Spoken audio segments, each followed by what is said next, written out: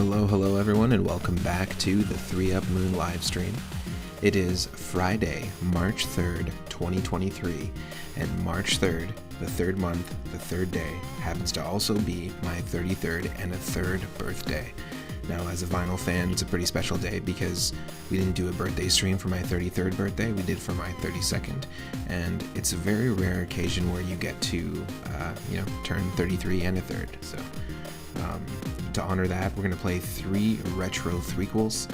A lot of threes happening. Hopefully we find some 3-ups, some extra lives in groups of 3. But we're going to play 3 games, starting off with Sonic 3 and Knuckles on the Genesis, and then we're going to go to Donkey Kong Country 3, and we're going to finish off with Super Mario Bros. 3 on the Game Boy Advance. So thanks for coming in, thanks for the birthday wishes. Not my exact birthday, but this is the way I felt like I wanted to celebrate it, so there we go.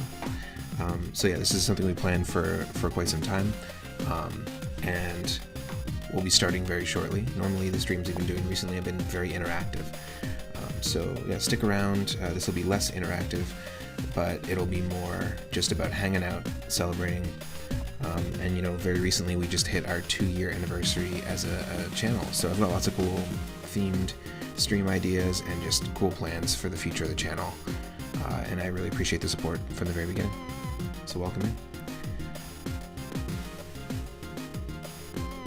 in Repurposer, Itarama, B. Jonas. Is this in 3D? I think if you squint at just the right angle and the light hits your monitor at the right angle, if you're watching on a computer, or if you're watching on a smart fridge while you're making ice.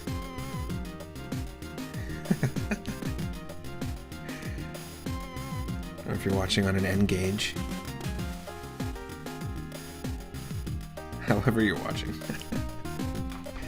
But you need 3D glasses. You can't just squint. You need the 3D glasses for the actual experience. Itarama, I watch all my streams via smart fridge. You'd be amazed at how many streams you can toggle on a smart fridge. I think there's about 2.5 streams will run smoothly until you'll start to see some lag. But I usually rotate my favorite 2.5 streamers on my profile every week.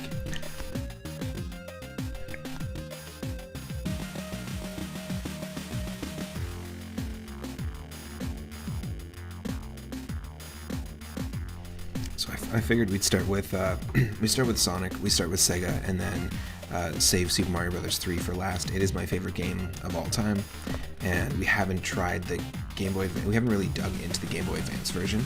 We played a bunch of the Super Nintendo version on All Stars, and actually did a co-op with Itarama, and we played some Super Mario Bros. All Stars on the Switch. But I play a ton of the NES version, so I wanted to just mix it up and play a different version of it, even though I probably would say my favorite version is the Super Nintendo version, if I had to pick it. And I say that with a question. Is?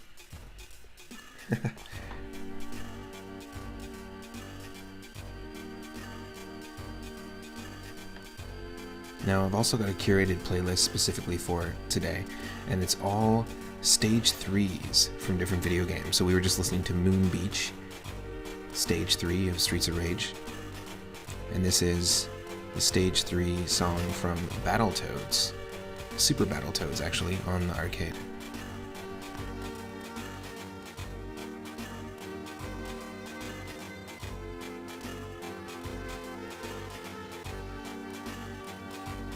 Oh yeah, that's right. Yesterday I was playing Kirby and the Amazing Mirror as part of our food and cooking themed retro roulette, and we were talking about how it would be so awesome because there's the fighting Kirby ability and also the smash Kirby ability, which basically gives Kirby a full new moveset. And we were talking about how it would be really awesome to see a Kirby beat 'em up, just like a side-scrolling beat 'em up.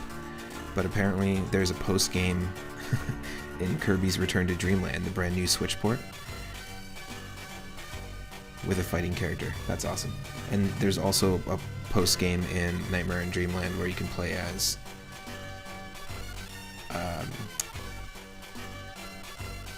Meta Knight, is what B. Jonas was saying. Sorry, I got totally distracted there. That's really cool though. Yeah, 100%. I would play that. I would 100% play a Kirby beat 'em up, and the fact that they exist makes me even more excited to revisit those games.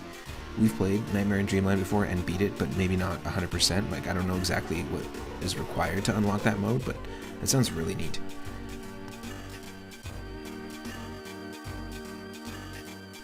Ooh, nice. The mode is called Meta Nightmare. Perfect. Repurposer has been mostly playing arcade stand-up Donkey Kong, the original DK. Trying to get to level 4 end is not easy for you. Ooh, nice. Like the classic arcade cabinet. I love DK Jr. It's one of my favorite like classic arcade games. That and Burger Time are some of my top two. That's really neat. Totally. Well, I'll look into it, P. Jonas. Thanks for letting me know that. Because I've actually been seeing a lot of buzz for the Return to Dreamland game, the brand new remake. And I was just talking about it yesterday, about how I remember enjoying the co-op experience in that game. So definitely a few Kirby games to check out on my menu, we can say. Dream Buffet for sure. I want to check out because it just looks like a really fun sort of multiplayer, quick game to pick up. And I still haven't played Forgotten Land as well. So yeah, Burger Time's great. A lot of fun. It's so precise. You have to be it's so finicky with how precise you have to be, I would say. With the ladders, like you can lock yourself up in situations so easily. And I actually played it on the NES growing up, and my babysitter, as a young kid, she had an NES just randomly, and there's like a couple of games. So when we were there, Burger Time was one of the ones I would play.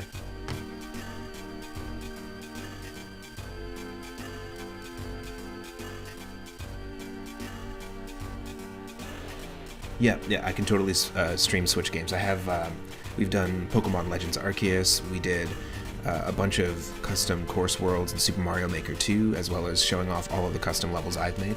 But yeah, I have the setup for that. So definitely it'd be cool to stream Forgotten Land and also this new remake. That it could be really fun. I've actually I've had a really good time with Super Mario Galaxy, even though the game was made for the Wii. I had a really good time with it through the 3D All Stars pack, and it just was so fun to play on the Switch. So I can imagine a similar experience. I also feel like the Kirby remake kind of went under the radar. Yeah, totally. And we have streamed Nightmare in Dreamland before, but yes, I can definitely do that, which is sweet. So we can probably do specifically. What I'd like to do is see if I can unlock it, find out how to unlock it, and see if we can do a specific Kirby beat 'em up stream, a fighting game style stream. That'd be really neat.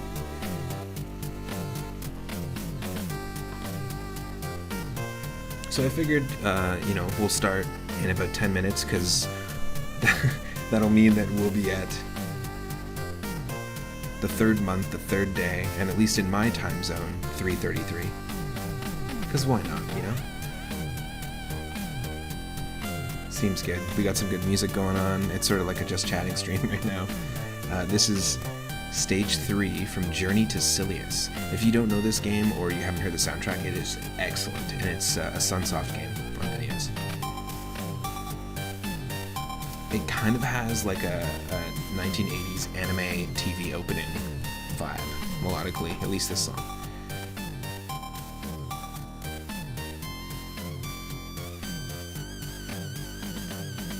You'll also notice that the layout is a little bit more saturated, a little brighter today.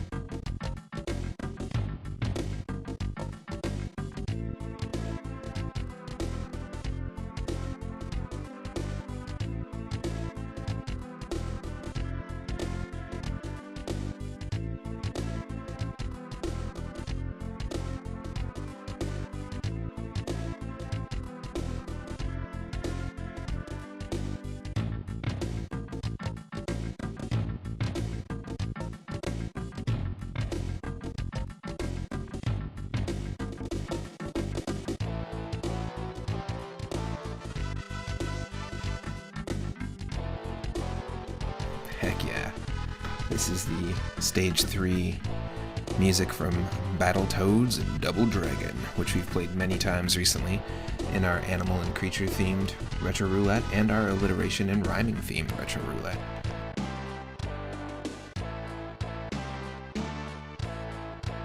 Also, happy Friday, everyone.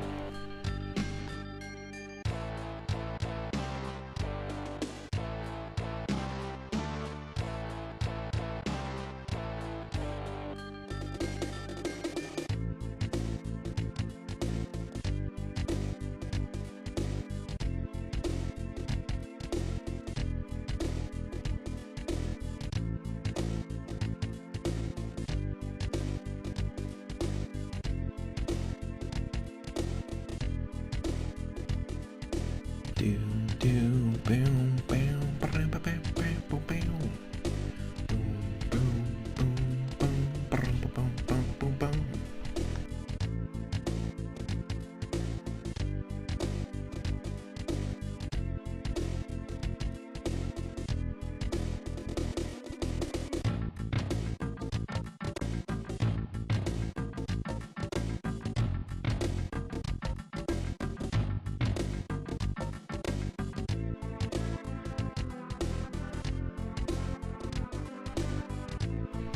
Now, we've actually played and beat each one of the games that we're playing today in different forms, different formations. We played Sonic and Knuckles and also Sonic 3 separately over the course of the last year. We've played so many renditions and versions of Super Mario Bros. 3 I can't even count. And we've played Donkey Kong Country 3 as Donkey Kong Land 3. The original Super Nintendo version, we played and beat that. And also the Game Boy Advance version we've tried as well, but haven't really dug into the game. Are we going to beat all the games today? Who knows? We'll see. It's not exactly the purpose of the stream, but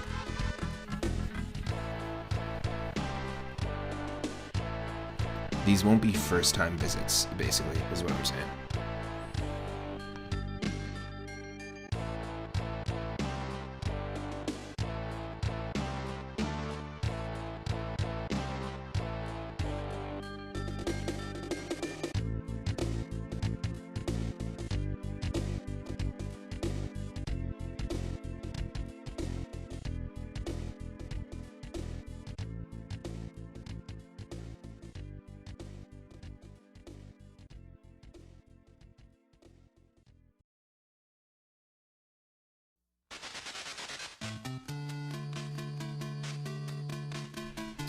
Another famous Stage 3, Wicked Child.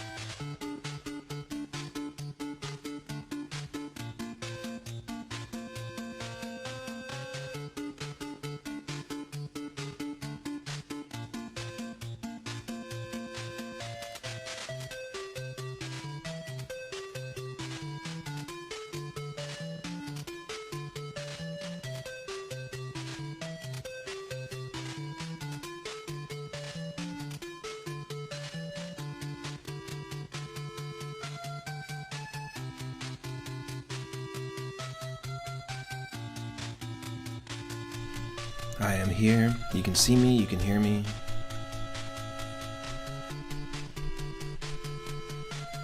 Had a pretty long day and haven't been feeling the greatest, so my energy level's kind of a little lower than usual, but that's okay.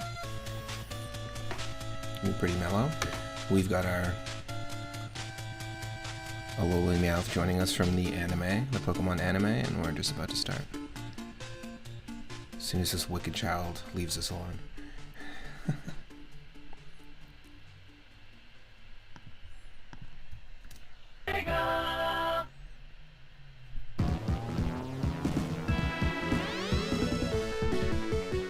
Alright.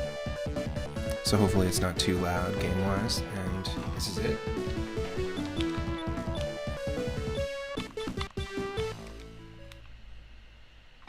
Our first of the 3 threequels today. Of course we're going to hit out that 3rd save slot, and since we're playing as Sonic and Knuckles, I feel like we should play as Knuckles. Like, since we're doing the combo. Now, the other day we did Sonic 2 and Knuckles. I say the other day, like a couple weeks back. That was quite fun.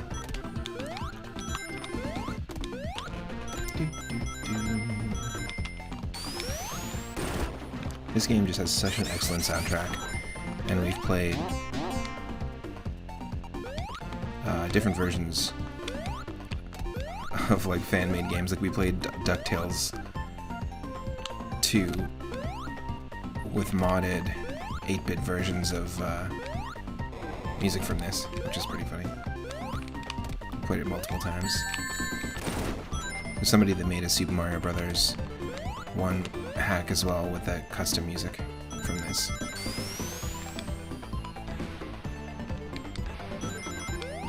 Whoa, nope, that's a bad idea. So I've still yet to see Sonic 2, like the movie introducing Knuckles. I did enjoy the first one though. It was quite, I was pleasantly surprised by it. It felt like a classic 90s movie, like it fit in with a bunch of classic 90s movies, and that's what they were trying to go for. That's what I was looking for before. Boom, boom. Okay, so it's definitely the music then. Perhaps it's my voice. Okay, how about this? Is that a better balance with audio from the game and me? Do do do do do do do.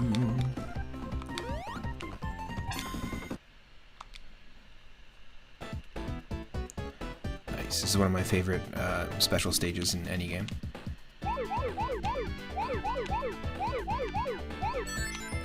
Nice. It could be me too, I'm just like pretty low energy, so perhaps that's translating into my performance. Whoop. Saw that happen.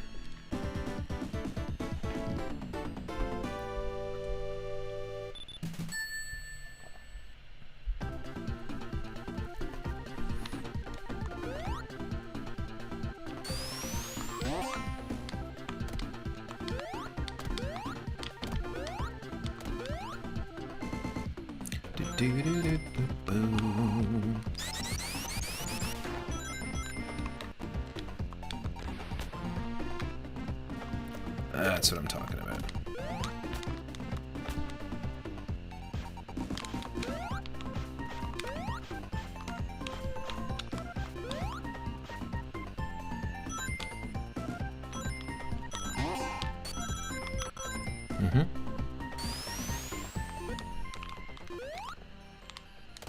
It was a really poor performance for the first level, but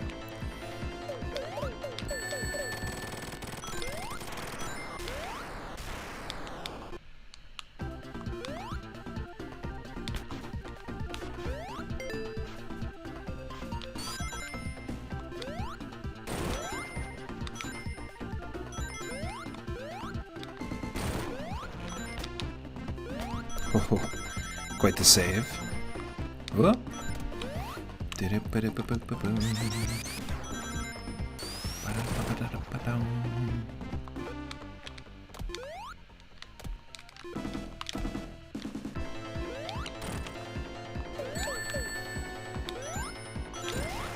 awful.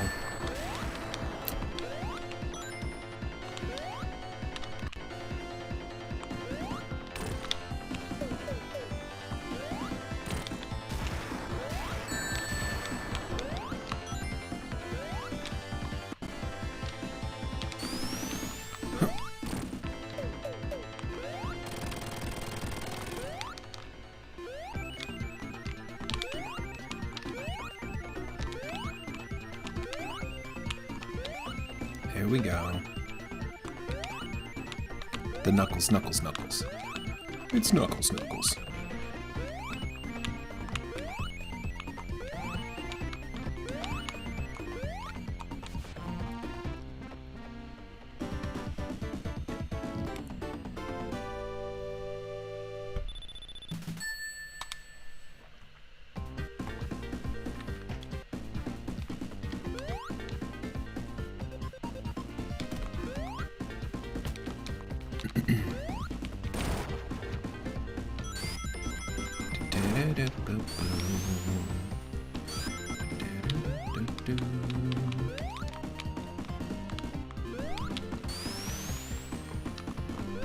Just such a good soundtrack.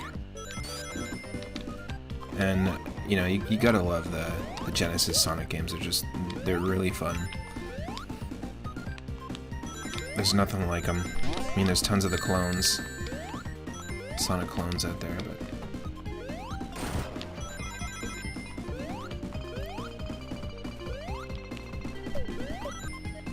Ooh.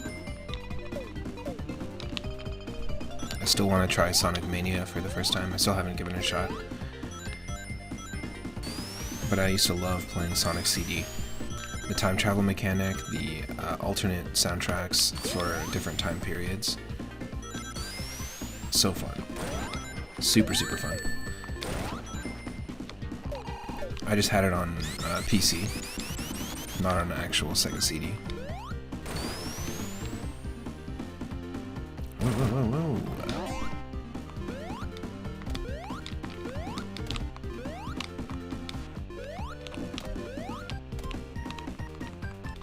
Whoop.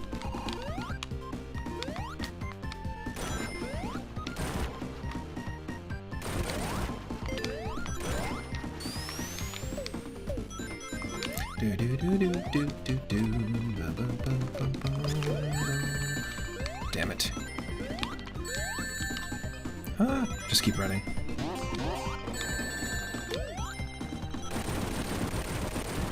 That's all I can do. 3 rings is all we need.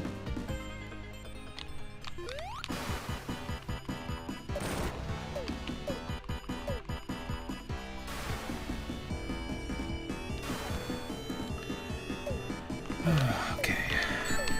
No!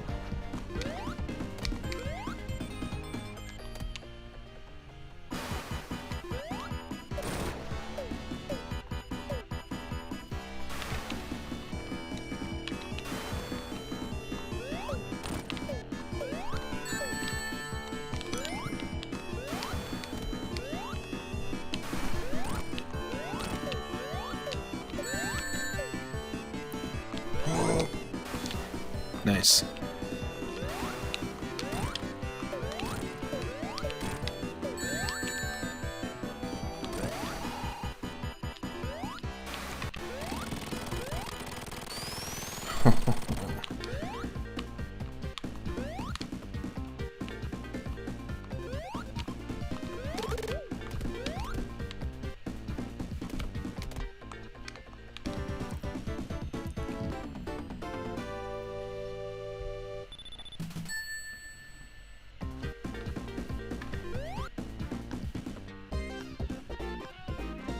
Is the audio sounding better now? A better balance?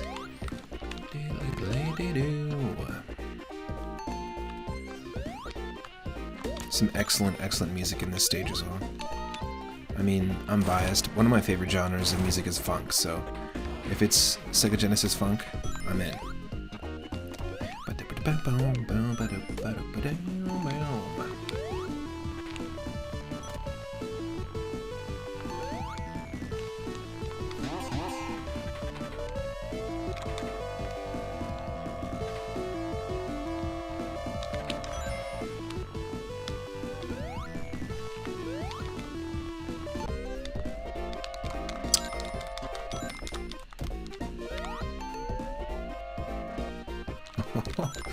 Get out of here.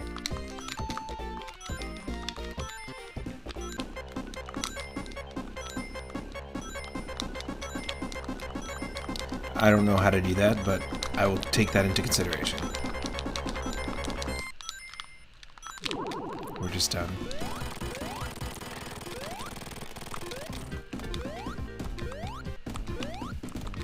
I think it is my internet, maybe. It looks like it's running smooth on my end, but maybe it's dipping for different reasons. I'm not sure.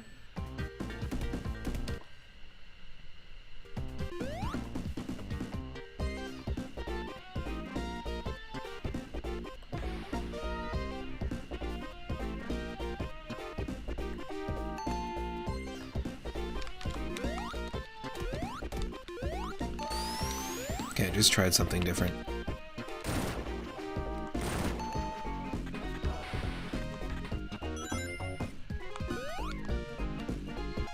Oh, yes.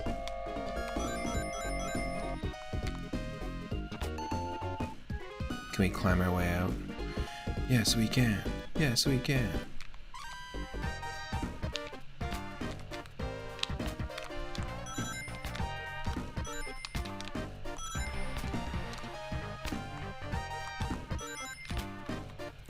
Nice.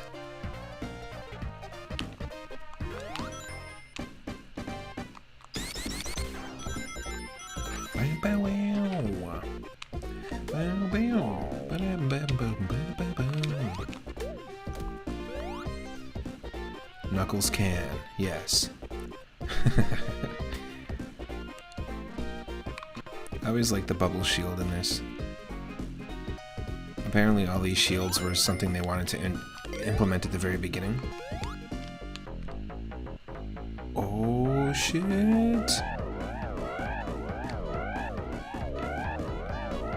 I think I might have seen this stage once. Oh, hold on a second. I might have seen that bonus stage once. Like I rarely ran into it. That's wild. Interesting.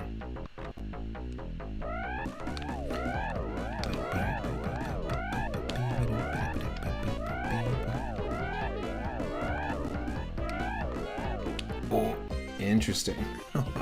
I gotta try that again.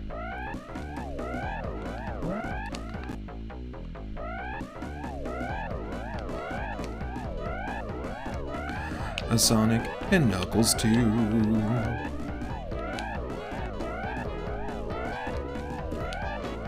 It'd be cool if this is called Sonic 3 and Don't Forget Knuckles. Don't forget Knuckles.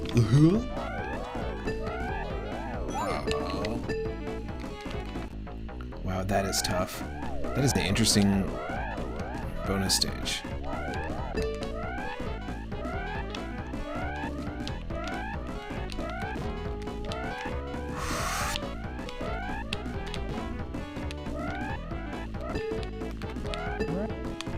Oh, wow.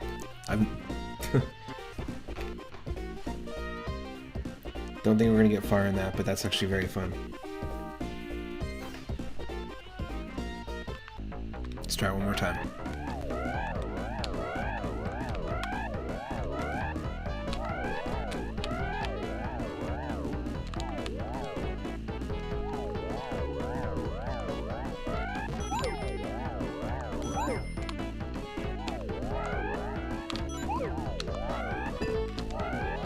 Oh.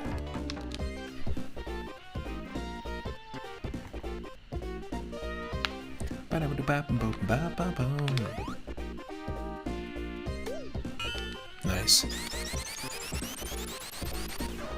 Little electric bubble.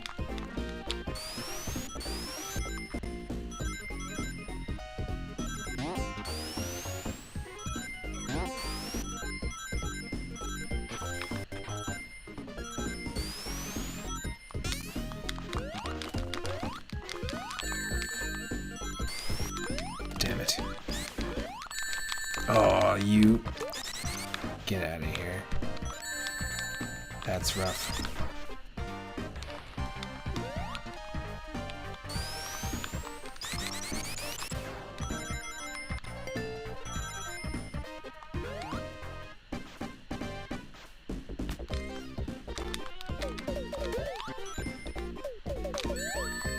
Wow.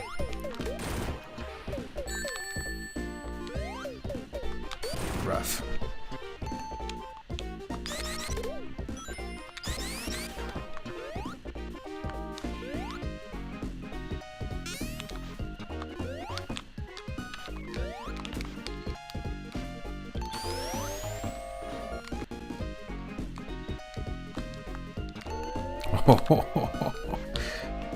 Too close.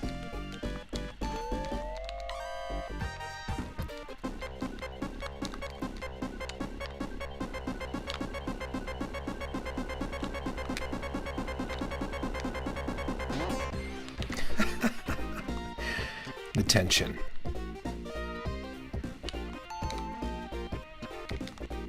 Oh! Excuse me.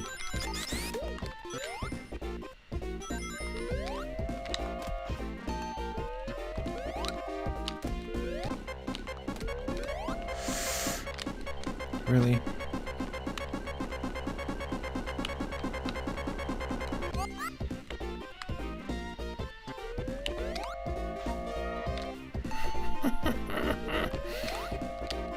That's some bullshit.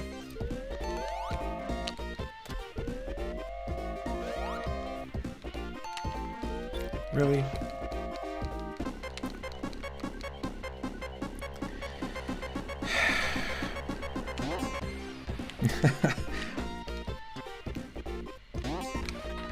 Underwater Knuckles looks nice.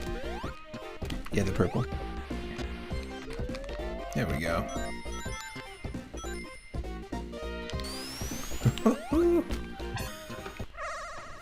Into the ring.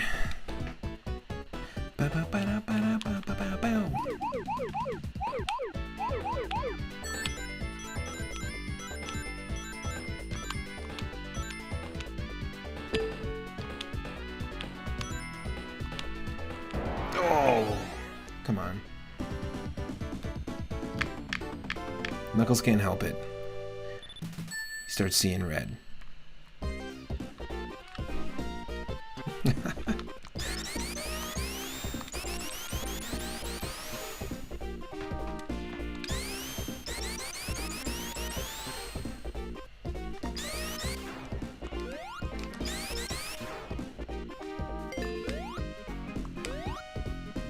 No! Okay, we went too fast.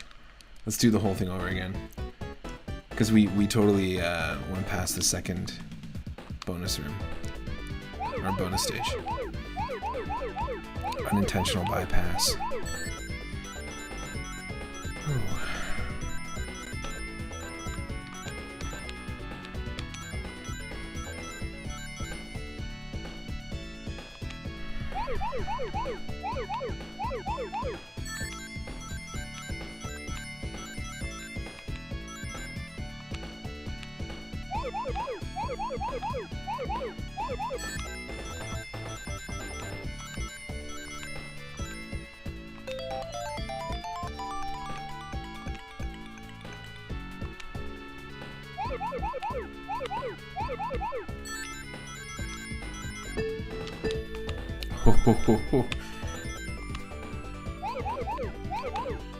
Uh-oh. We screwed up, we screwed up, we screwed up, we screwed up, we screwed up, we screwed up. That's okay.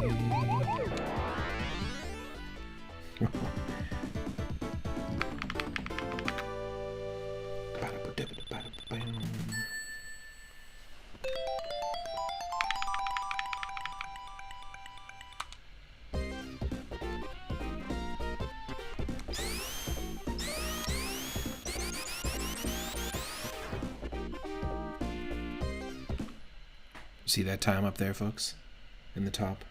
You see that time? I believe you see that time.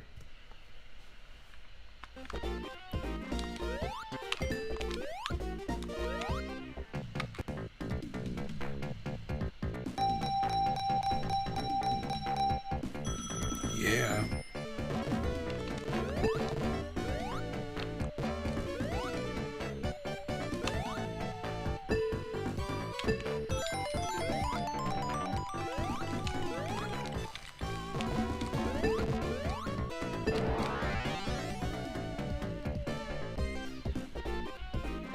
The music in this game is just so good.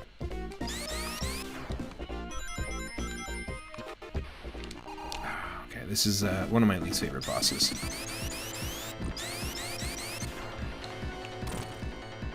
Hey, we got the head.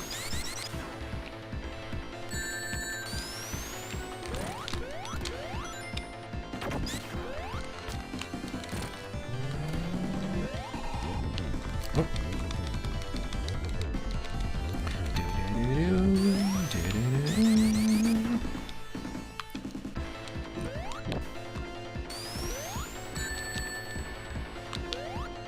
Uh-oh. Gotta do that again.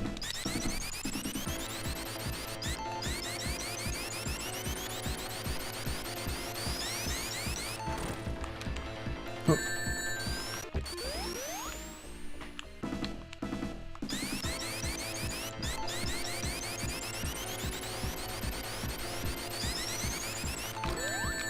Ugh.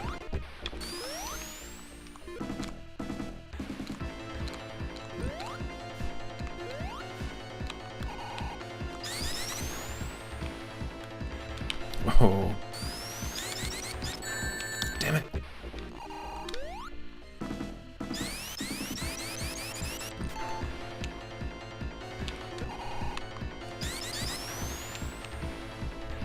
Oh.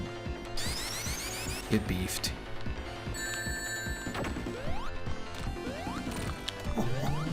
Really? 0 rings.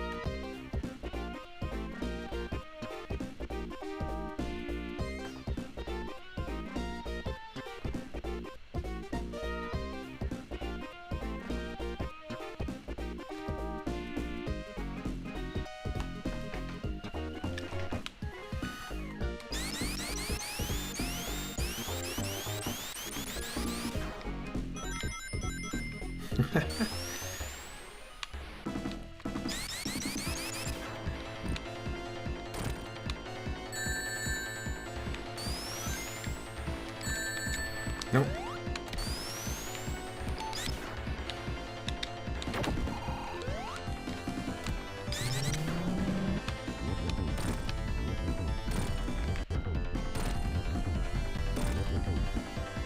Yes. Ooh, that's what I was talking about. It's so tough to get to that specific position because you just can't see, like, you're completely, most of your jump you're off screen, right? So you just can't see anything above you. Whew.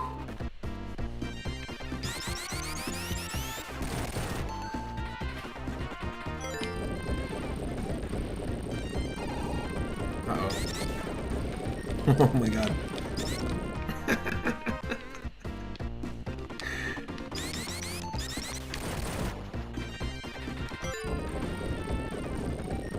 Yep, there we go.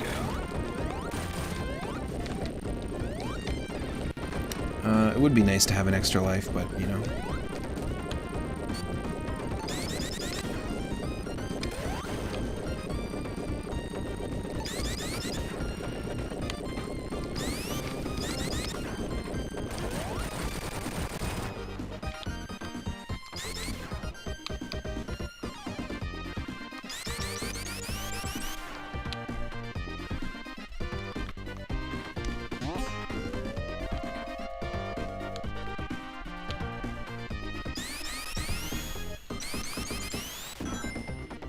Whoop.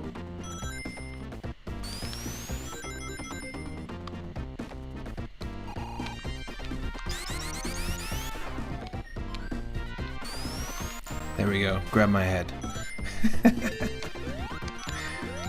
Like, what? What the hell is that? Do Dodging robot sharks pretty easily because we can glide in the air with ease because we're Knuckles. Because we're Knuckles. Yes.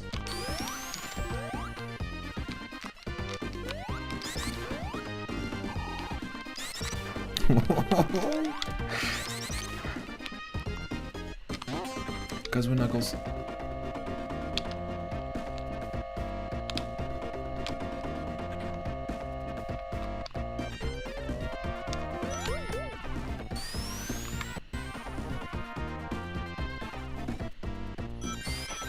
Yes.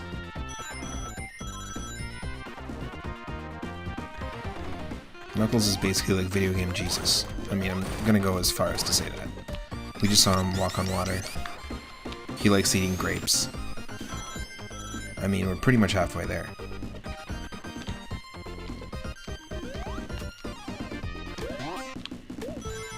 He's got cool hair.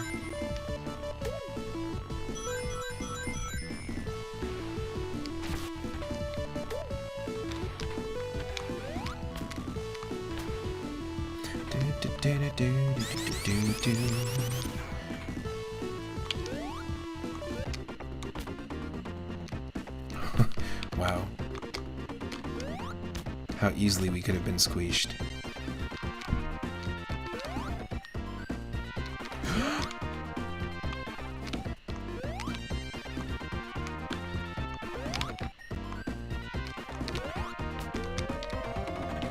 Oh no!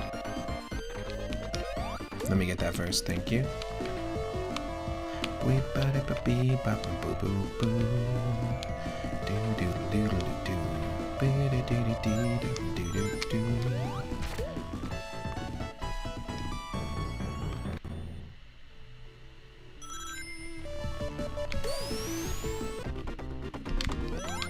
Yes. 127 rings. Let's go.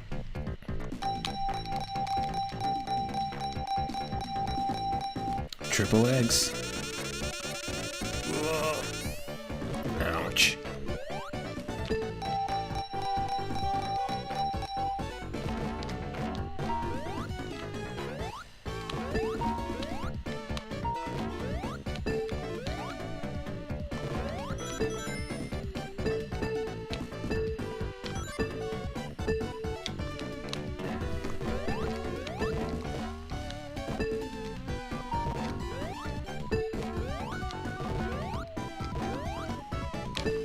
Ooh, I like that mushroom emote.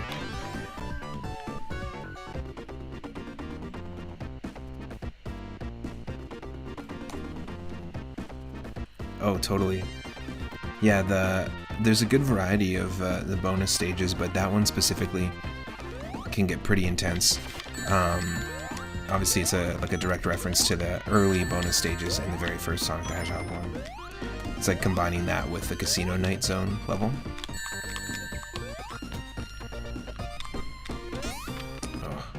Well, that's rough. Let's try this again. I love the low poly figures in the back, though. Like, if we just pause for a second, you can see some pretty interesting shapes in the background. And there's just something about, like, early 3D art, this too, that I just really enjoy. And actually, in our Discord, if you're not a member of the Discord already, in our Discord community, we've got a channel called Low Poly Comet, and there's it's basically specifically to show appreciation for early 3D art, low poly art in like early video games, even on the Genesis, like before games were in full 3D, as well as some of the early 3D animations, like TV shows like Reboot, Beast Wars, all that kind of stuff, like before we started using textures, to be honest, and not just have like in the early days of 3D, it was all just about just like matte colors. It was like, look what we can do, Mom. We can make a 3D model. Look at this, we can make a 3BDB. We'll put it up on the fridge, son. Wow, I think it's a dolphin, I can't tell. If you haven't seen The Mind's Eye or Beyond the Mind's Eye, or there's like 4 or 5 of them. that all have the Mind's Eye in the title. It's a compilation of short animations from like the mid 80s to the early 90s, and it's all really early 3D stuff. It's pretty surreal. Growing up in Canada, they actually air some of them as shorts in between TV shows and commercials.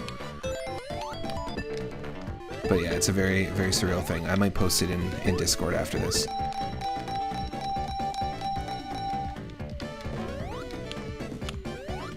Now we played some Kirby's Pinball Land the other day. We were talking about how it would kind of make sense to have a Mega Man themed pinball game at this point, and I don't think there actually is one. There's so much to pull from in that series.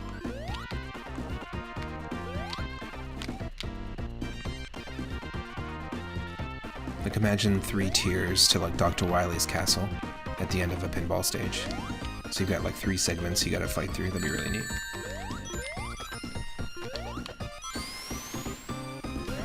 Oh yes! You were at a club once where they adjusted Mind's Eye's speed and some edits to sync with the DJ set. That's amazing. So I used to put on shows. I used to be part of a creative collective years ago that used to put on shows out of a warehouse space in Toronto, and then I used to put on shows, all ages shows, out of a record store for about 5 years that I worked out of recently. And I love messing with visuals. We used to have a series where DJs would come in and have different visuals, and also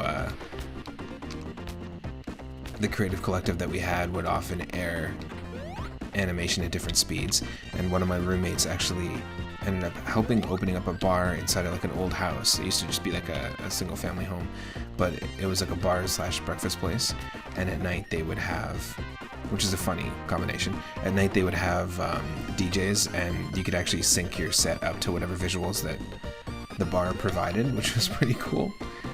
And most of it was like classic cartoons, and it's kind of similar to some of the cartoon streams that we do actually on the channel, in the Discord channel at least.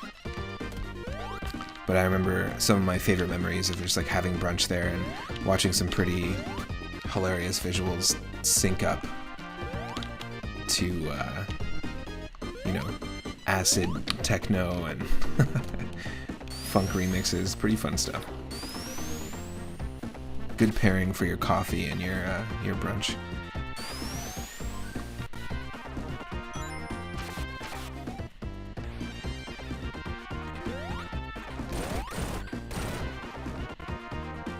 But the Mind's Eye series is really fun, especially if you're just looking for some fun visuals to put on while you're listening to a mix, maybe. It's a big recommend for me. I'm surprised they even just aired that on TV.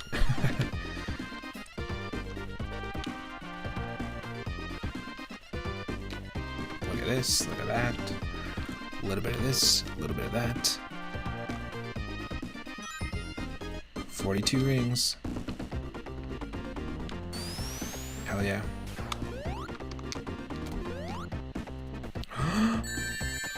I knew it.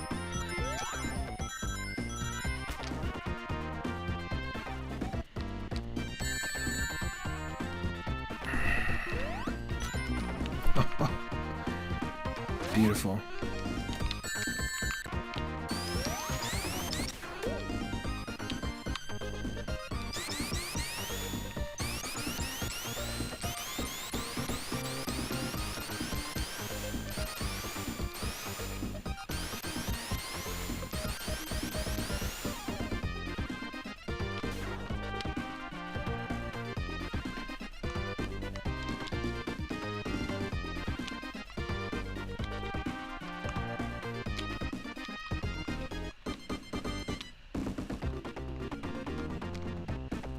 Yes.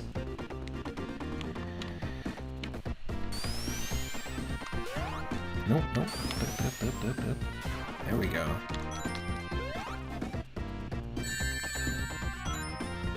I mean, are we just going in circles now at this point? There's gotta be something we can do to progress.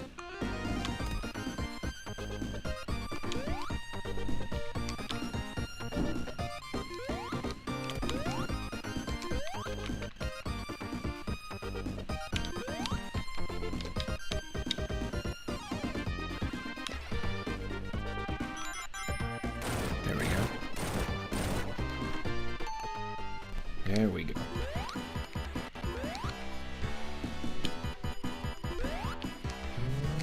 Great.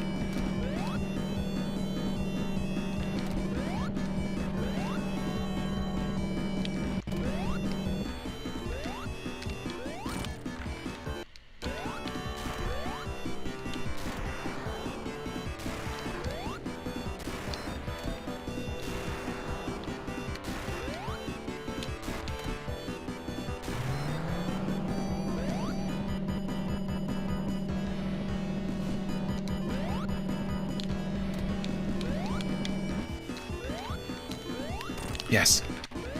Oh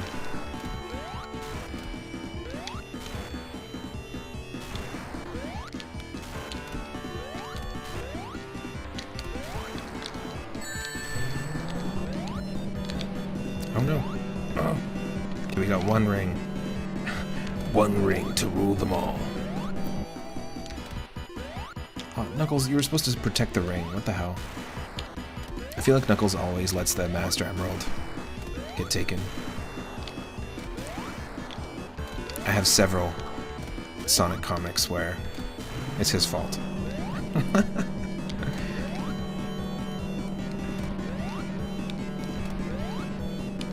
Where he knucksed up, if you know what I mean.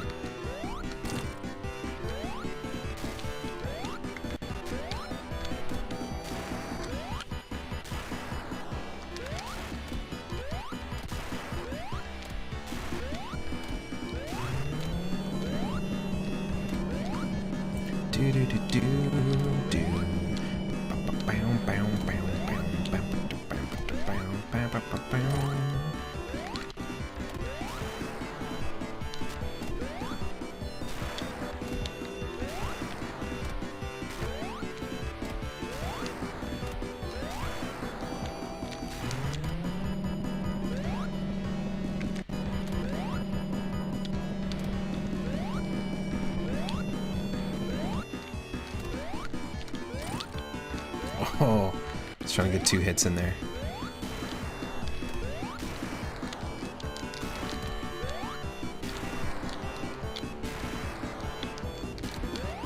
It's tricky because you don't want to land on him when you get launched upward that way, because you're not going to do damage, you're just going to take damage. You need to be like in a ball to do damage. Oh, damn it.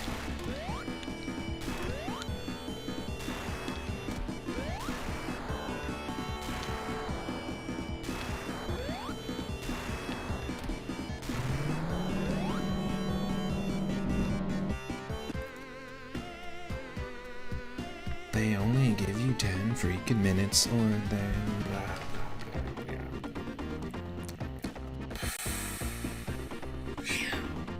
full deflation.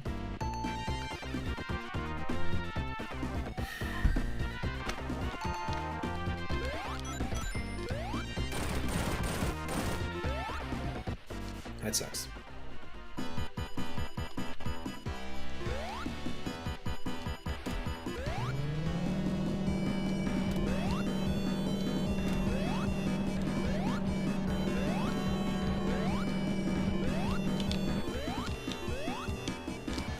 Come on. What a way to start.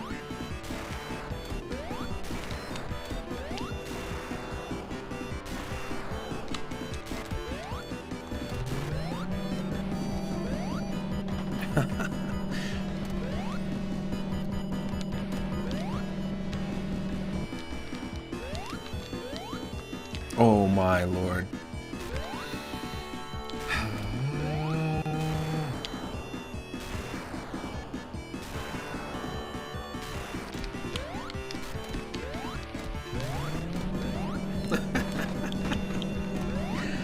What?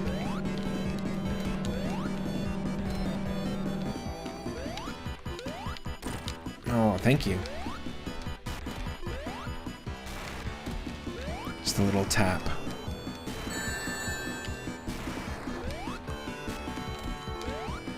Yeah, sure, why not? That's rough.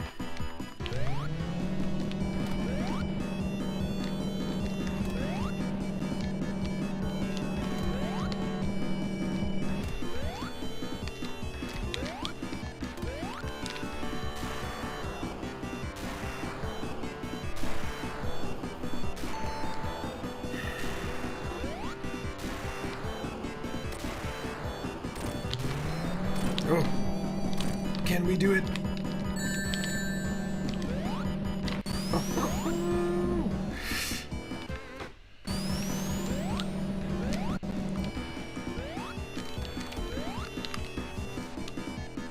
Wow.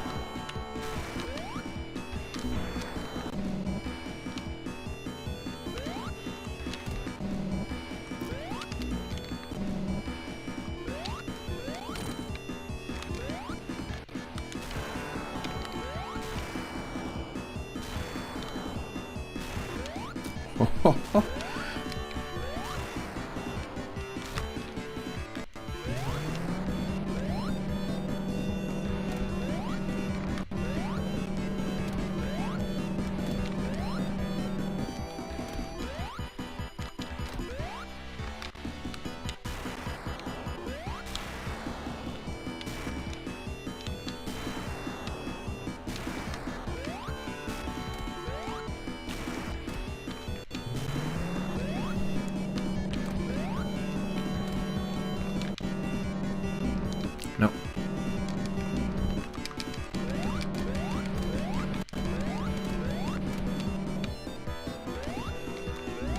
What? No way. I'm your friend.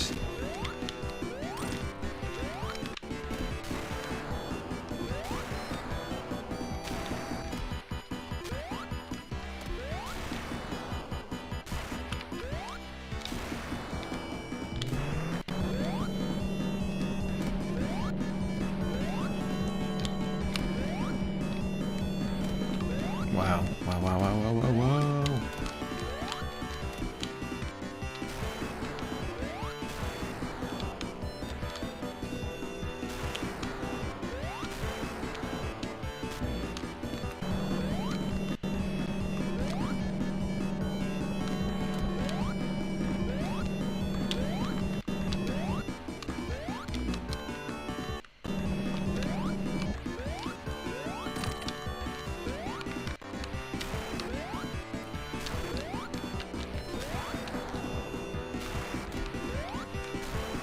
Nope.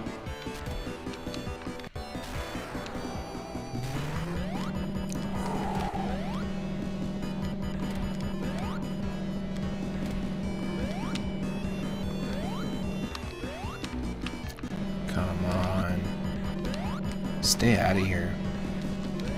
Propeller butt. That's right. Fuck off. I'm not losing that opportunity. Get out of here. Bye-bye.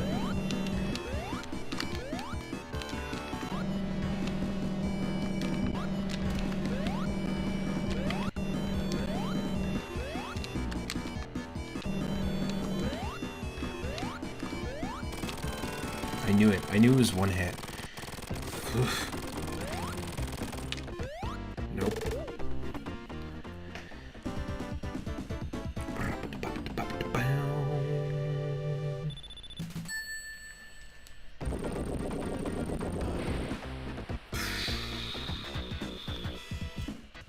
Alright. I'm going to take a quick break. It is that time if you are on the West Coast, so you know exactly what time it is. If you're aligned. Ghouls and Ghosts, level 3. And this is the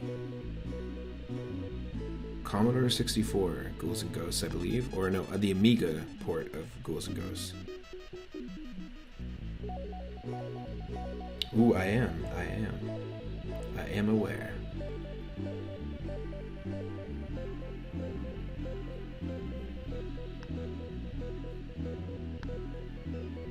Spongle.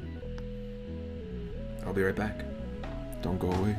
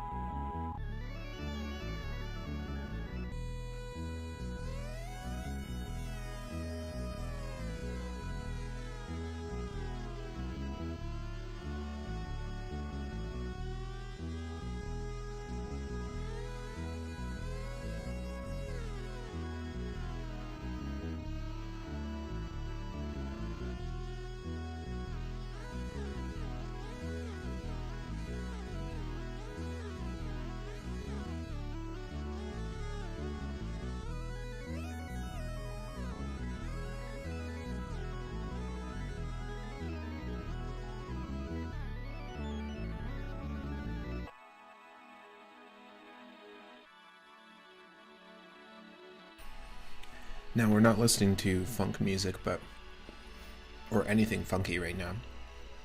But because it is my 33 and a third, I feel like I'll throw some questions of the day out at the chat and, people watching after the fact on YouTube. What's your favorite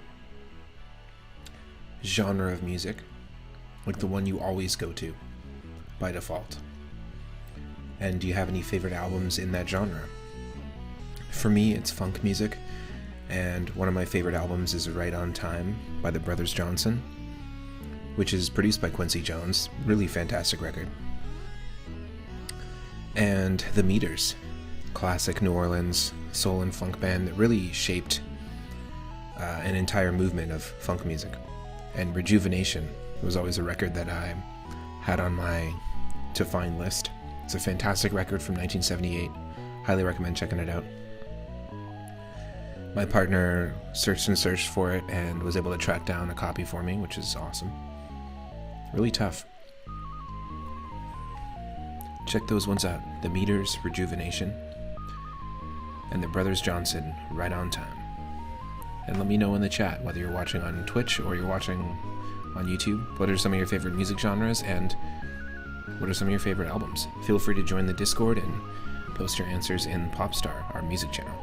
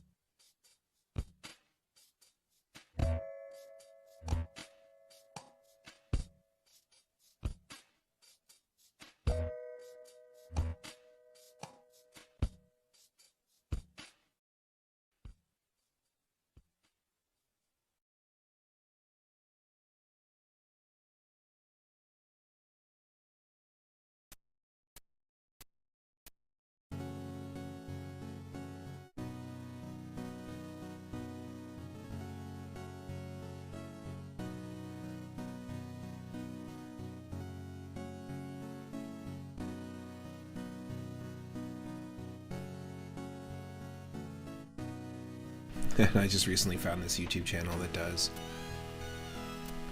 some excellent covers.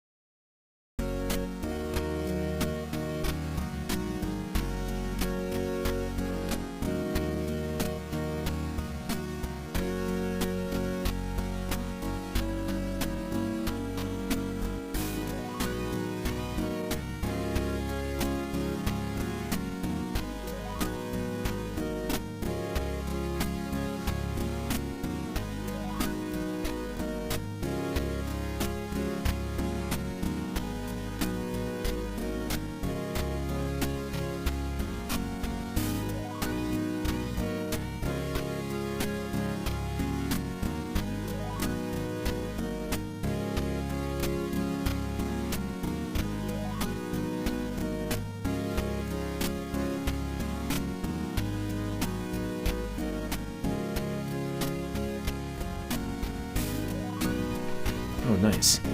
Repurposer says, for the question of the day, I listen to a large variety of music, with the most frequent being various styles of EDM. I prefer organized songs, and you're a large deadmau5 fan, but also into pop, rock, metal, and jazz. Nice. Oh yeah, Spangle has some really cool visuals. And some of your favorite albums are several Beatles albums. Very cool. Ooh, could I pick a favorite Beatles album? I actually really love the love arrangement of a lot of the songs.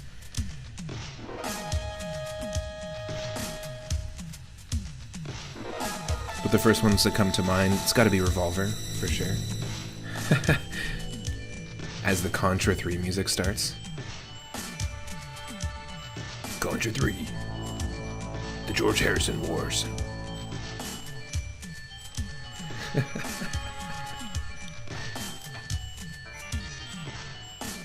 Pretty much the antithesis of My Sweet Lord.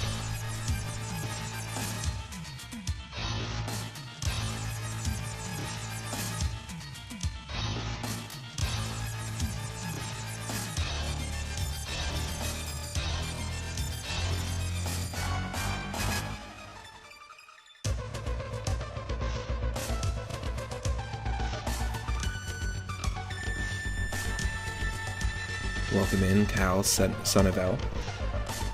Happy Friday. Sgt. Pepper's was the one that started it all for you. Nice. I'm a big fan of Pet Sounds by the Beach Boys and Sgt. Pepper's as well. Specifically, the production. Now, as somebody who went to school, like what I went to school for was sound engineering, so record engineering and arrangement and production. Obviously, George Martin is super up there in terms of influence. But there's a lot of really intricate, beautiful Frank Zappa compositions that I really like. They're clearly informed in classical music and orchestral kind of stuff. There's a lot of care that went into those albums for sure. But yeah, I really love Revolver. There's just something about that album, beginning to end. But I'll listen to Hey Bulldog all day. That's a fantastic song as well. So, there's so many different ways to go.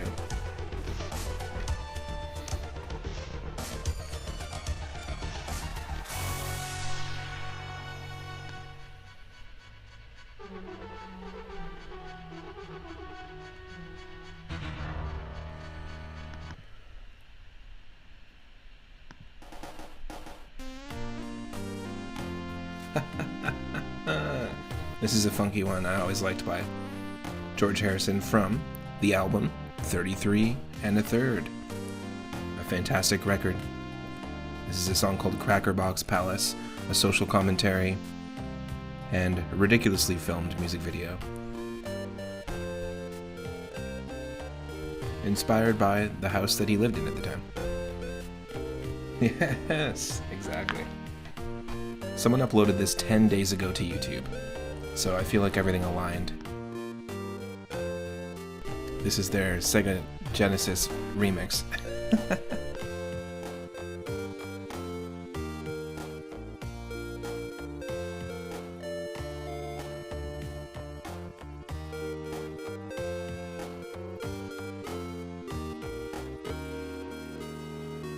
Yeah, Dweezil's fantastic. I'd love to go see Dweezil live. I had an opportunity once, but didn't take it. Just wasn't able to take it, basically. Yes, that's right.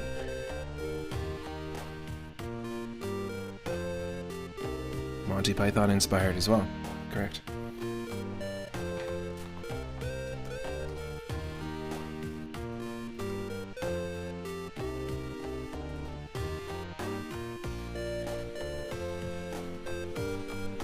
Just some interesting lines, like, I was so young when I was born, my eyes could not yet see. That's a powerful lyric, you know? Oh, no way. Repurposer saw Dweezil live. It was very theatrical and artistic. Yeah, I've seen some videos, and you can definitely see there's a lot of showmanship and a lot of respect for his dad's music as well.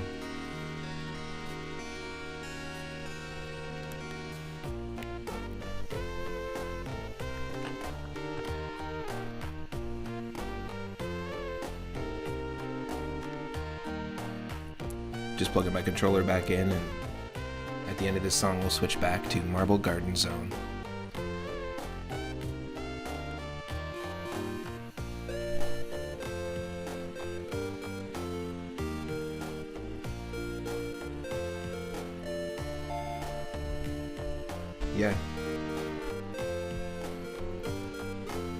Yeah, that line as well.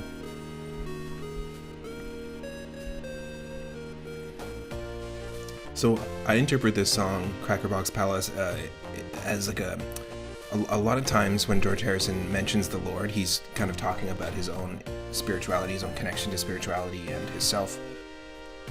It's kind of, it's a very personalized thing that you can kind of relate to just through the lyrics.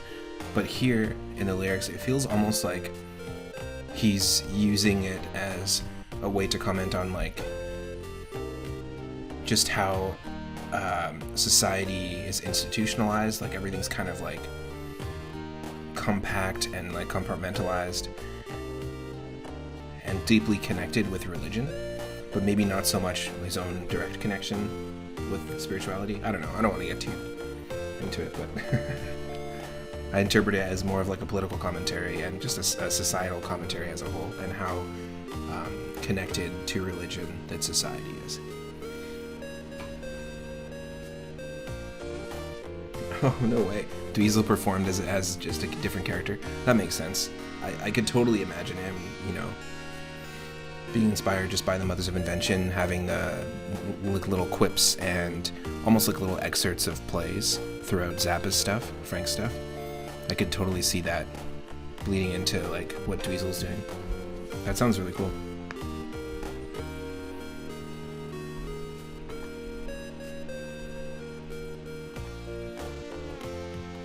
But yeah, if you haven't seen the music video for Crackerbox Palace, it's a funny one.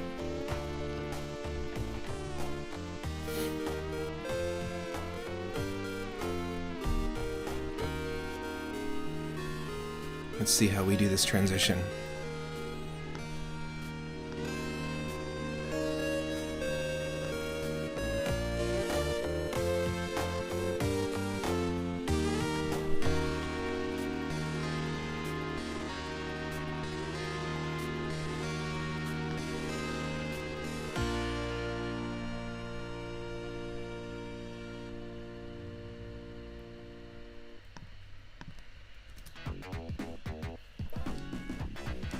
Yes.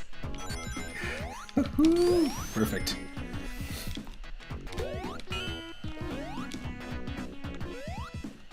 People sometimes get weird about lyrics. You were testing Mike singing Father Figure in Guitar Center, and a couple people were like, what the fuck? Well, I think some people can easily look past the lyrics and into the melody, but a lot of people listen to the lyrics. Even if the melody isn't the first thing that comes to mind. Personally, for me, my ear always goes to strings, bass, and drums. And when I say strings, I don't mean guitar, I mean like orchestral strings. So whenever I'm listening to something, like I'm always listening to the string arrangements and the bass line and the drums.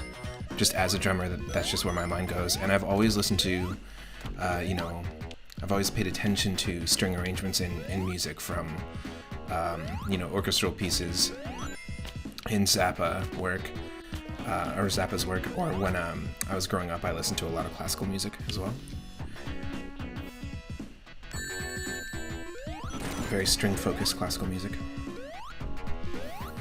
But everyone's ear goes to something different, in my opinion. We all hone in on different things. Ooh.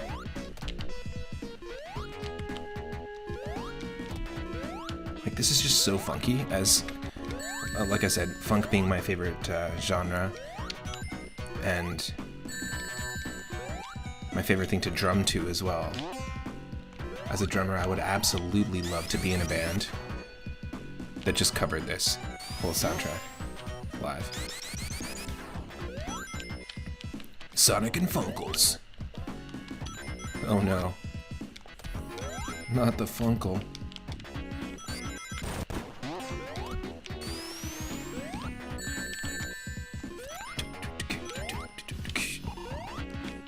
Watch out here. Watch out.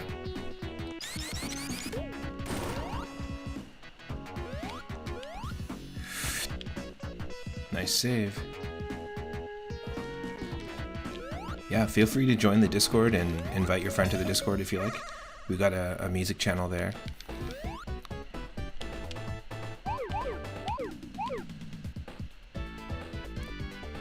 You know, before we started the stream a couple of years ago, I was working at and operating a independent record store as a venue, basically, a local one, and you know, curating each night.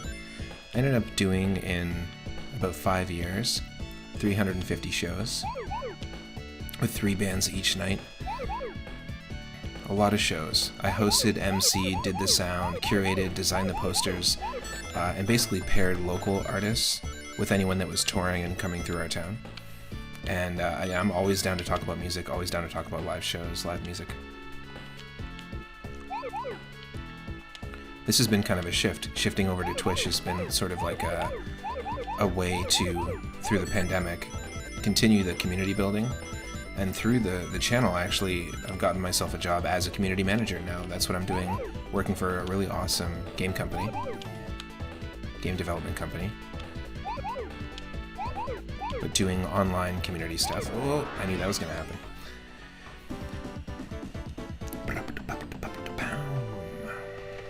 So, you know, all the things that happen in your life, that the ups and downs through each one of the grooves in your 33 and a third. Whatever your RPM, be it 78 or 45.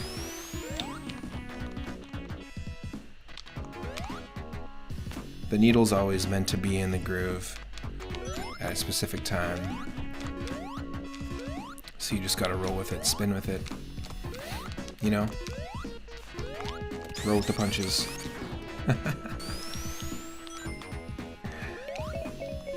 I don't remember the tar pits from this level. Maybe I just avoided it every time we played this. Oh. It's quite medieval. We've got a ball and chain, spiked ball and chain, and tar pits.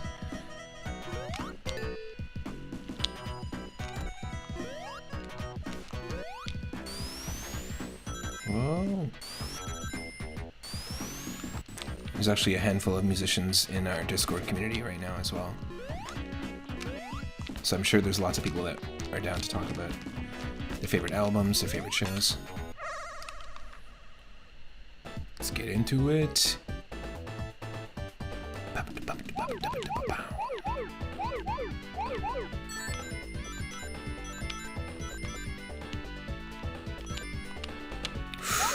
Yes, that was so close.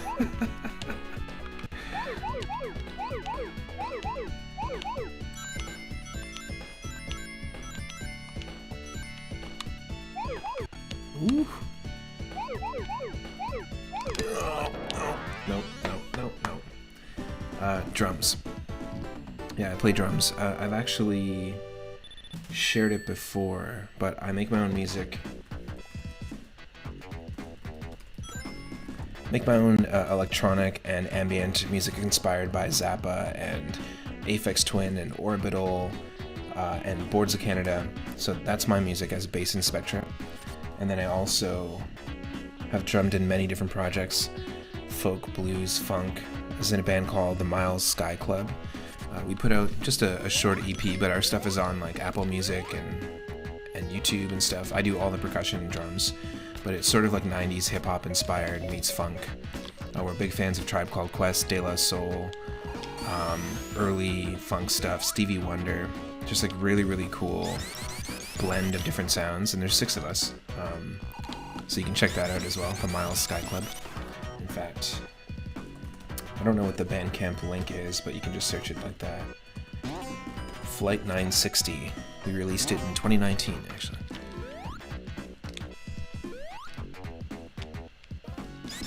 So I mess around with synths, keyboard, and also drums. Oh yeah, so good.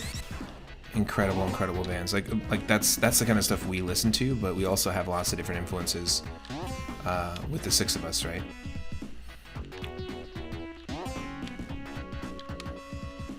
But yeah, everyone lends their voice to those songs.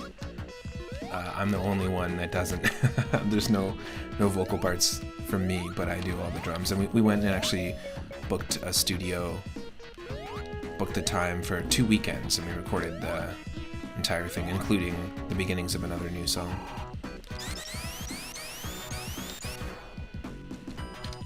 But you know, 6 people, it's tough to get 6 people together. When you get an opportunity to do that, you want to take it. It was fun. It was kind of like going camping with the family and just recording along the way. It was nice.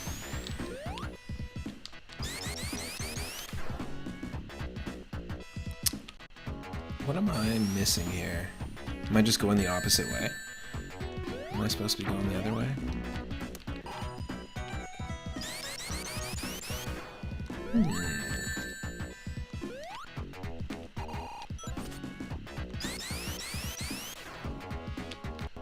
But yeah, mainly I drum. I used to host a lot of jams where anyone could come.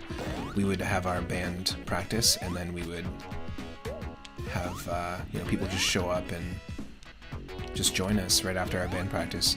And I had a lot of really great times, you know, playing music with somebody before even having a conversation with them. But playing music with somebody is a conversation.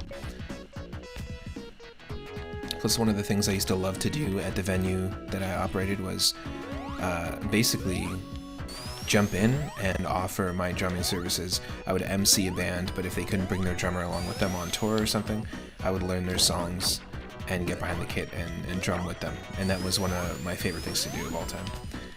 You know, no rehearsal, just jump right into it. It was so fun.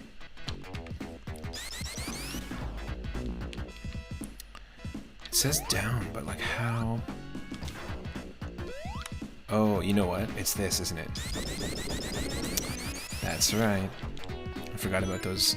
I thought they were springs, but they're not. They're like switches. Phew. No.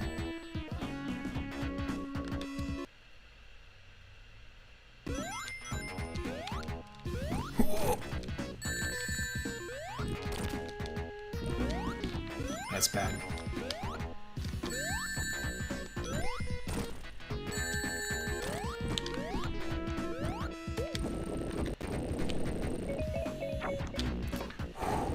Your friend's band had 5 recordings and it was impossible to get them together. Yeah.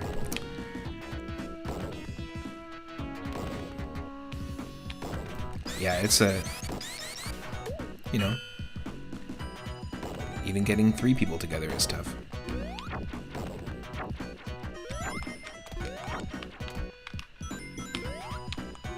Hey look, we somehow managed to get 6 people together right now. Watching the stream live. Boop, boop, boop, doop. Okay, let's not die. Let's calm it down here, Knuckles.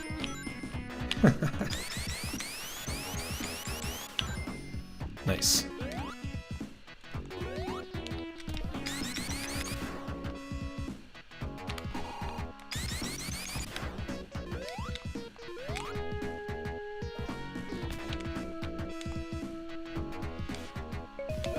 What are we missing here?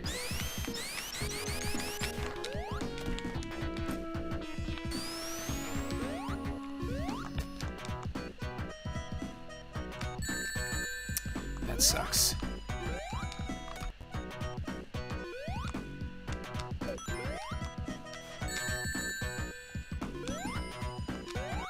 Was I just possibly going the wrong way? No. I don't even know anymore.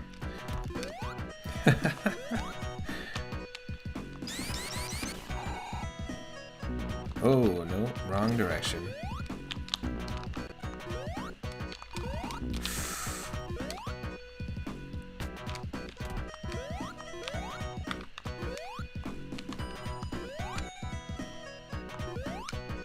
Okay.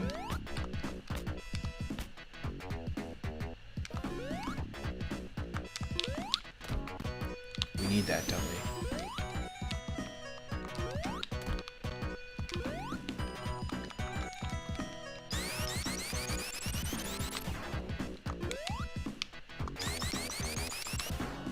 Oh, yeah. It's Beyblade. Beyblade, Beyblade.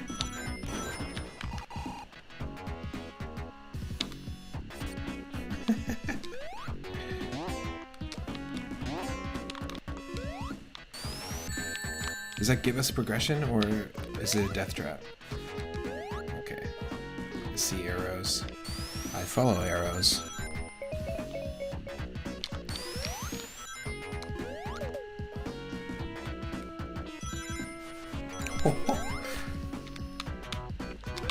Yes.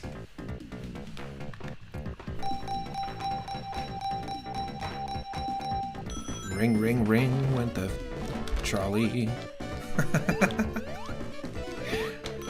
Obscure ass reference.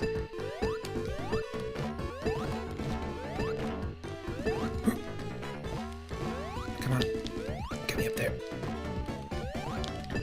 It's really hard to control this accurately.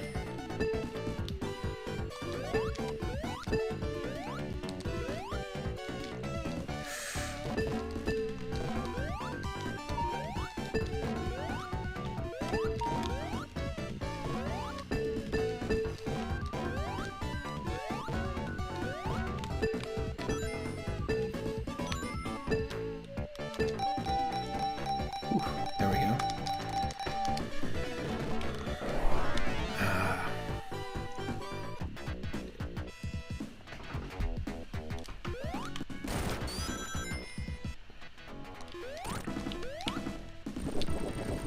Yo, Mighty Collector, welcome in.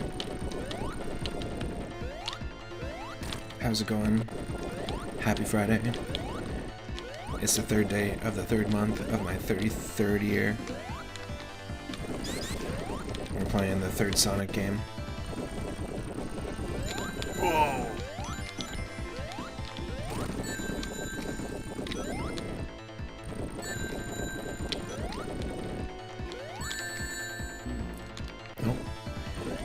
That wasn't even us dying, that was us running out of time. We have 10 seconds to beat this because apparently it gives you 10 minutes before time's over.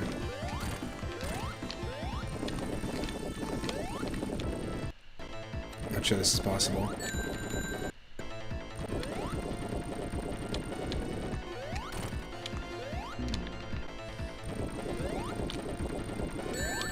Wow.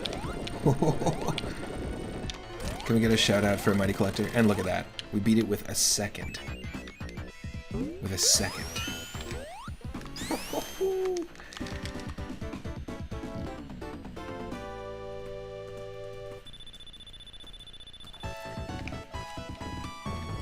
Boonka, boonka, boom.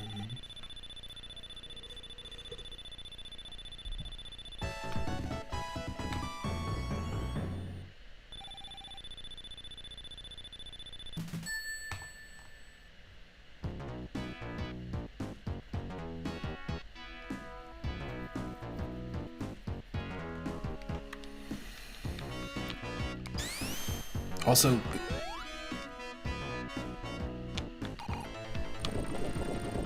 of course. Did that just happen? That happened. That happened. I pressed the wrong button.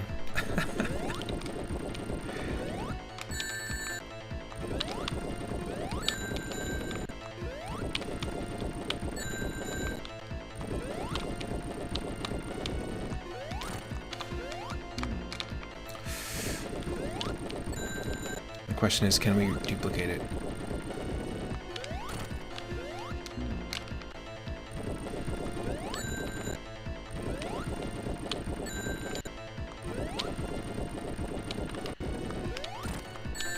No.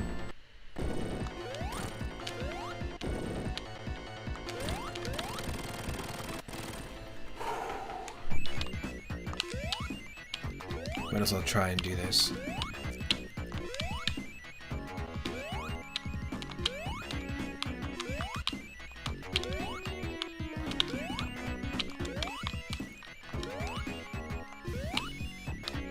Woohoo!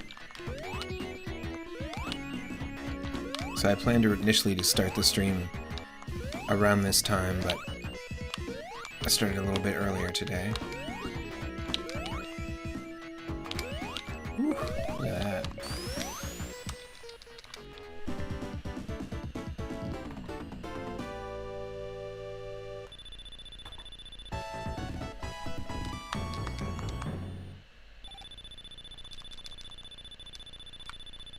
Wow. Hell yeah. 2 up. Give me 3. Give me 3. Ah.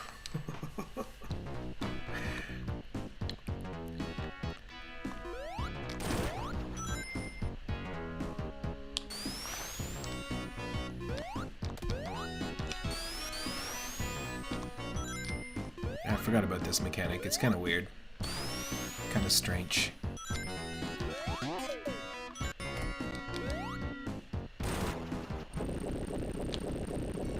Excuse me. I'm gliding here. I'm gliding Poseidon over here.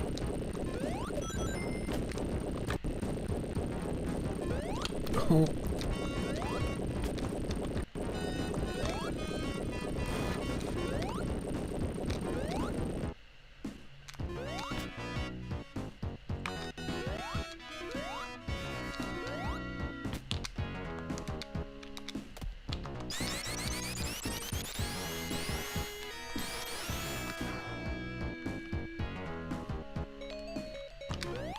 Hey. There's our third 1-up, so there's our 3-up moment. Does it count? It's not in the same level, so not really, but hey. Three's company. There you go. Come and knocks on my door.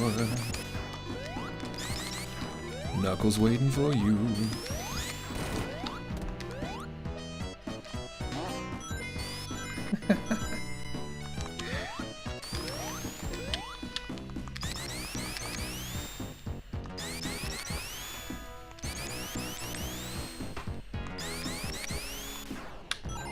Hey.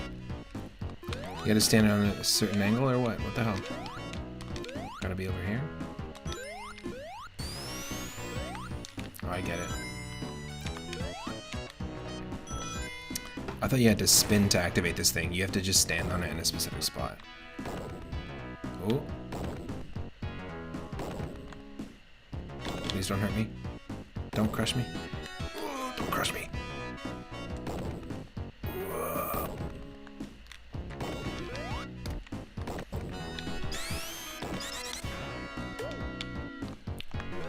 That's my least favorite video game crush.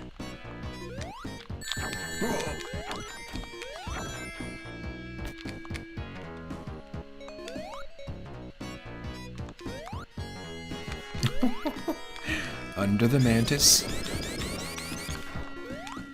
Once you learn how to glide under me, grasshopper, then all this can be yours. Simba. Grimba. Whoop.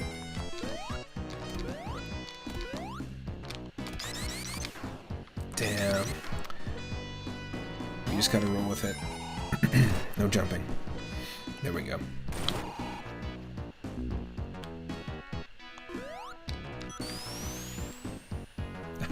Oh, how polite.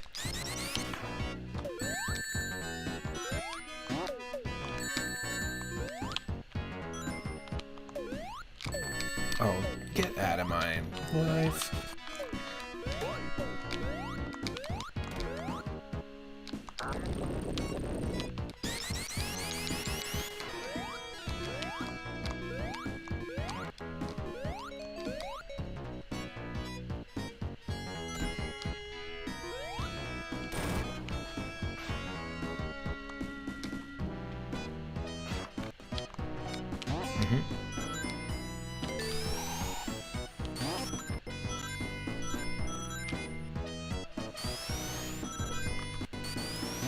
Ho ho!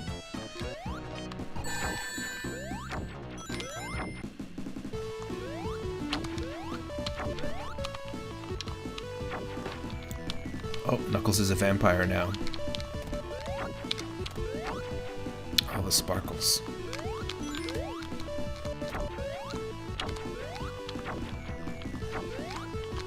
Fuck off. Do you want me to waste my invincibility? Okay, game. Okay.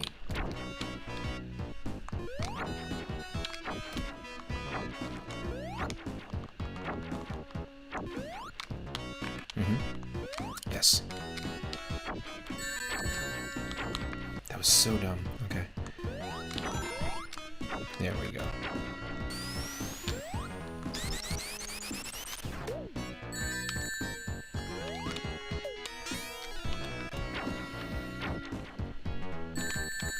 Wow.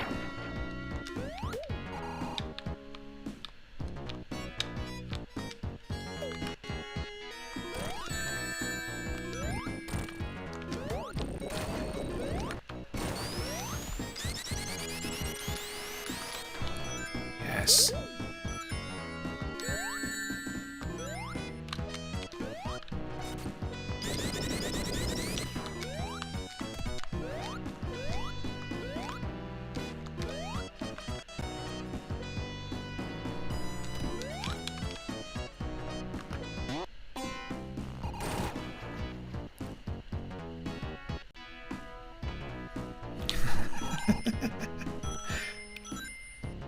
What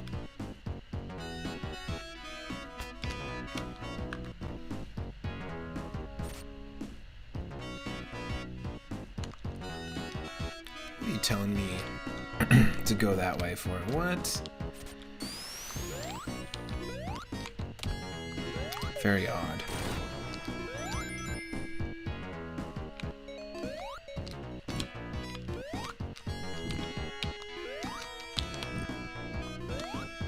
What?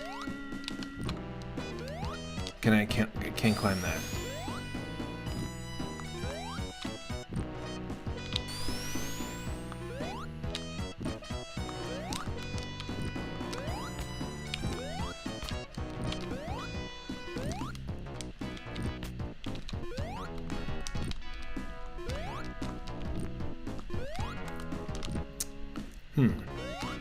Seems very suspicious to me.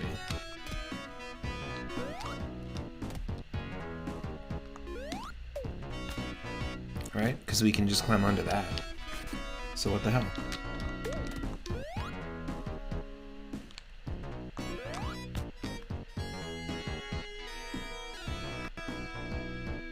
Ba-ba-dum-bum-bum-bum.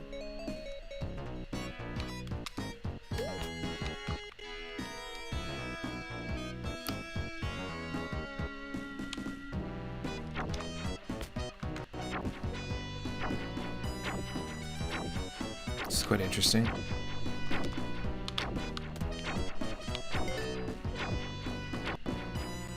For fuck's sake.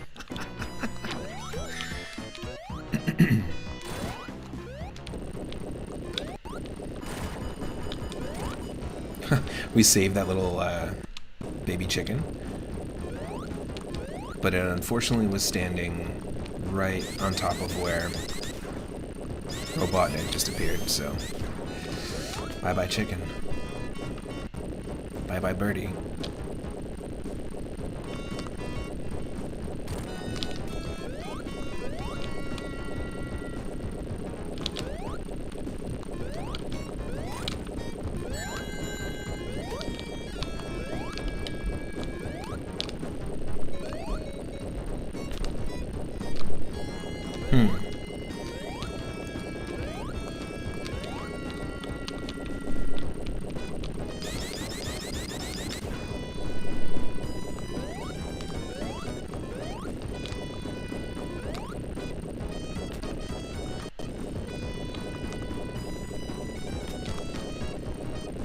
Oh, did it open this up?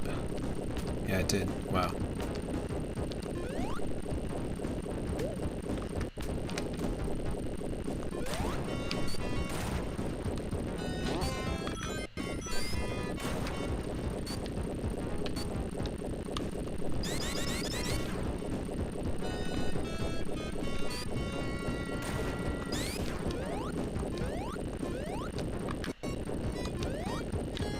Oh shit.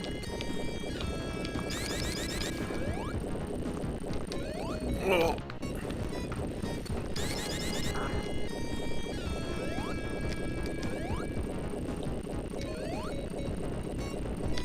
Oh no.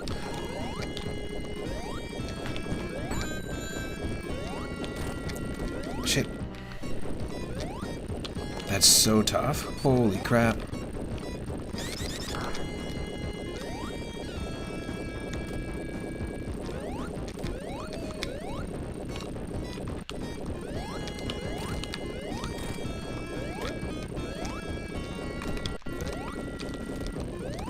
It just doesn't stop. Okay.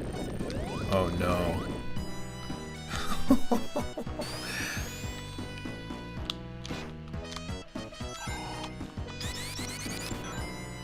Wow.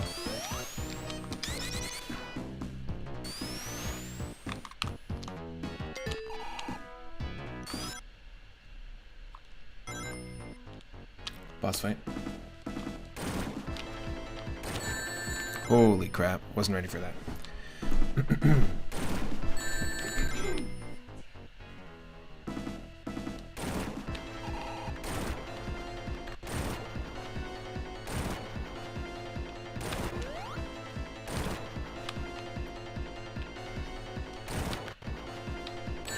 Oh.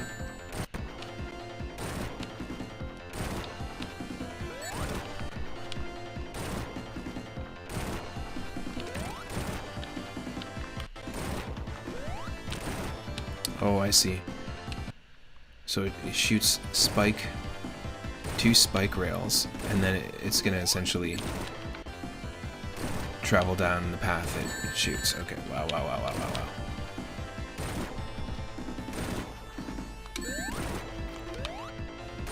Oh, that's dumb. I think we just have to avoid that.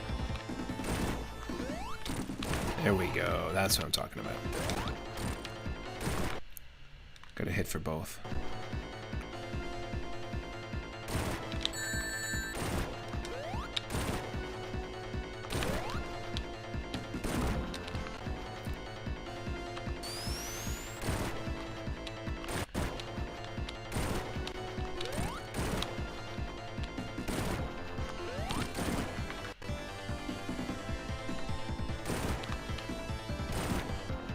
Perfect. Nope.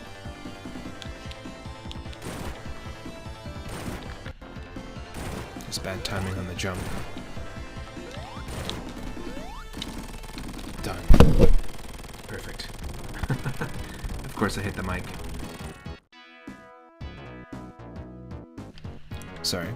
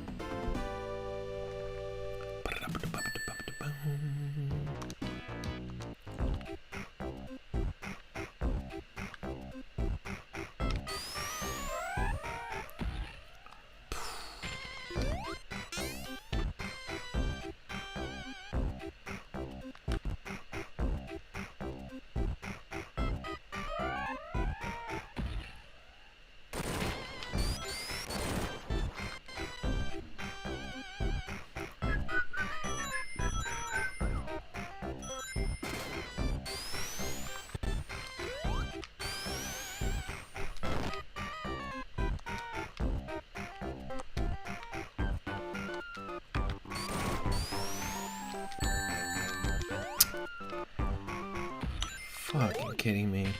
We lose all our rings.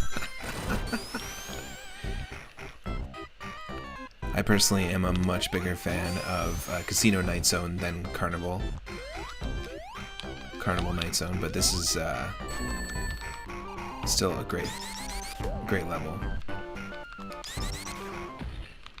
It just feels like they were told, make a level just like Casino Night Zone. Bonus stage. Yeah, yeah. Egg, egg, egg.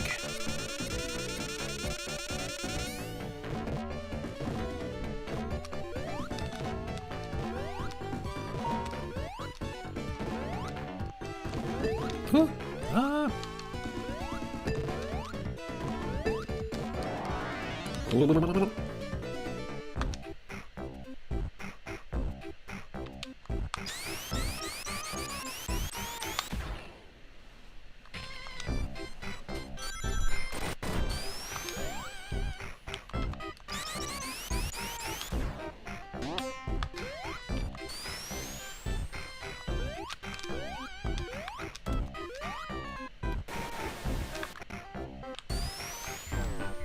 Oh, that's pretty cool.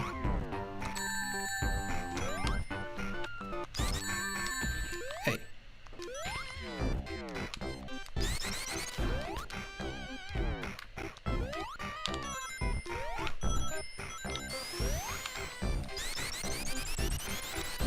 Okay, here's a good question of the day.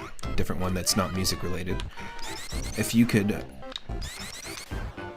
plug the and Knuckles cart into any other video game, literally any other video game, what game would you want to play as Knuckles? It could be Dark Souls 3. We could be talking Link to the Past, which is probably possible through the randomizer. Maybe you want to play as Knuckles in the upcoming Mortal Kombat 12.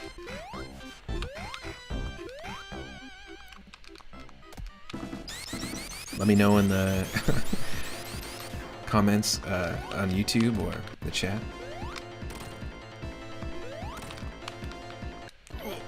Okay, so what are we doing here?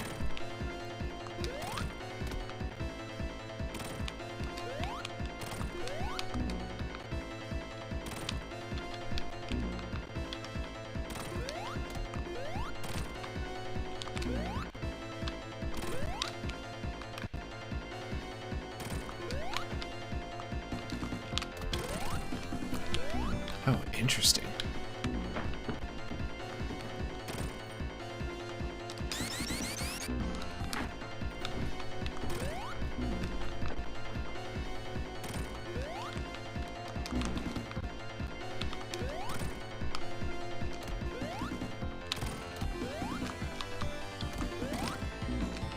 How do we do damage to this thing?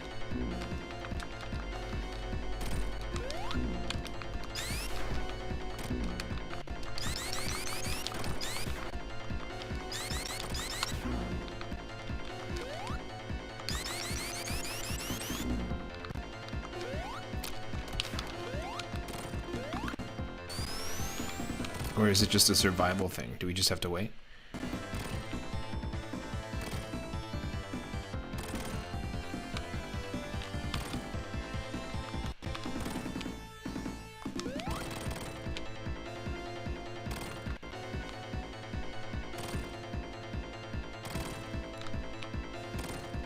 Hell yeah. Let's go. You don't do damage to it, you let it damage itself. Okay. So it's like the final fight with Bowser in Mario 3.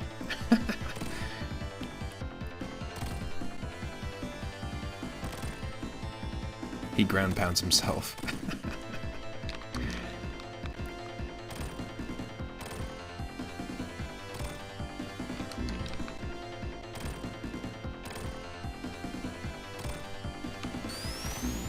Oh, no way.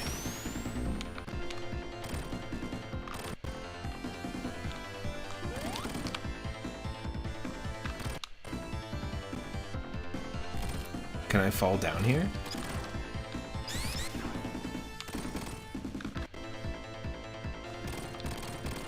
Oop, we somehow clipped through. That was amazing. I kind of like that. Okay, don't jump. There we go. Nice, the old clip and save. Have I watched XQC before? No, I don't know what that is.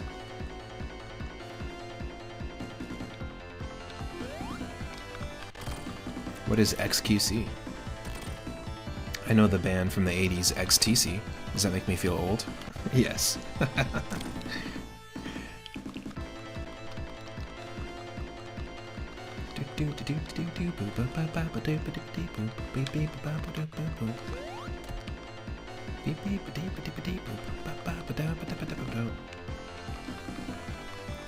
Top actual gaming Twitch. I don't know what that means, but if you don't call this what I'm doing immediately in this moment, in this instance, actual gaming, then I don't know what is.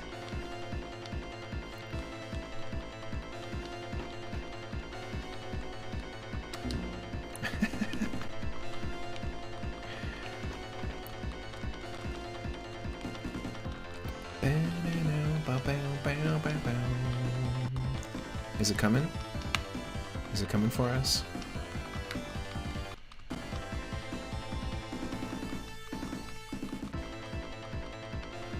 It's coming for us, Barbara.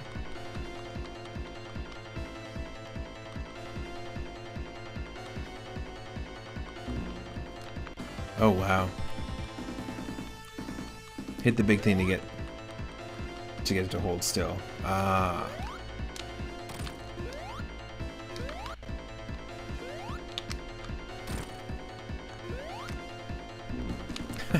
Well, that would have been something you could have told me yesterday. That's so funny.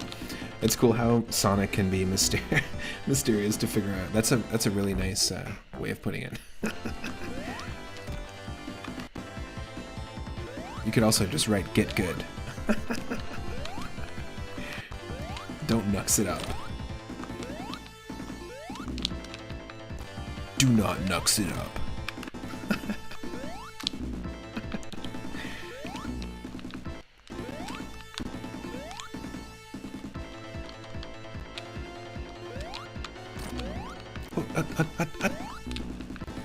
Get out of here.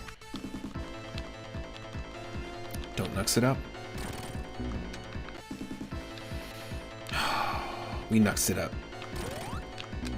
Because what can you do after that? Unless...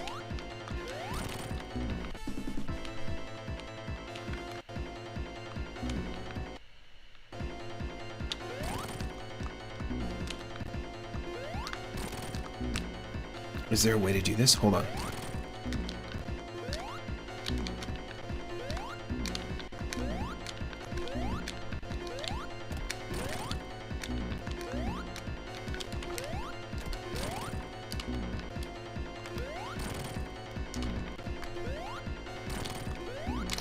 Yes! There is a way.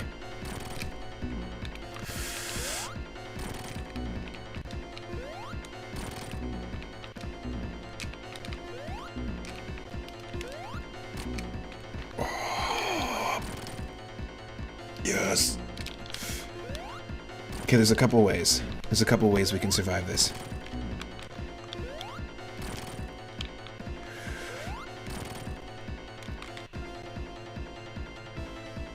Yes! Holy crap. Oh no, no, no, no, no, no, no, no, no.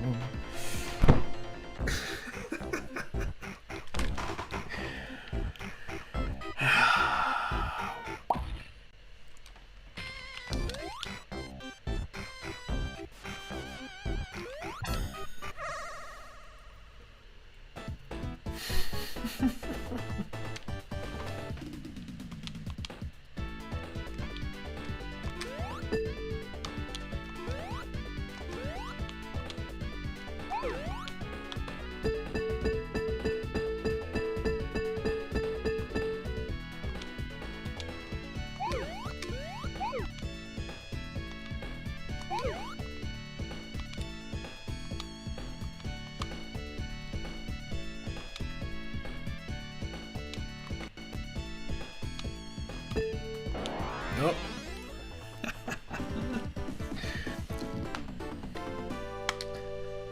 Nice.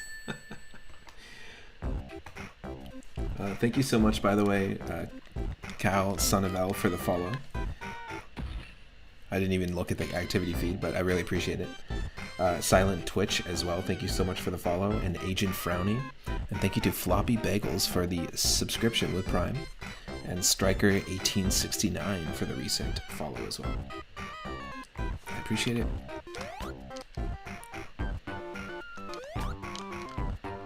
Usually stream in around this time every single day, and on Wednesdays and Thursdays I stream around 10 or 11 a.m. Pacific. So we do morning streams. Those are usually my weekends.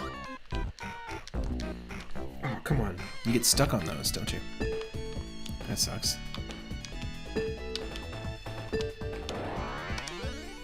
Let's reproduce how we lost it last time.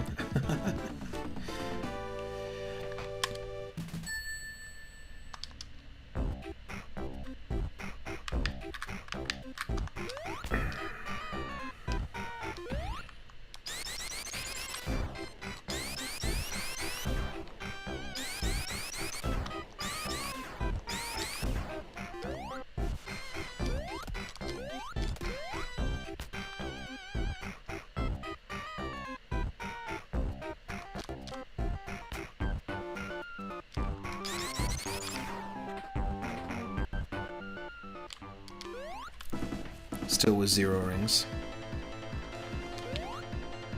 But at least we know what we're doing now.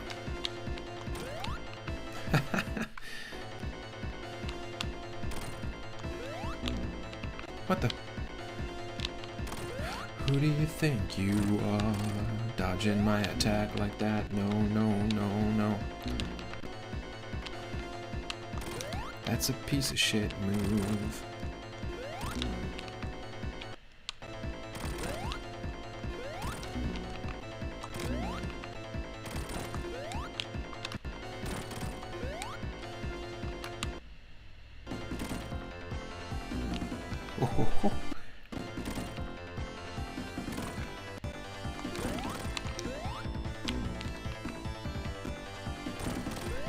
Oh. Oh, what? How is that?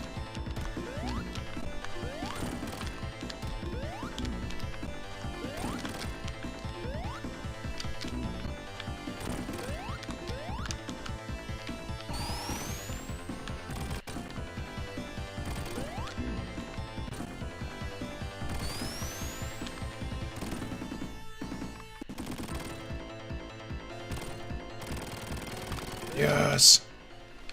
Yes.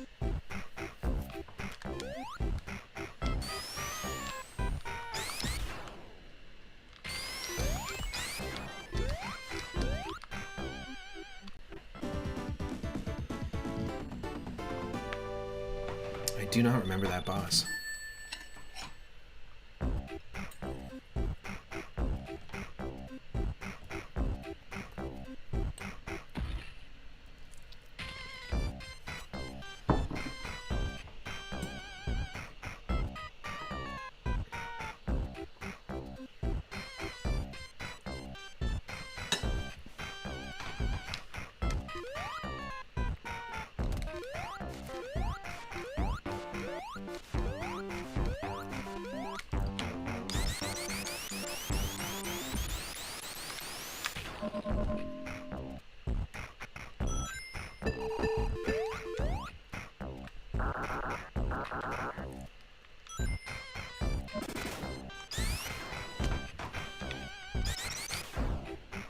Oh.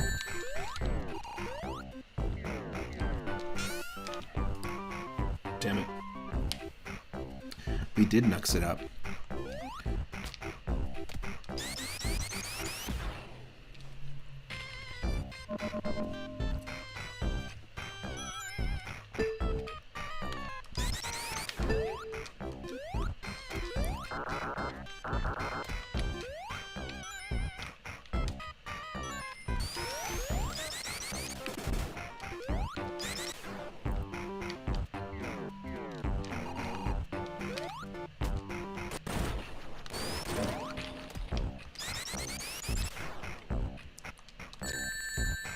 Wow, didn't even see that there.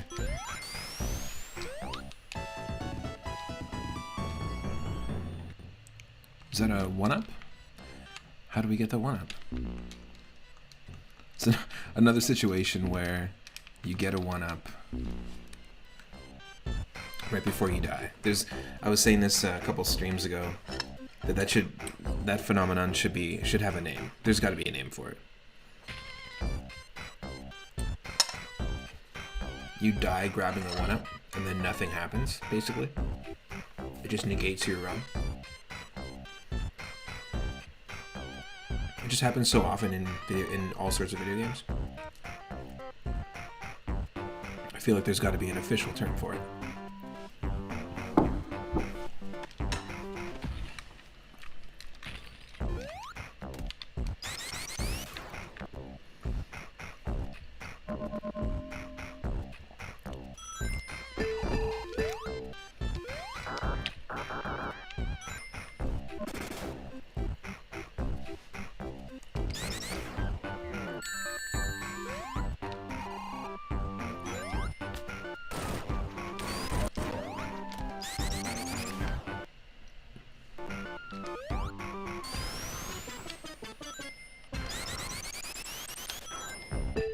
Little Michael Jackson moment in the music.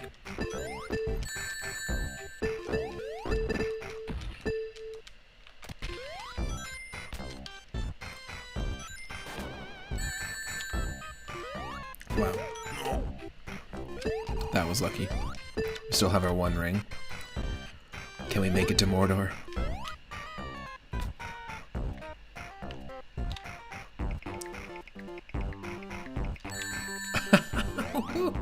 No! Well...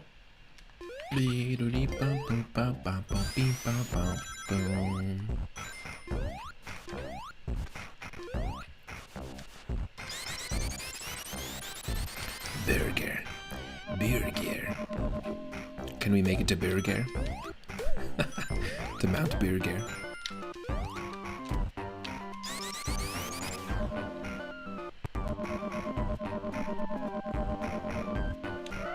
Whoa! How perfect was that with the music? Perfectly timed with the music. Freedom.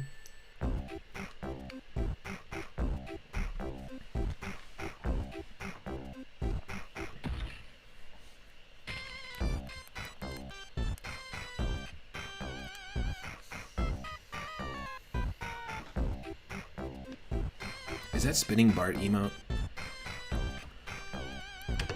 made from the official artwork of Bart versus the World or Bart versus the Space Mutants? Because it looks like it was cut out of the box art.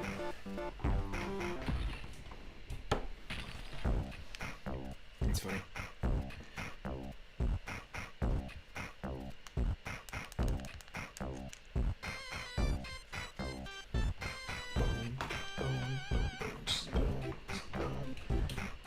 So we've all heard this before, but we know that for a long time it was rumored that Michael Jackson had composed a lot of these songs. If you know much about Sonic 1 and 2, they're actually composed by the lead singer in a well-known Japanese pop group. And so that's why there's a lot of really strong melodic hooks, especially in the first two games. And so the next transition was like, well, why don't we reach out? I mean, I think Michael Jackson had reached out to Sega. And it's all been recently confirmed, like within the last couple of years or last year or two. It was rumors for years and years and years and years, and then recently there was like an official statement from the estate that confirmed that Michael Jackson like helped to write a lot of these, and then you use some of these ideas in his music later on after the fact.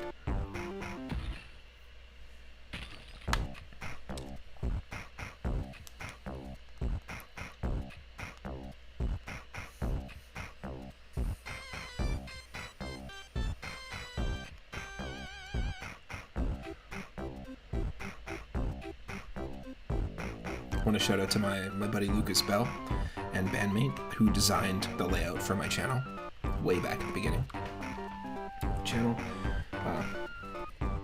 If you need design work, he's fantastic. Check out Lucas Bell Dossier. He's got tons and tons of stuff under his belt. He's done everything from hand painting drum skins to full branding, custom Twitch layouts, and all sorts of cool stuff.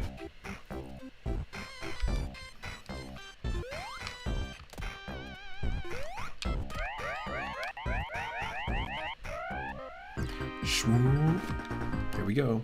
I knew the ice level was next, so I wasn't as much as so. I love this music, and there's also controversy because I think they changed this in future releases. There's like a newer version of this that sounds nothing like this. Not really controversy, there's just like people who prefer this version and the new version. It's divisive.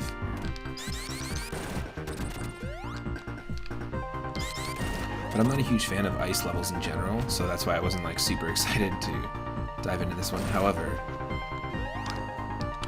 as ice levels go, this is not as bad as it could be.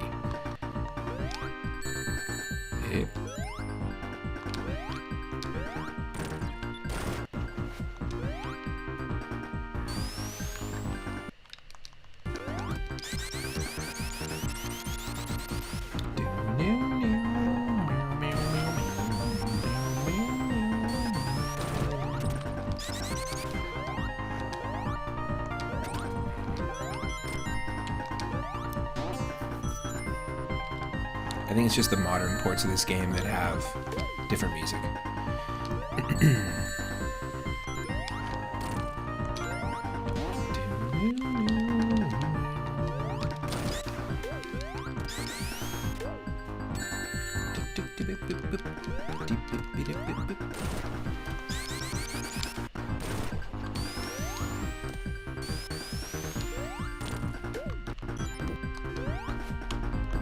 Fairy Battletoads. Battletoads.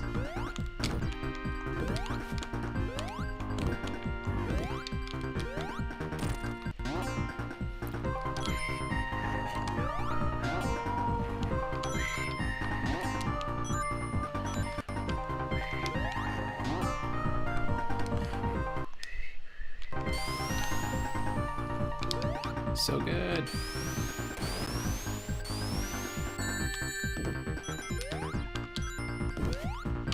Such a catchy tune.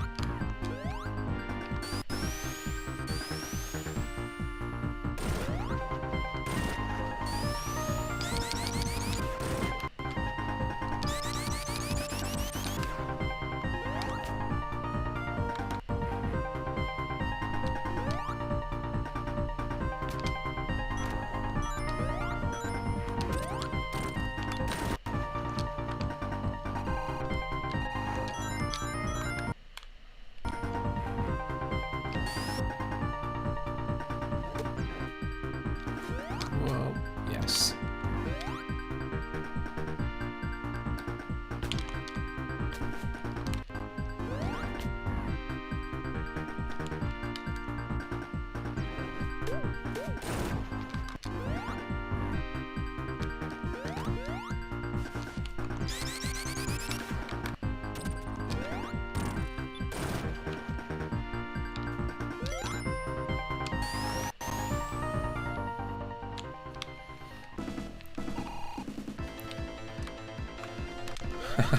Looks like it has a gyroid face. Like from Animal Crossing.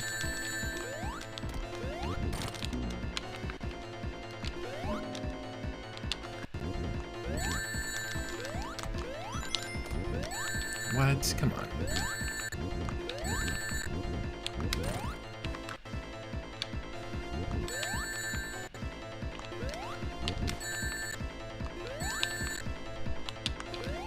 Oh, hold on.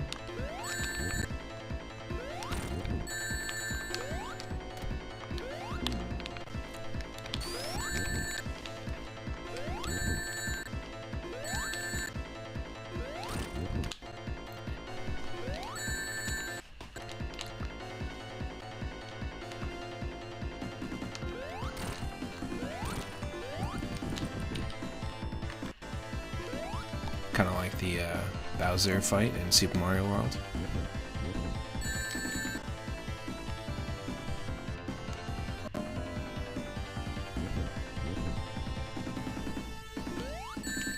Oh, come on.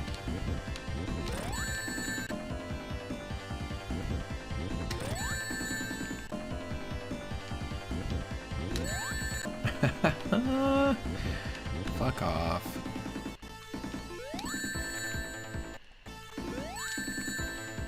Wait for it.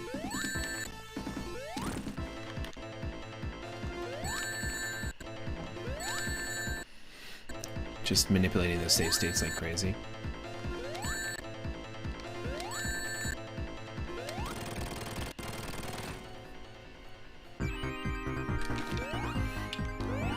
What save states? We have always been this good. We have always been this good.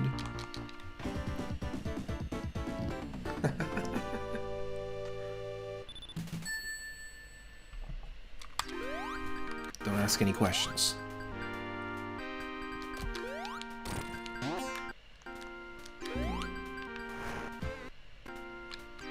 Can't let that happen.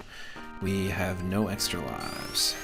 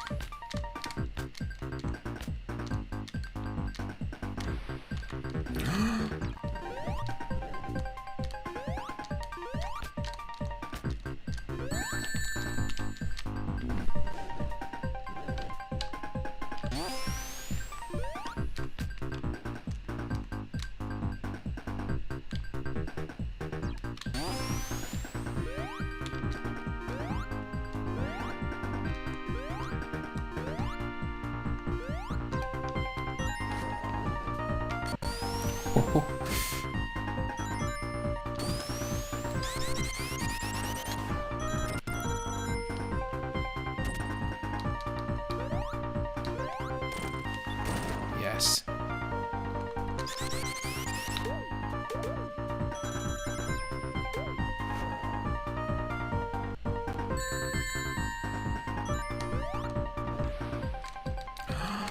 Okay, we can't let that happen.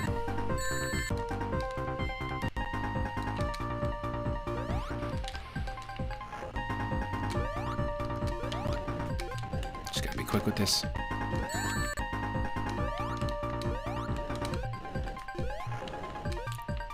Whoa, whoa. No. 0 rings.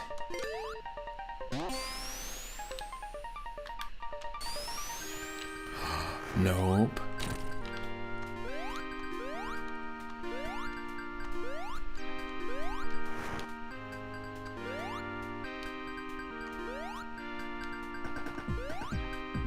What? Hold on a second here.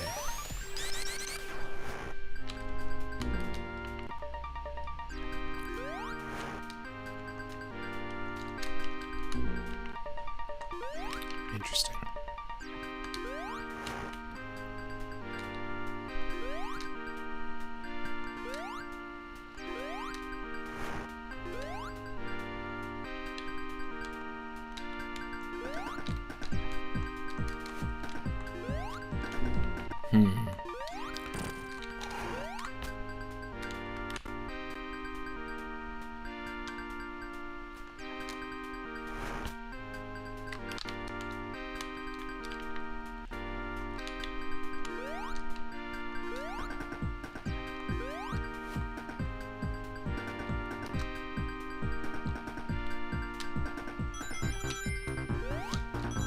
Oh.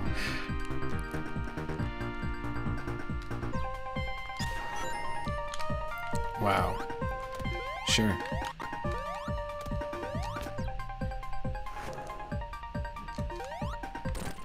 If we progress, then I'm down.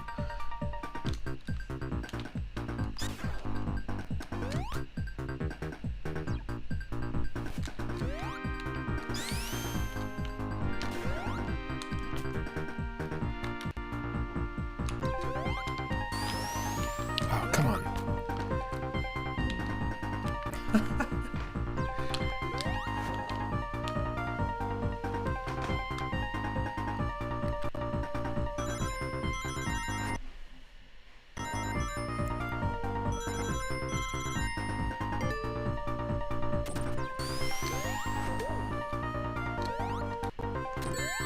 Oh, no way.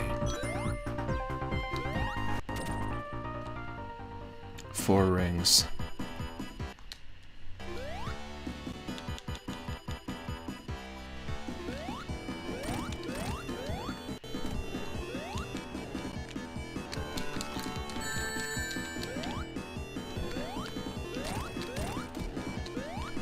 No rings.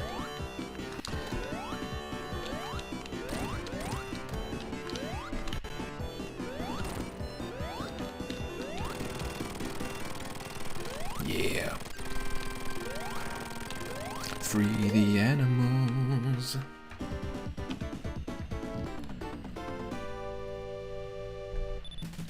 Hell yes. Hell yes.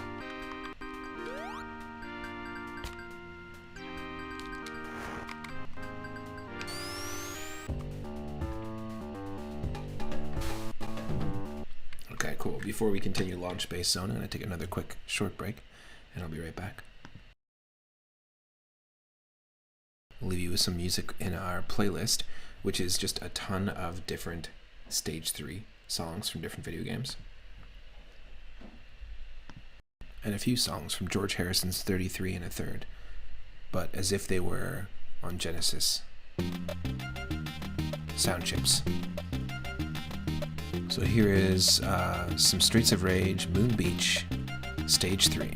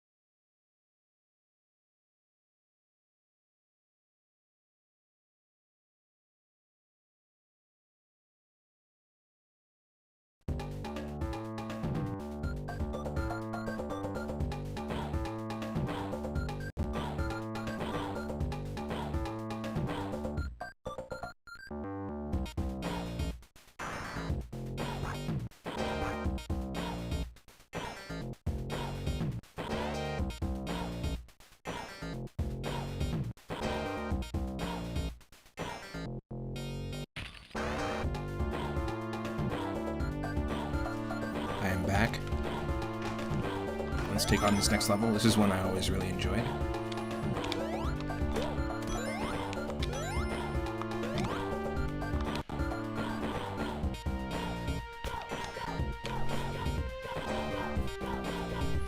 And let me know if the volume is a little too loud, because I think it looks a little louder than usual. I'm switching between audio sources, right? So that might fluctuate. There we go.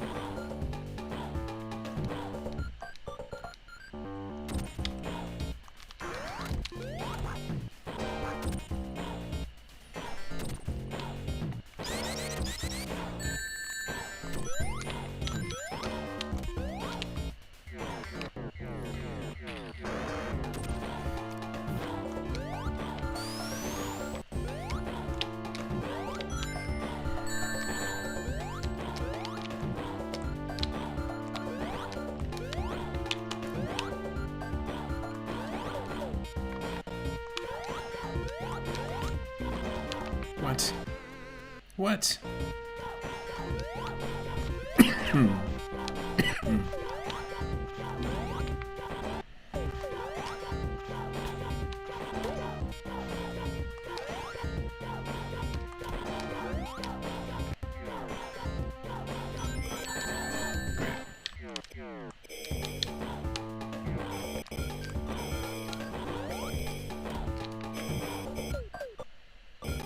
Yo!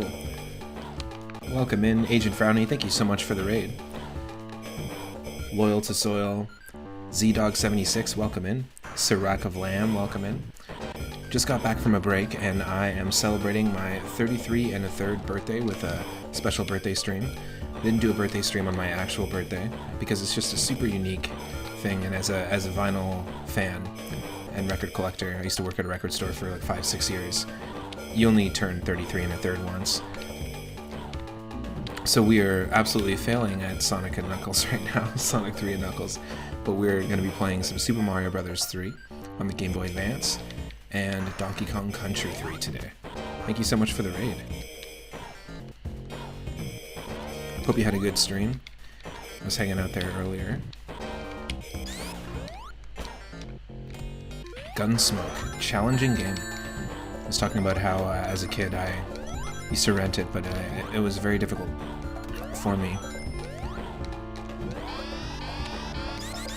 In fact, a lot of the games that I played on the NES back in the day, I got from my uncle. Like, he collected NES games, so he just gifted me his collection kind of around when the N64 came out. And I was lucky that I had the opportunity to basically know about and learn about NES games,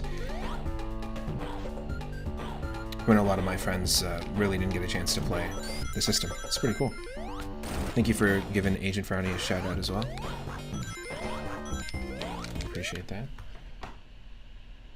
Thanks for the birthday wish. The theme. I like it. I mess around with themes a lot, actually, and I've been having a lot of fun with them. My last birthday stream last year, we did a birthday wheel where anyone could spin the wheel, and I was playing Majora's Mask for the first time, like really digging into it. I'd played it on and off before, but it took us about 6 hours to get into human Link form from Deku Link, because the birthday wheel had things like play the game for 5 minutes with inverted controls, play the game for 5 minutes blindfolded, or with the game footage mirrored. Some pretty ridiculous stuff.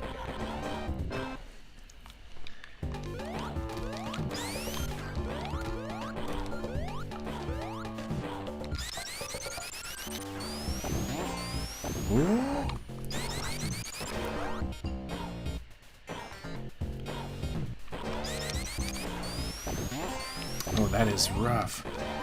I have a feeling I'm going the wrong way. It's like the whole path of least resistance thing. I should just go this way.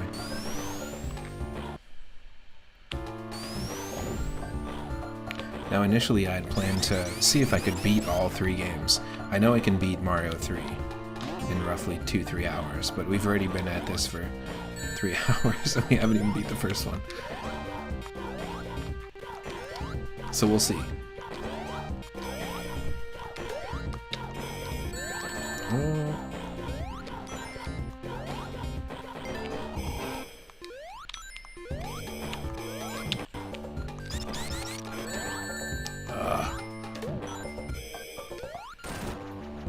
That is rough. There we go.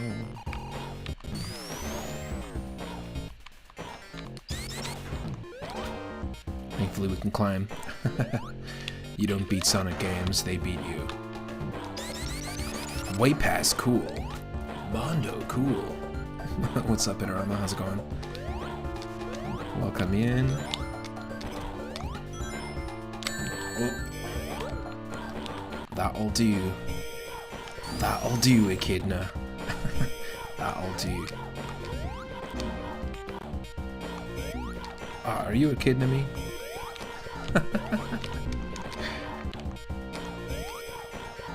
So we've beat Sonic 3 separately, and Sonic and Knuckles separately, and Sonic 1 and 2 on stream before. But for some reason, this version of it is given, like this run has given us a much harder time.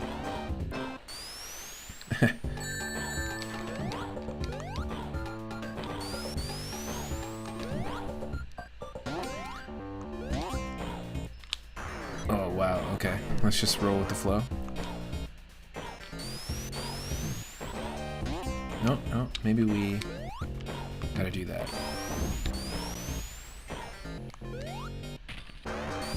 I feel like we're moving backwards. The music in this game is fantastic, absolutely fantastic. We've played and beat DuckTales 2 on the NES, but modded with this music, 8-bit versions of this music. I'm also a drummer and musician, and some of my favorite music is funk music. If I had to pick my favorite genre, that's actually what I was asking earlier in the chat for our question of the day. If you had to pick a favorite genre, what would it be? And do you have a few albums that are your favorites in that genre? Yes.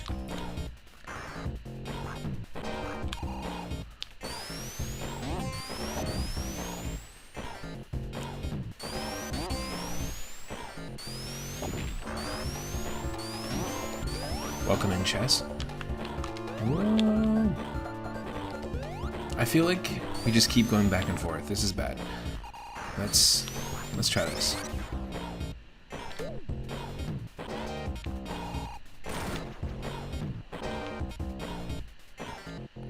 Yeah, suspicious. Okay, wait, hold on.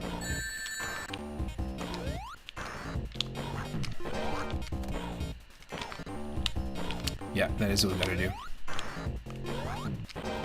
There we go. No. Nope.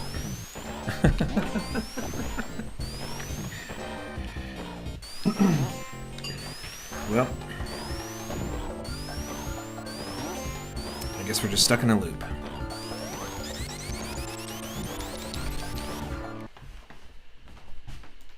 One second.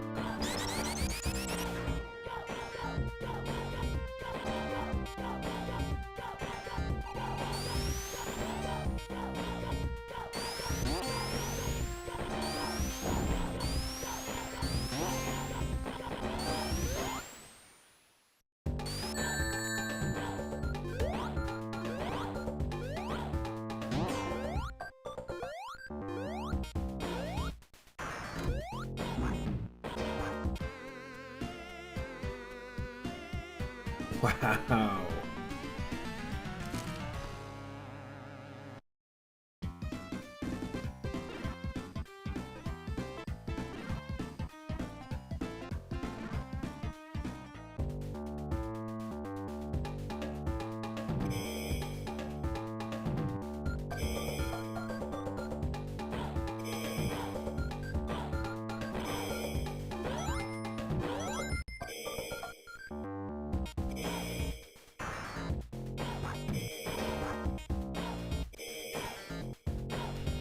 Interesting. Cool. So you say you like a lot of folk type music, new and old, bluegrass, old school country, singer songwriter. It's been a good while since you've really made appropriate time for enjoying music, though. That's fair. I feel the same. You call the music that you like beard music. Dudes that look a bit like you with acoustic guitars and fiddles and banjos. I like it. That's funny. Beard folk.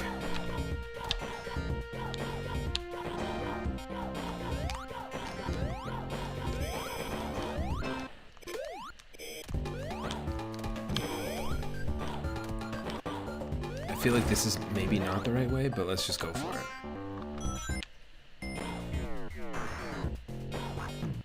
For me, it's definitely funk, 90s hip-hop, and soul.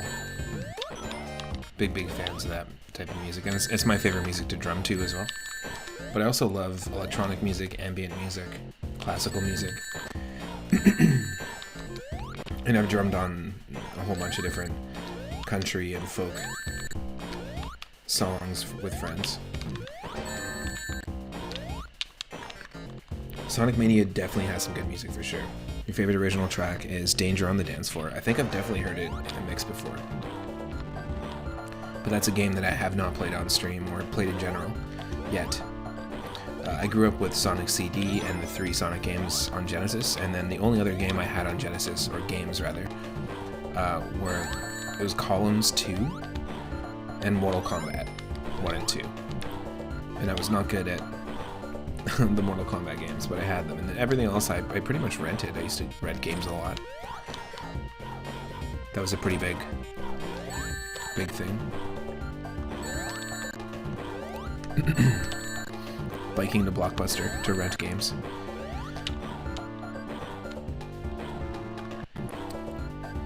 Ooh, it's the Act 1 boss music. You can even sing those words to part of the music. Nice. That's awesome. I dig that. You love Mortal Kombat games. The first one's your favorite? Nice.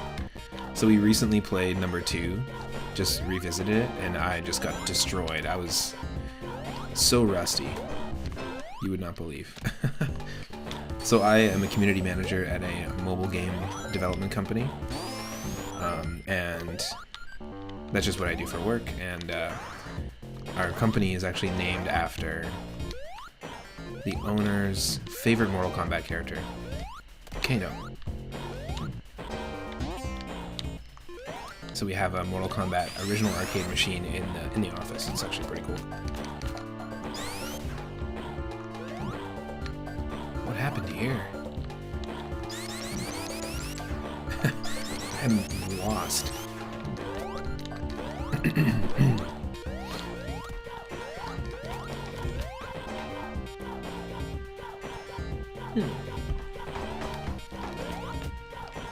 Oh, 100%. For funk, it's all about the bass line driving it. Come on.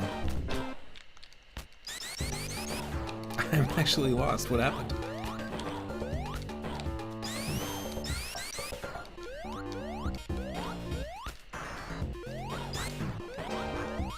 Do we just like somehow glitch behind the level?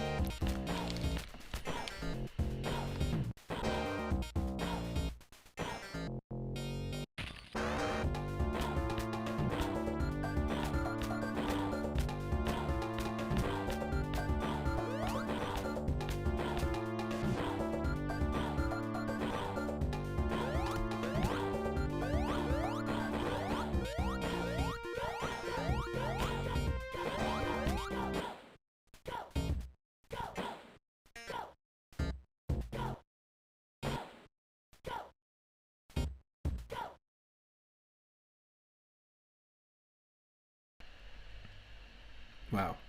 In the arcade, you always had trouble getting to Reptile. My brother taught me a trick to get a double flawless victory on Johnny Cage. But sure enough, you had Johnny Cage on the pit, and the shadow flew past the moon, and you finally got to Reptile. Nice.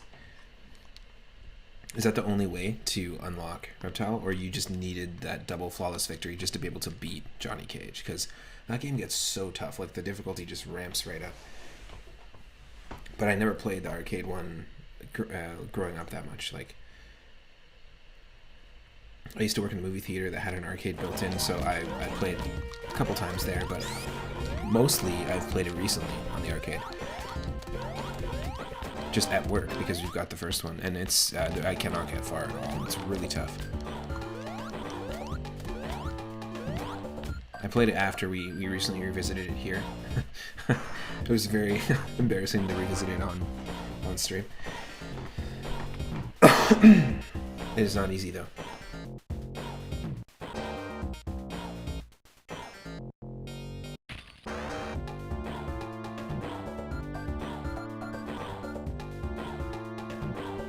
Also, thank you so much, LJL Chess, for the follow. I appreciate it. If anyone wants to join my Discord, I do cartoon streams there on the regular, so if you're into like Saturday morning cartoons, old school retro commercials and stuff, we mix them in. Oops. I keep dropping my microphone today. My apologies. We also do indie game streams and dungeon crawling kind of game streams, so I really like Dicey Dungeons. I'm a big fan of The Binding of Isaac. We have Shattered Pixel Dungeon and other roguelikes. We were playing the Vampire Survivors game the other day. It was a lot of fun. Yeah, it is a tough game on Genesis. I don't know what's happening here, but, you know, in about 2 seconds we're gonna get a time over. Which is what I was waiting for. Okay, to get to Reptile in the original arcade Mortal Kombat, you need to get a double flawless victory and a fatality without using block. Also, you have to see the different type of shadows fly across the moon. Interesting. Interesting. Yeah, beat 'em ups are way more my style, I think, than 1v1 fighting games, but I did have a lot of fun with Tournament Fighters last year. The Teenage Mutant Ninja Turtles fighter, and somewhat recently I revisited the 80s Ninja Turtles TV show, and that game has a lot of characters from it, so it's pretty neat to see.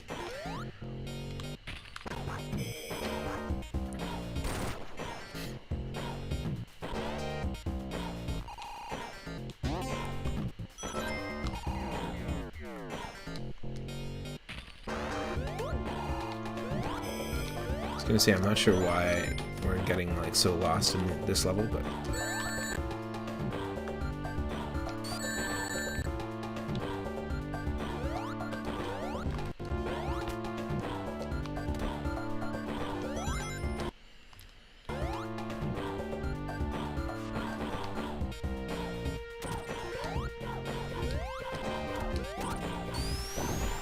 oh, other way around. There we go. There we go.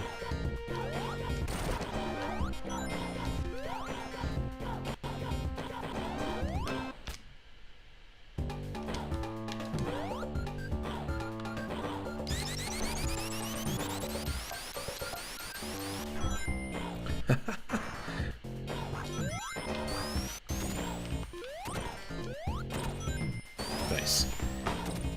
Yeah, definitely platformers are way more my thing. RPGs are way more my thing. Any type of game that's different every time you play it, I'm into, which is why I love randomizers. Crush Knuckles, anyone? Whoa. There we go.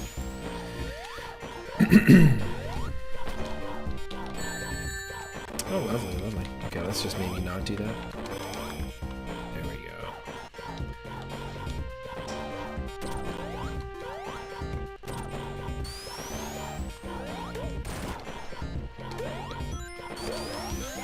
Yes.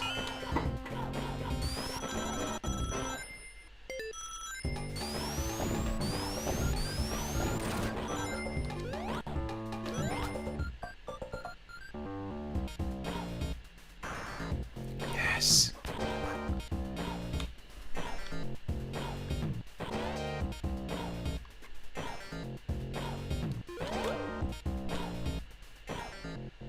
Here we go.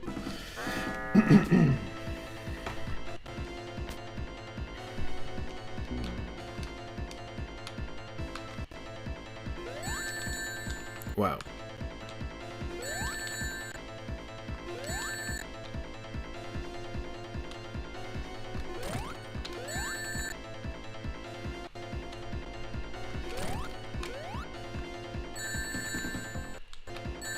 Oh, come on.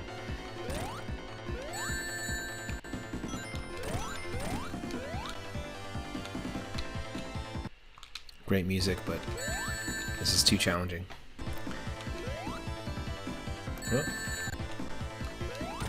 Just with 2 rings. I know we're using save states, but come on. Cut me some slack.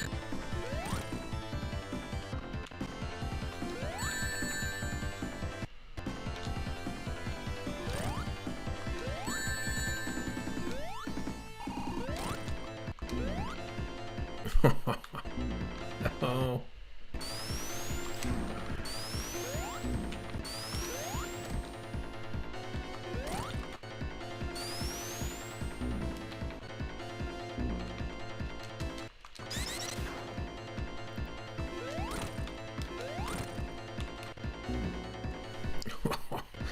Yeah, we're manipulating the hell out of this run, that's for sure.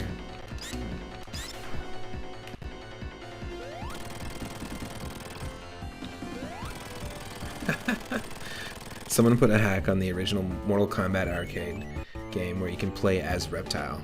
Nice. And the reason why that's so cool is he had the powers of both Scorpion and Sub-Zero combined. Hell yeah. Me and my partner started watching Malcolm in the Middle from the beginning because I hadn't seen it in a long time. It's actually a really funny show. And one of the episodes just has Dewey sitting with his brother Reese, so that you've got the 2 kids, and then their dad Hal, played by Bryan Cranston. And Dewey's like, well, so I made friends with the imaginary Sasquatch in the backyard, and we hung out and partied all day. And then his brother's like, no, you didn't. That's a total lie. And his dad's like, hey, if Dewey says he did that, then why, why are you questioning it? Like, if he said he did it, he did it. And then he's like, yeah, well, I beat Mortal Kombat, and no one believes me. And he's like, that's ridiculous. His dad just goes, nobody beats Sub-Zero. And then the episode started. I thought it was pretty funny. I posted it in our Moonwatch channel, which is all about TV shows and movies and stuff like that. I thought it was a fun little reference.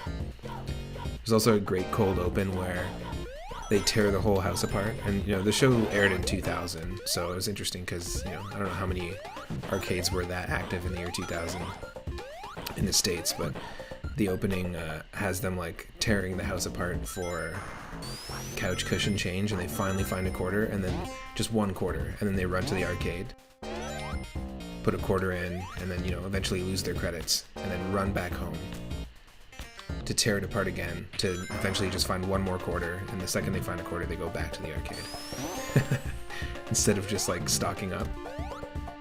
Good exercise, I guess.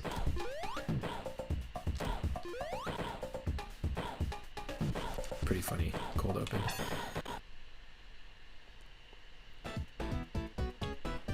Now for me, arcade games that I played as a kid, I knew that was going to happen. Arcade games that I played as a kid, the first one I ever played it would have been Dig Dug.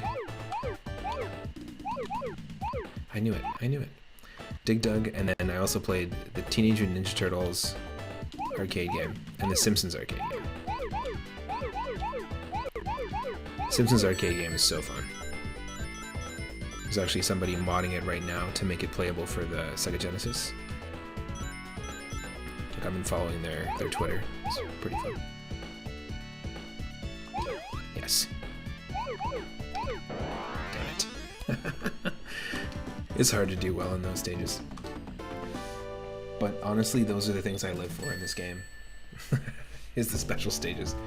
Absolutely love it.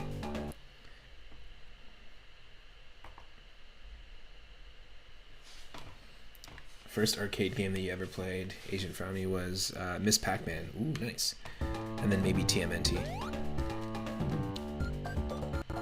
Miss Pac-Man is my favorite of, the variations of Pac-Man.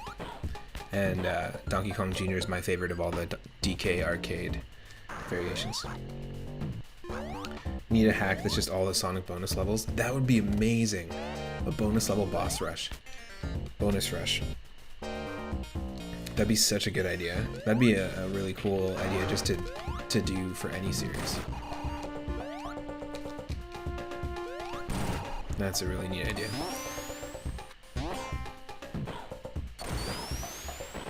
Simpsons on Genesis, yeah. I'll post it if there's any updates. I'll post it in my Discord, but we've got Game Dev Lab as well in the Discord, which is a great place to talk about just game development and anything you're following that you're excited about. Level design. Maybe there's like a game you were playing recently that you don't like the level design in and you want to just rant about it. It's a good spot for it. You're planning on giving the Commodore 64 version a go. Is that the Simpsons arcade, but on Commodore 64? So it's a C64 beat 'em up? Because that sounds like fun.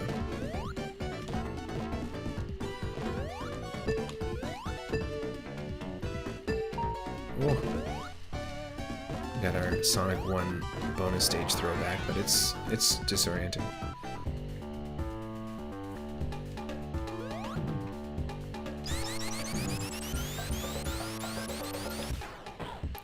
Ah, interesting.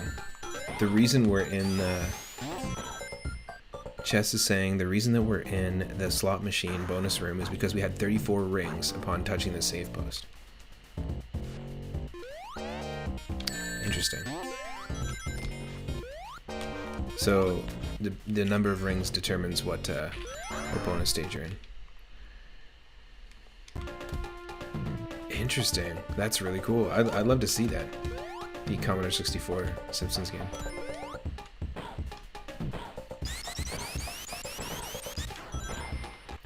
That's neat.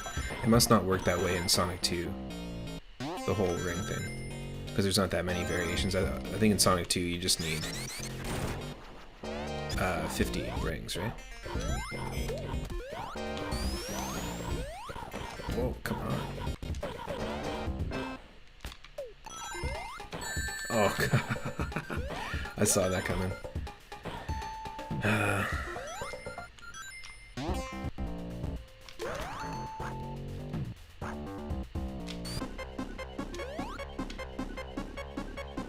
Uh-oh.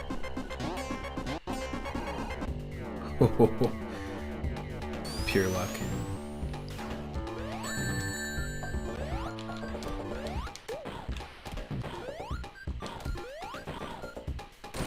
Yes.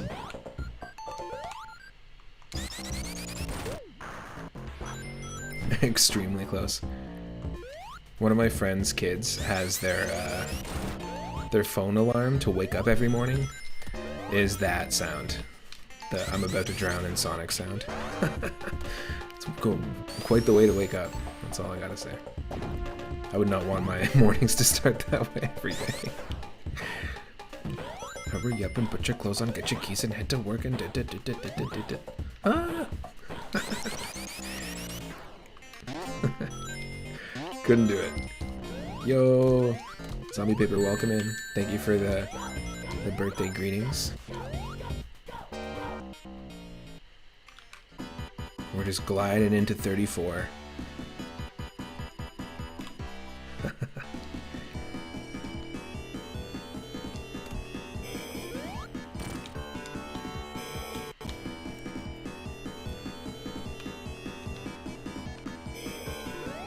Oh, what?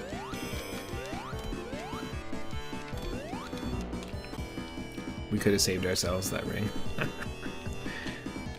You know, the plan is to play 3 games today. We're still only on the first one.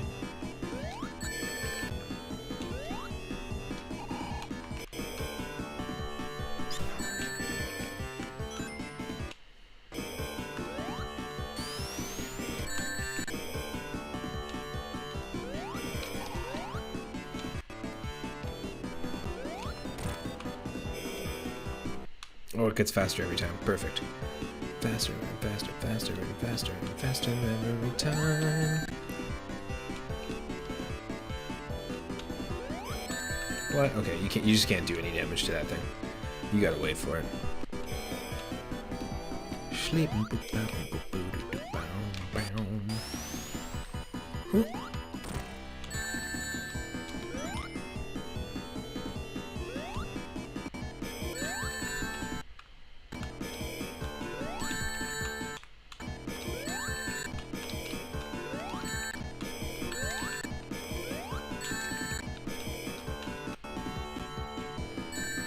God damn it. Just have no patience. There we go. Oh, it's got 2 sections. Alright, alright, alright.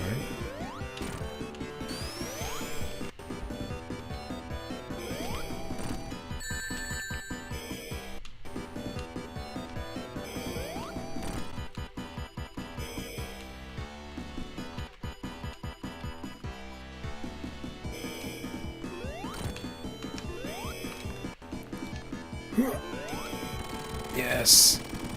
Still one more stage.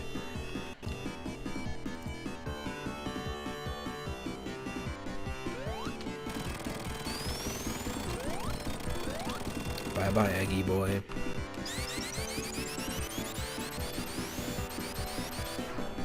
Oh! We got snagged!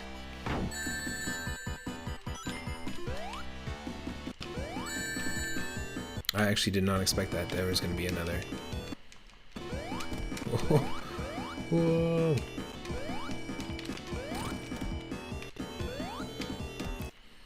Great to catch me live. Really like the chill atmosphere here. You must be getting on with your night. Thank you so much for the raid. I really appreciate it. It was fun hanging out in the stream earlier as well. Thanks for the birthday greetings. Take care. Have a great night and happy Friday. Good start to the weekend, hopefully. Whoa. Whoa. That is some spikiness.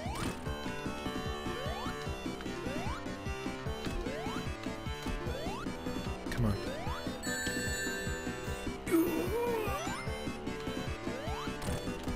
That's what we're talking about.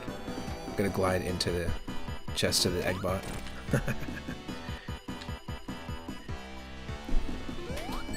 Oh no.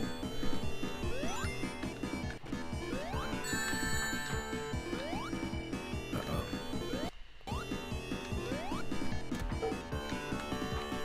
Okay, this is terrifying. Absolute terrify. Absolute terrify. I like that. You said you wanted it to be terrifying. Terrifiific. No, I said terrific.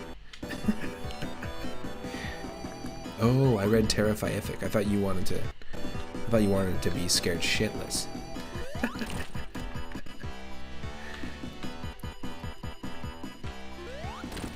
That was terrorific.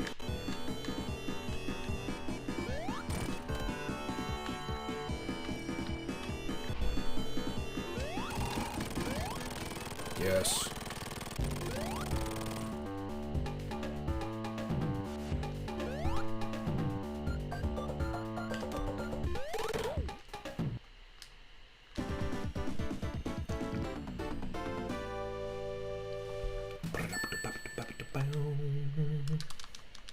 Loving it. Let's go. What's next?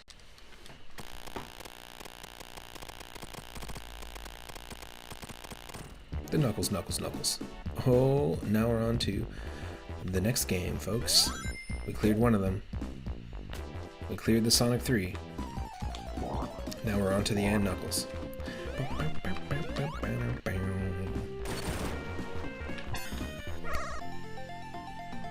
Wow, right away?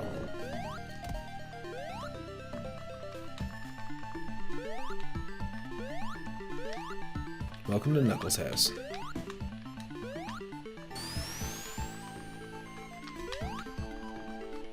Something interesting to think about. The most useless shield in the Sonic and Knuckles levels is the bubble shield because there's no water. I kind of love the bubble shield though in the Sonic and Knuckles levels because you can do that bounce, right? You can sort of almost do like I'm not sure if you actually get extra height, but when you have the bubble, if you don't get hit by an enemy, you can be in the air and press the jump button again and kind of like slam down a little bit. I'm pretty sure. Or maybe I'm just hallucinating that. I feel like we gotta like take a break here. This is like just, you gotta take in this atmosphere, you know?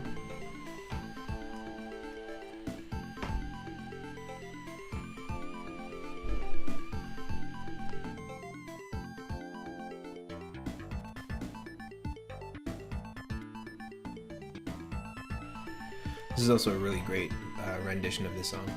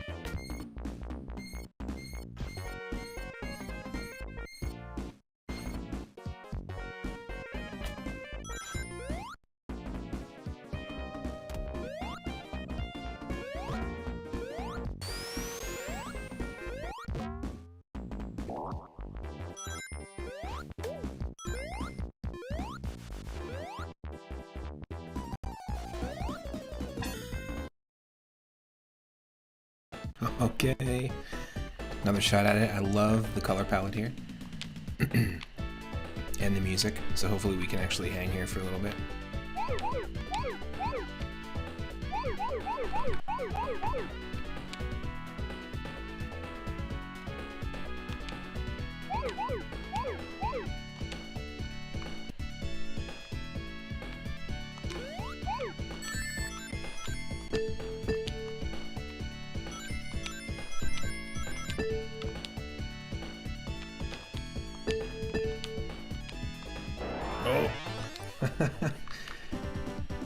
Have I tried any of the music-based new games?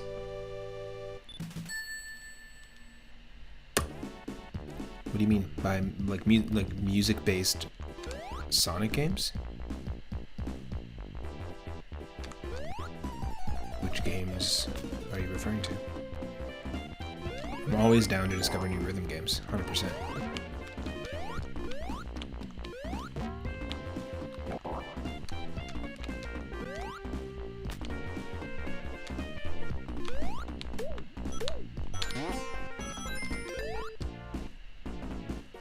We could have totally done a bonus stage there, but we soared past it.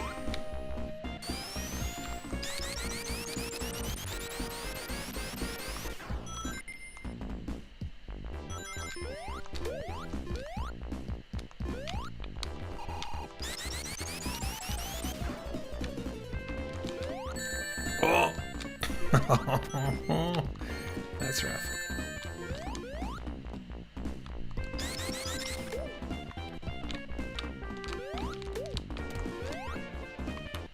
Got one ring.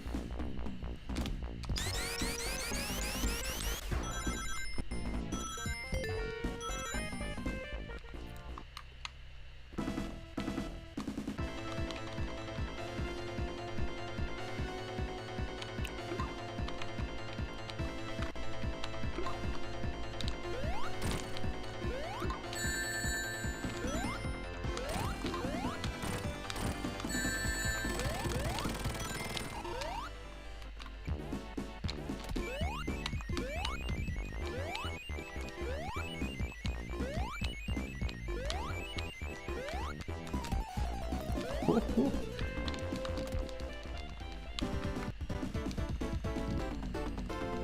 problem.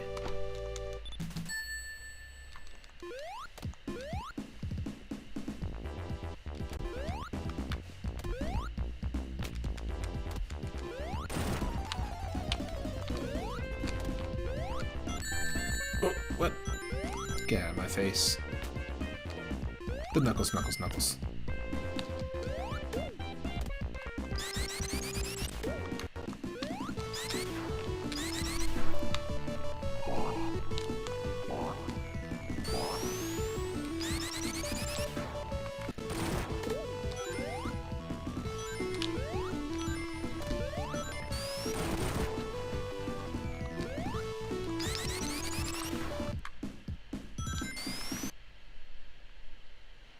Come on.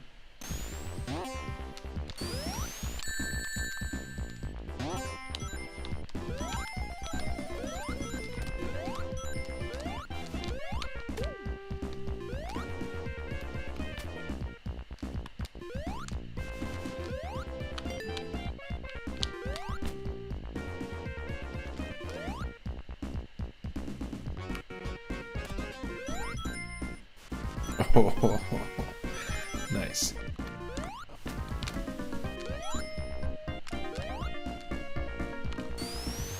Favorite character to play as is Tails. You love the ability to swim and to fly. Ooh, what? So Tails has a separate ability to swim?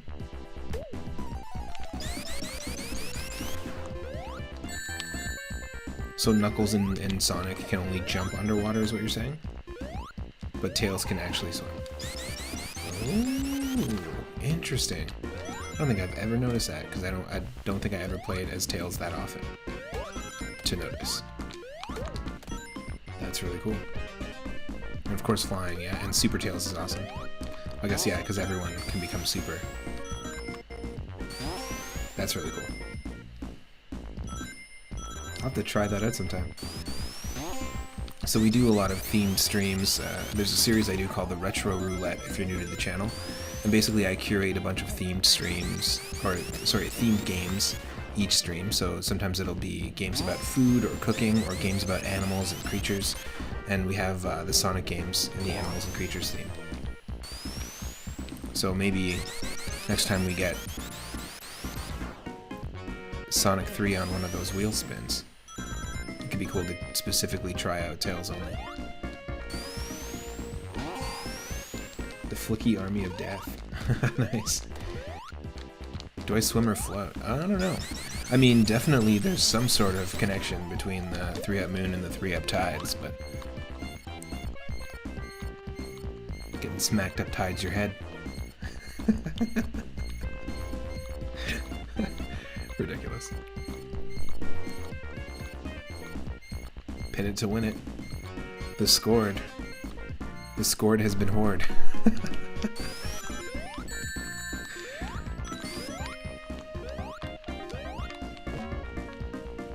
Oh. Excuse me. There's no internet allowed here in Mushroom Hill Zone?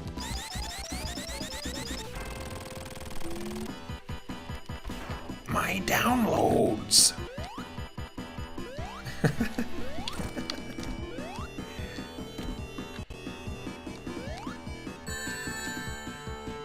His torrent download was almost done.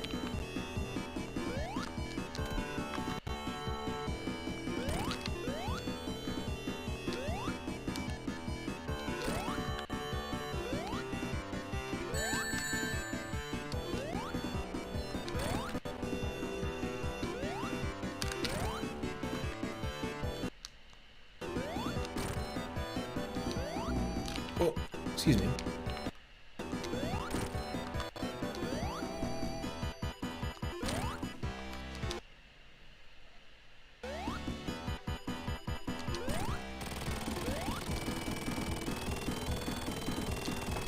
Yeah, get knuckled.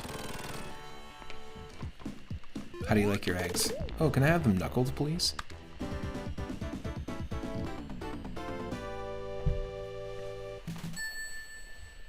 Knuckled over easy. Disgusting. Airship time.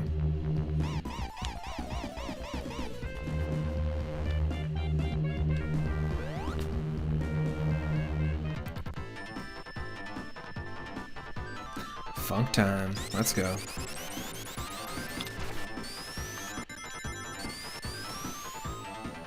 There's a few Sonic Advance stages that are very inspired by this level.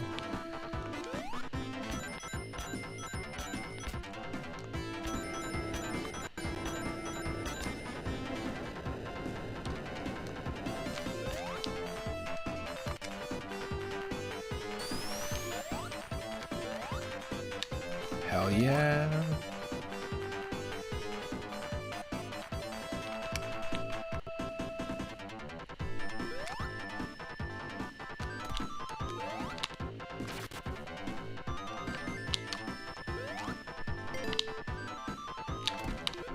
Yes.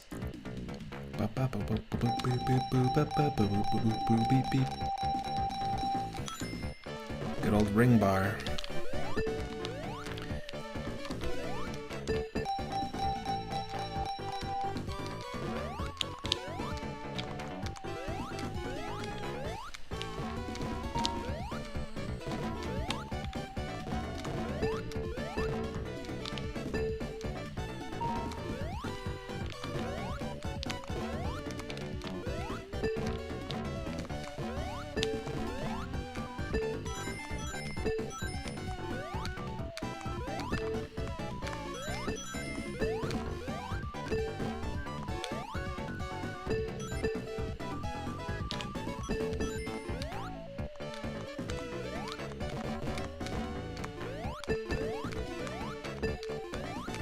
Oh. Can we get just one more? Yes. There's a cool glitch and hack where you can play as a blue Knuckles or a red Sonic. Oh, nice. Do they swap their palettes? Yeah, can you play as an orange or a yellow Sonic where you get Tails' palette? That'd be cool. That's neat.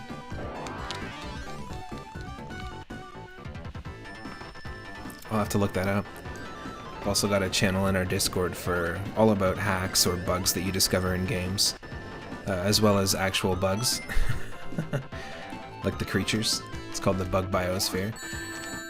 But anything from missing no to like rumors in games. You know, there's so many things pre-internet that, you know, you just heard from friends at school or you just heard from friends at work.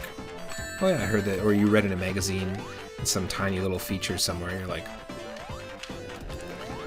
you know, let me see if this is true. And in order to kind of verify that stuff, often there'd be ridiculous things you'd have to do in the game to get to that level. Or to unlock something secret. It's actually pretty funny. Lots of funny rumors out there.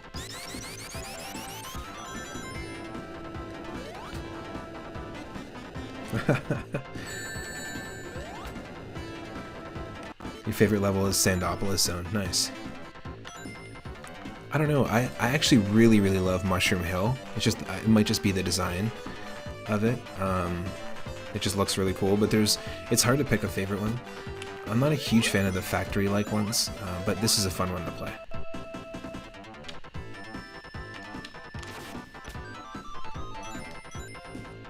Oh. Let's try.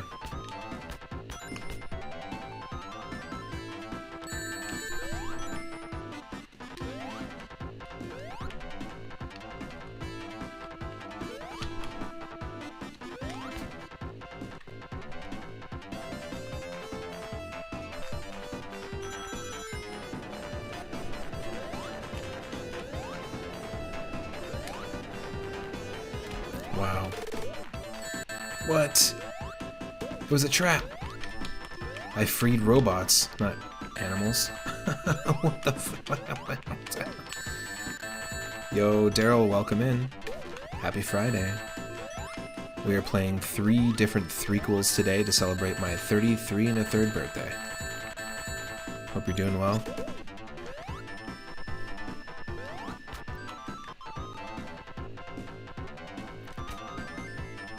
Kicking into the weekend the right way.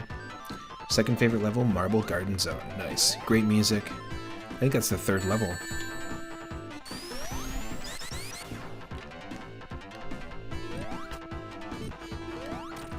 We're basically in the equivalent of the Mario 3 airship levels, but for Sonic and Knuckles. Whoa.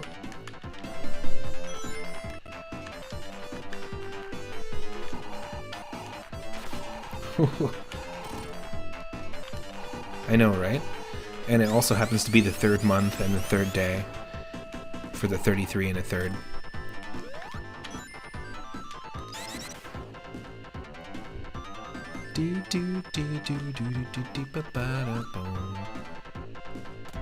Huh. Oh, I see.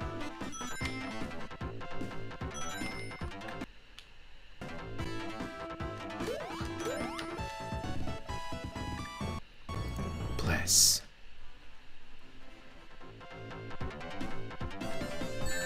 I know, right? Think about it. Double my life, and we're at 66 and 2/3. And then think about that. I'm basically, it's over at that point. I mean, it's pretty much right around the corner.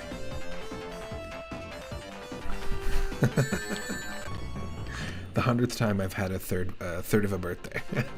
Whoa, that's amazing.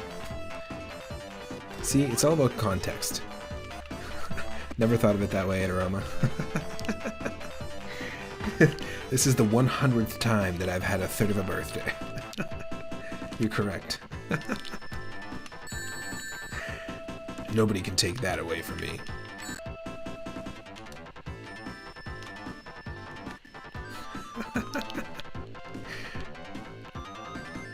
Oh, wow. My.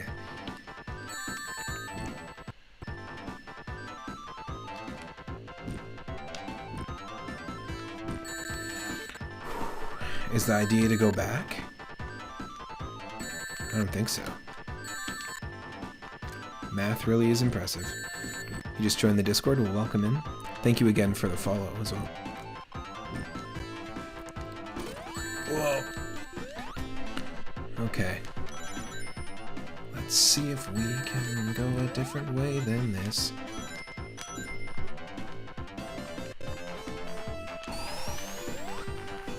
Aha. I knew it. That was the trap. Oh, you play Sonic 3 and Knuckles for score. Nice. You've destroyed the score record for Sonic 3 and Knuckles on recordsetter.com, and you don't even use the alarm bird glitch. I don't know what glitch that is, but what's the top score in Sonic 3 and Knuckles? Because we had like, at one point we were at like almost 150,000, something like that. But I've never really actually paid attention to the score in Sonic games before. Kind of the same with Mario games. But I think that's really neat. Kind of brings back that old school, like, arcade culture of, you know, trying to beat the high score. I'm actually way more interested in doing that with a game than speedrunning a game. Because I think the idea of, like, beating your personal best record is really cool. But speedrunning, to me, it just isn't as interesting.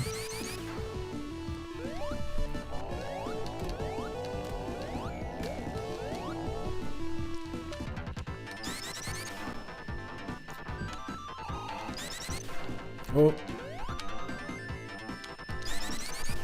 Oh.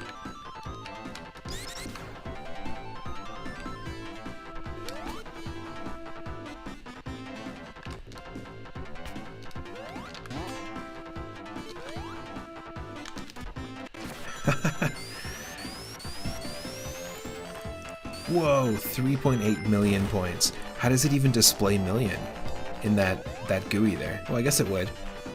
Yeah, I guess there's just enough. Just enough space. Wow. That's amazing. You've scored 5.8 million points with no deaths, no save states, no rewind feature, no hacks, and no glitches or cheats. That is impressive. Holy. There's 3 panels on our screen, 3 assets on the screen that are over the overlay. 2 Meowths and the logo. 3 lines of text. We also started this stream at 3 p.m. Pacific, and then I didn't start the game until 3:33 p.m. Pacific. So it's all about the threes.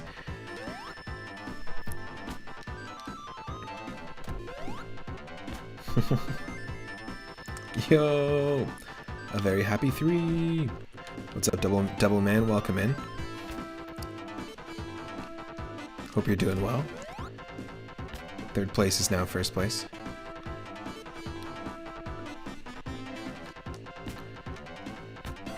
Oh.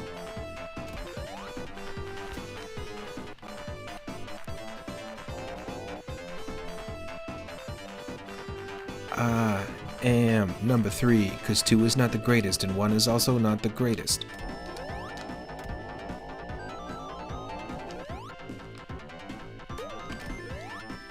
Question is, where do I go? We went that way. Can we get a shout out for Double Man FM? One of the mods. Thank you for the birthday wishes. Which version of the game is this? This is Sonic 3 and Knuckles. We knuckled together both Sonic 3 and Sonic and Knuckles. And we knuckled. But I actually feel like there's been a couple moments where I've felt like we're like stuck or we can't progress.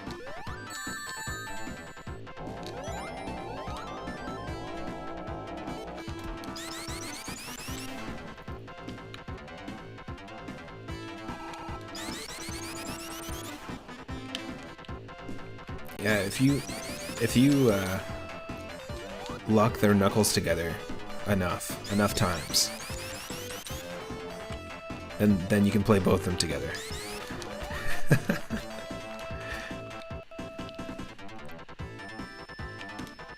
So technically we beat Sonic 3 already. We could continue on to the next threequel if we wanted, because we've already beat the first half of this, which was the Sonic 3 portion. But I want to try and see what I can do here.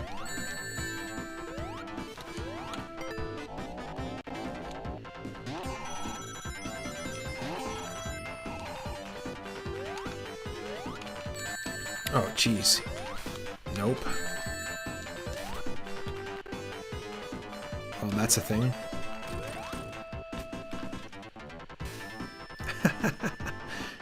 The patented rock-on technology. Blast processing. The kind of thing Nintendo don't.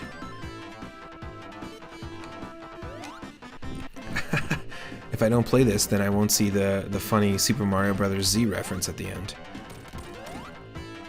Yeah, the people who made this game actually were huge fans of Super Mario Bros. Z.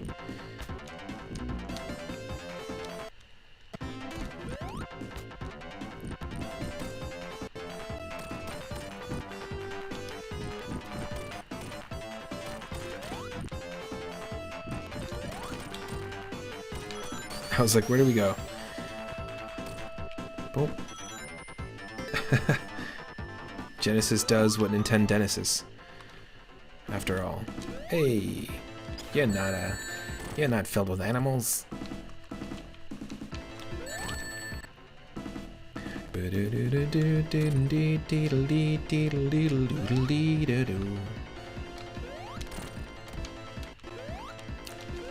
Stop hitting yourself.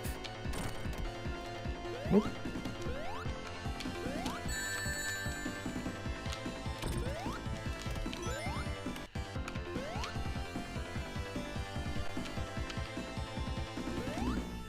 What the? Oh, it's because the time. Come on. It's always time over, isn't it? That sucks. This boss blew your mind as a kid. Nice. Ooh, cool. We got some snacks.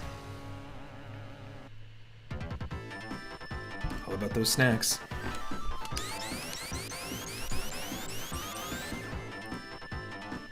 It's one of those things that define how cool video games are to kids.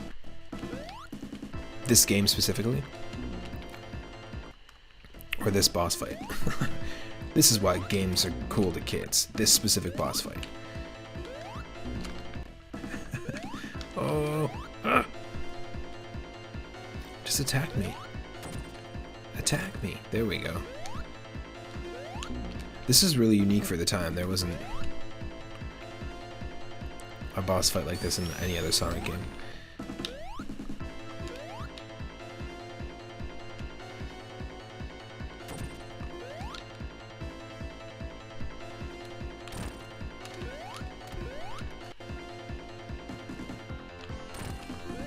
Woohoo. Come on. Oh yeah.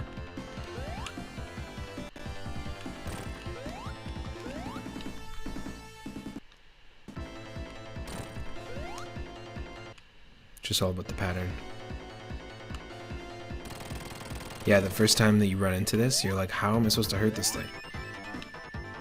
Totally. Oh, it fell into the capsule.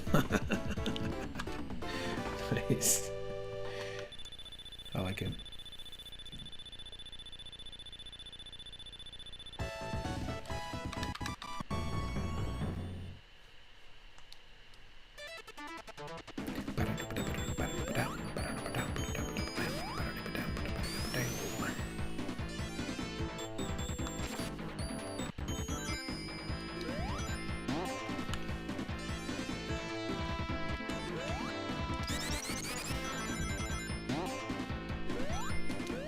Whoa. Fun fact, Tails or Sonic and Tails will have access to a total of 67 big rings in Sonic 3 and Knuckles without using glitches. Ah, so mainly through flight. Knuckles can't reach a bunch of those. That's a lot. It definitely doesn't seem that way if you're playing the game casual, that you're actually going to run into that many big rings. To me it feels like there's maybe like 10, 15 of them. But if you know where to look, that's pretty cool.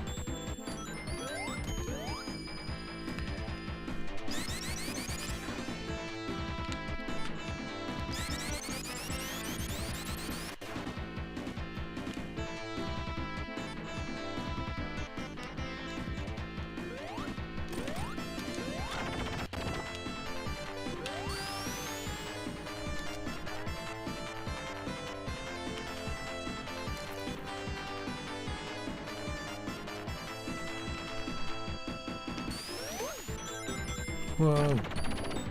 The first time you played this was on the Sega or Sonic Mega Collection. That was on the GameCube, right? Way back. I had that. That was fun. There's also the Sonic Gems Collection as well.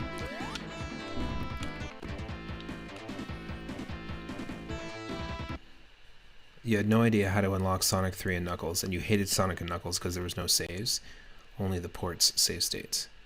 Interesting. You got all the way to the Death Egg Act 1 and got hard stuck on that mini-boss. Did the cheat to play the final boss through, and it blew my mind. Yeah, the final boss is pretty cool. Whoop. Mega Collection Plus was the updated PS2 re-release of the GameCube game. It added save states, Game Gear games, and shuffled around the extra games. Oh, interesting. Cool.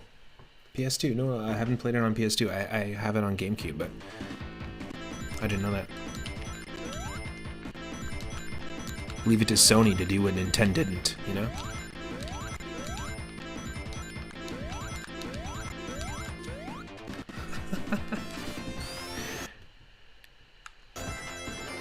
Whoa. For some godforsaken reason, Comic Zone was exclusive to players who had Sonic Heroes save data.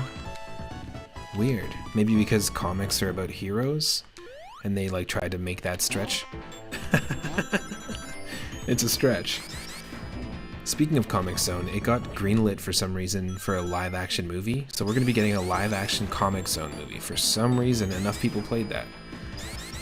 I actually have I was playing it recently on my Switch because I have the Sega Classics collection that's like 50 games on the Switch. But apparently Comic Zone is getting a movie, as well as what's it called? Not Jet Force Gemini. It's a Sega property. We posted about it in Discord recently.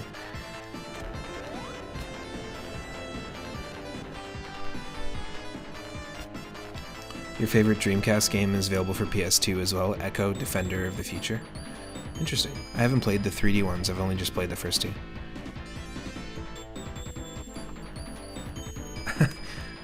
They got Flicky instead on the GameCube version, I remember that. That's a fun game, right? Well, Comic Zone is at least unique, you know, using the whole comic book aesthetic to kind of like present a side-scrolling beat-em-up in a different way. But I didn't realize that it was that popular. Either that or Sega's just reaching for properties.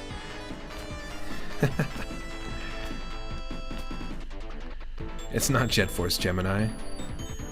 You're not about to say Jet Set Radio. No, no, no. It's neither of those. It's like Space Channel 5. That's it. That's it. It's Space Channel 5. It's nothing like any of those things I said. There's no jet in there. That's funny.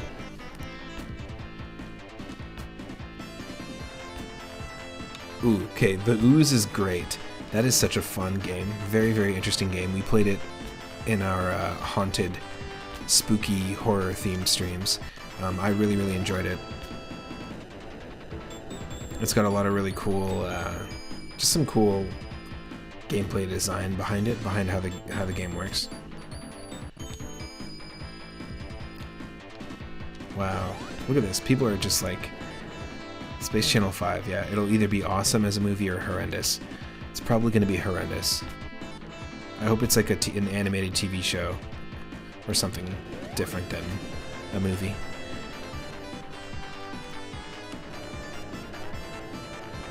What do you mean boost me up? Oh, that's amazing. I'm just stuck here for a while. You're like, just let that flamethrower boost you up. You got this.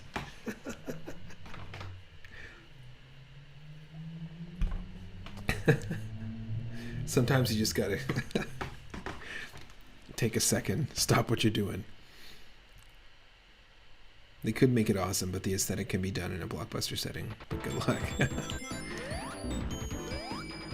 We'll see.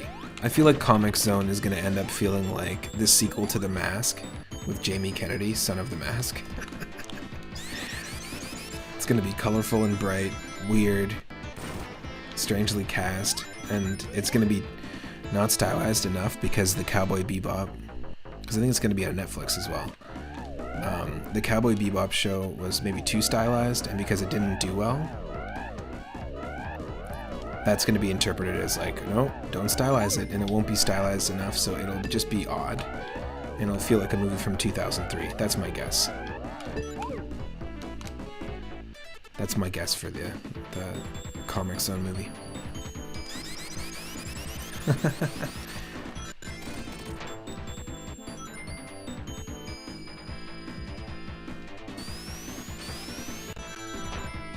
Nice.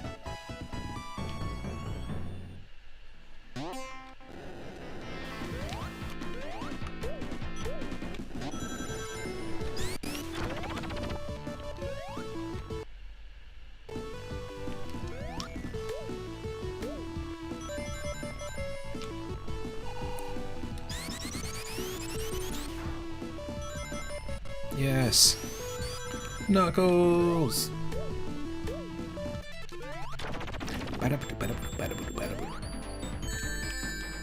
We lost all the rings. One day you're on the top of the world. Next you're fashioning Chaos Emeralds out of discarded chili dog wrappers.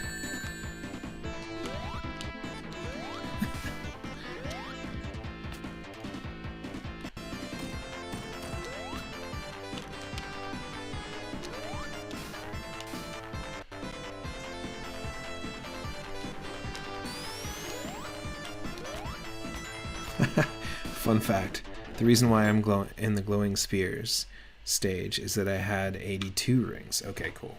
So 82 specifically.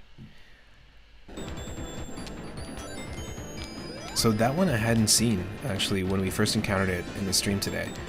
I might have run into that once as a kid, but I was not really that familiar with it. It's actually a really cool, unique bonus stage.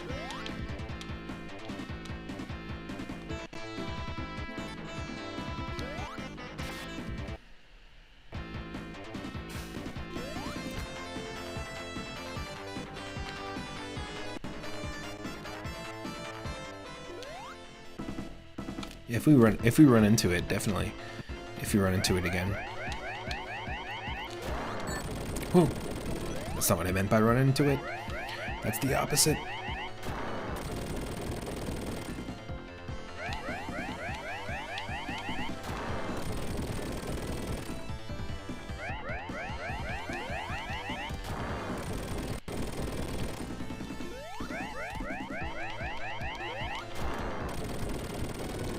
Whoa.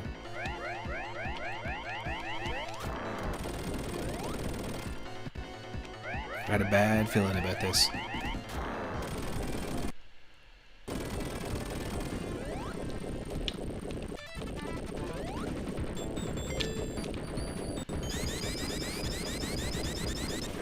Nice. It's the same every time, right? So you're able to do it. Yeah, there's certain parts in games that are just so satisfying to pull off like that. Whew.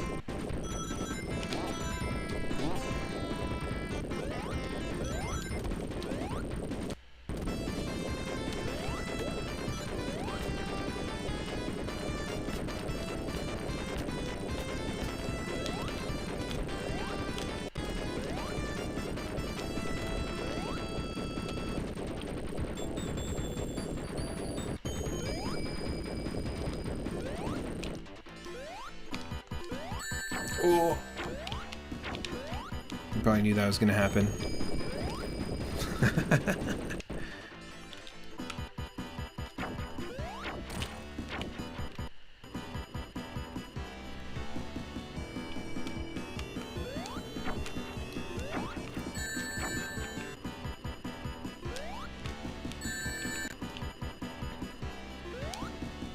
Best song in the game.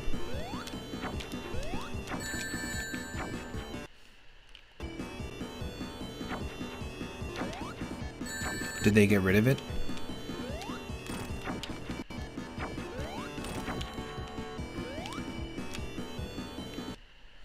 Ooh. Did they get rid of it with Ice Cap Zone?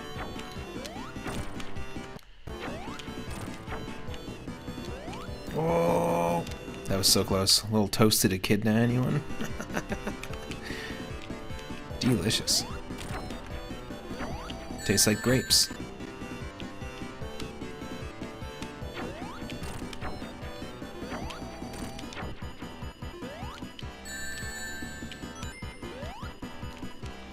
One ring again.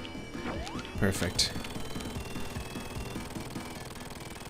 It's not the same without Flying Battery Act 2. No, it's not the one they removed. They actually used it in Mania. Oh, okay. The 7th and last big ring in Sandopolis zone is technically a Knuckles only route, and the route is designed for Knuckles, but you don't need to use a glitch to get to it. Cool. Like if you're the other characters. Can the other characters technically get to it without a glitch?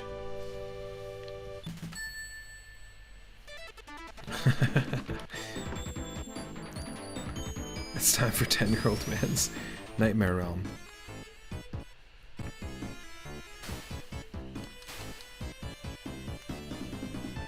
Great music.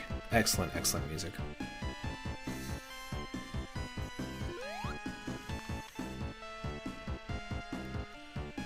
Even just some of the visual stuff here, like the heat waves, they did a great job.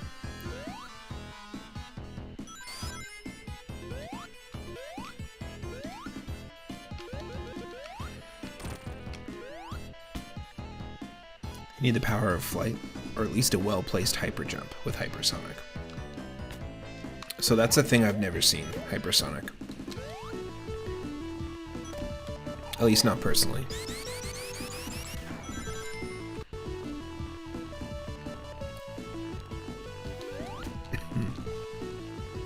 Nice.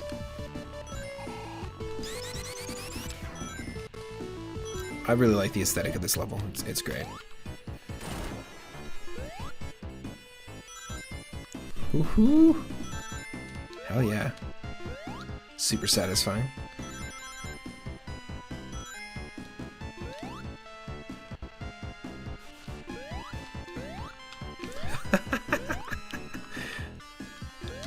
That is a great enemy design.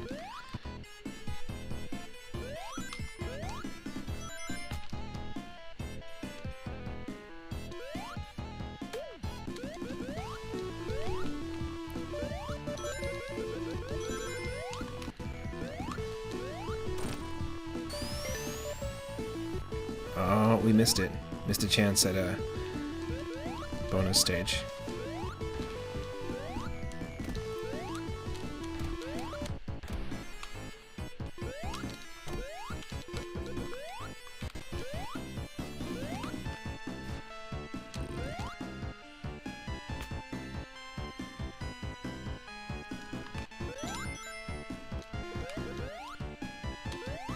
Hey. Would have been in the gumball machine. Oh yeah, that one was super fun. I love the gumball machine bonus stage. This is my favorite one though, if I had to pick one. Just because the music. It's dang good.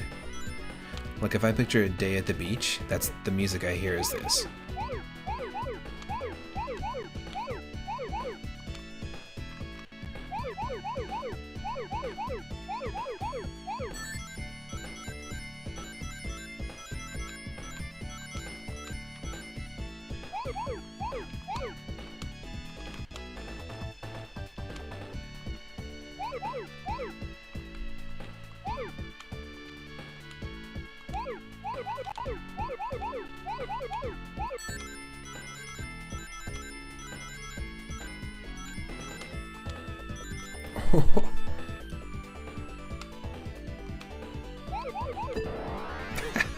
Great.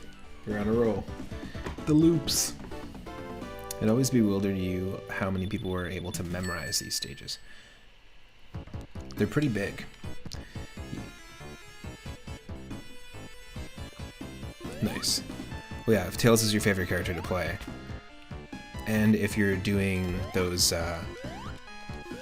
if you're playing for score and able to reach like almost 6 million points, that's wild. You gotta know.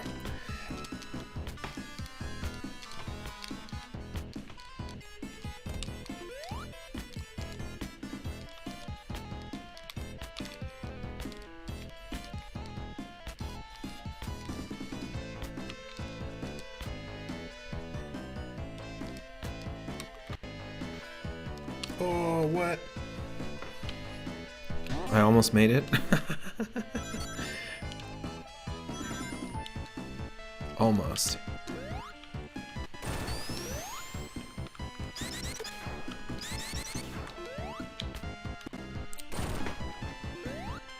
Act 1 checkpoint gives you the gumball. Act 2 gives you the balls. Big ring gives special stages.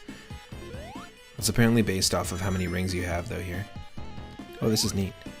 I really love that. I love the creativity behind each stage. Like they really, one of my favorite things about the classic Genesis Sonic games is the fact that they really focused on trying to create new mechanics, or at least a new feel, unique feel in each level.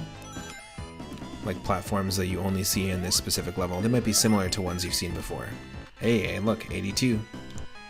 We hit 82 up again, so this is going to take us to the one with the orbs. But yeah, they do a really good job.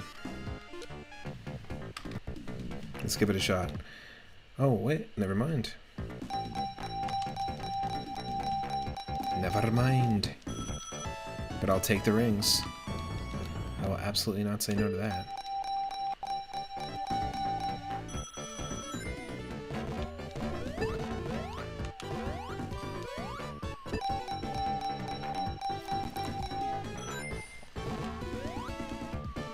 Ah, okay.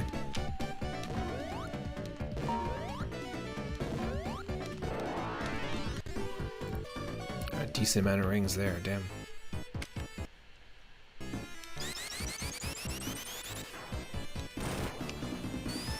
Whoop.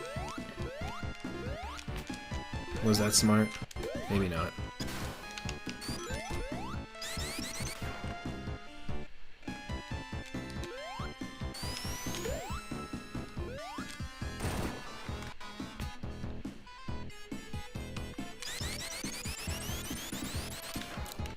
Don't get the Dr. Eggmans! Leave him be! Okay. The reason I was in the slot machine is because I actually had 79 rings upon touching the save post.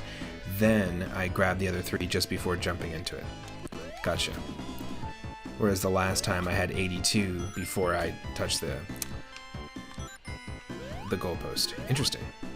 So it's all about timing, so a lot of that can be manipulated or at least like kind of swayed in your favor if you know all the details. That's really cool. Thanks for explaining.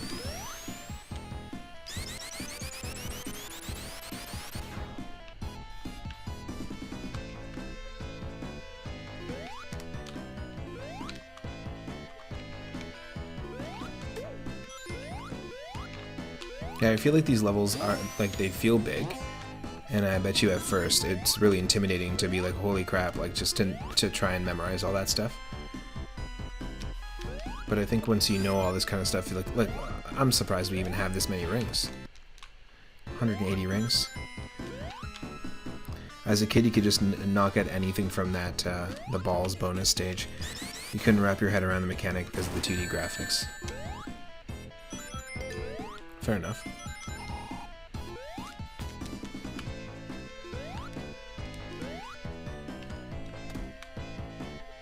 Climb up between the 2 pillars. Is it too late?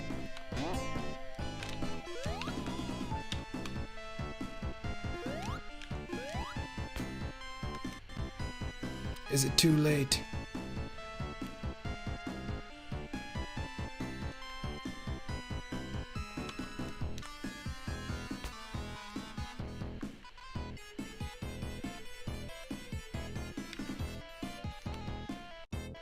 Oh, nice. Very cool. Secrets.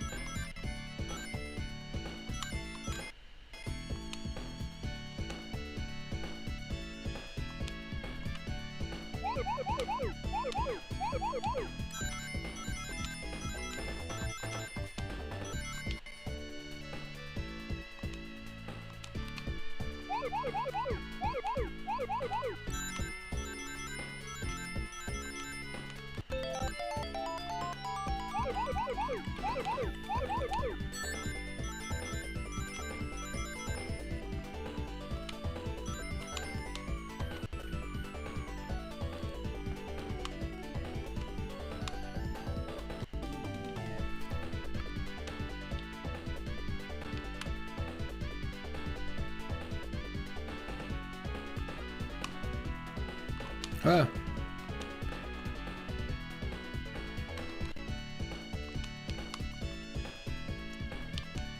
I was gonna say, where are the other ones? Oh!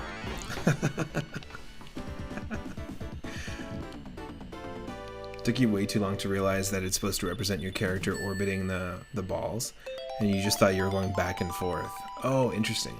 And it just didn't help that I didn't understand how to even jump off of them until many hours in. That sucks.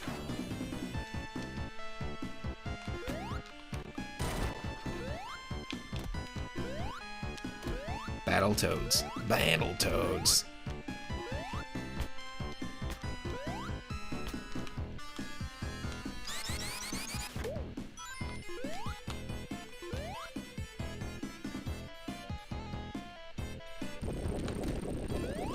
You spent most of your time in Mega Collection Plus reading the Archie issues? Nice. So I don't collect a lot of comics, but I do have a handful of the Sonic Archie comics. Some of my favorite ones to collect. I just really like the covers. Really cool stuff. I have a handful of like even some 1950s, 1940s Looney Tunes cartoons, or Looney Tunes comics. I have some Spider-Man comics. Wow, I do not remember this boss. There we go. Okay, we beef him. Okay, and you can't attack him in that form. I gotcha.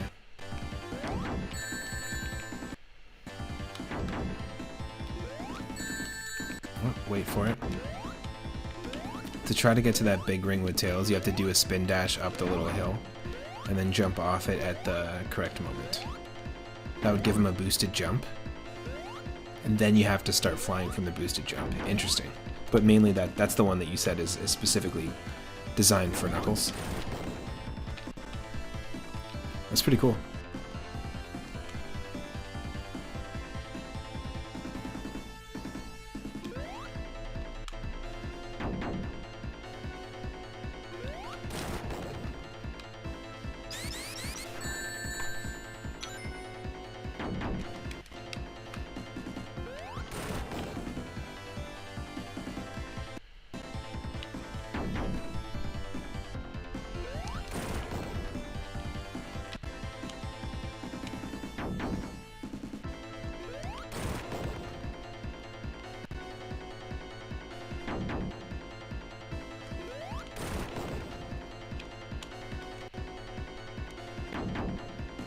The Archie stuff was super hit and miss. Oh yeah, there's also the IDW comics run. So there's two different series of Sonic comics that were running at the same time. Oh, come on. Second too early. Soon-tech.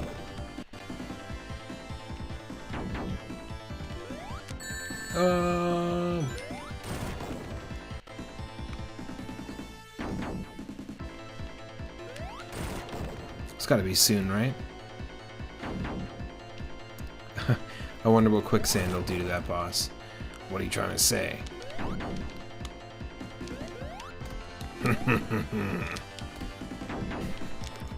Without giving hints. Come on, my friend. Can you come over here in 1 minute? Can we do it in 50 seconds?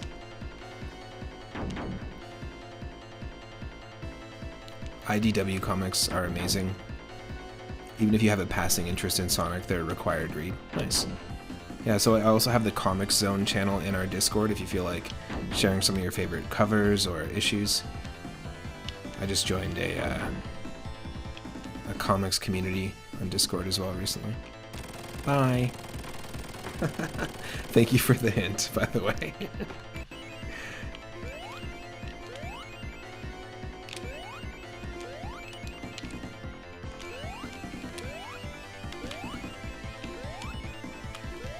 When you're doing high score runs, do you just sit here and do this forever? Or does this not matter?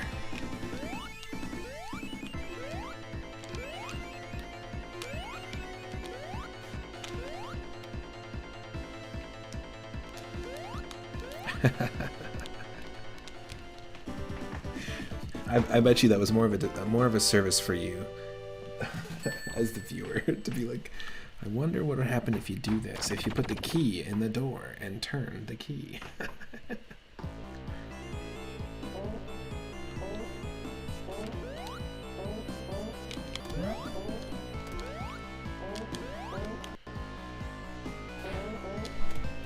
Welcome to hell.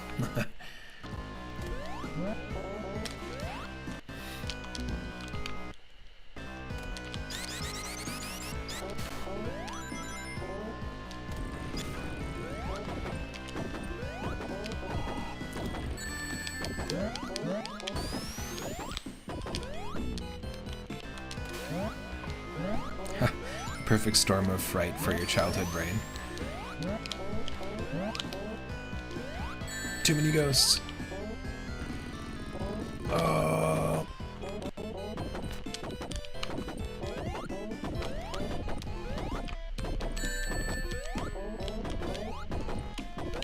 Oh no.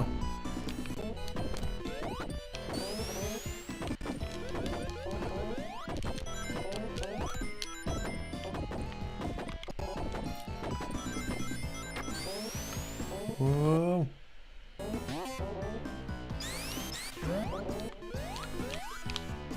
Interesting.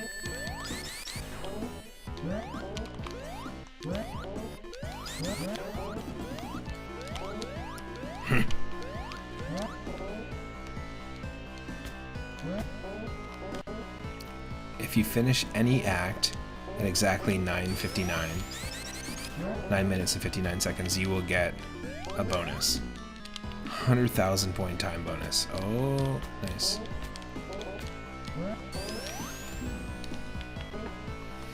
This is not the right way to go.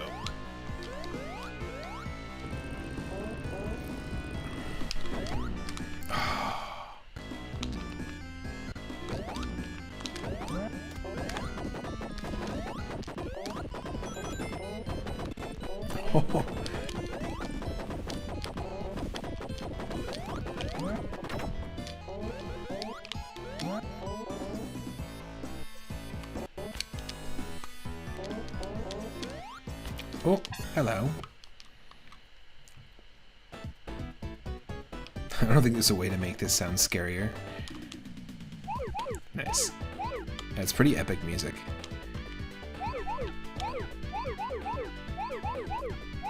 Back to the old blue orb grind.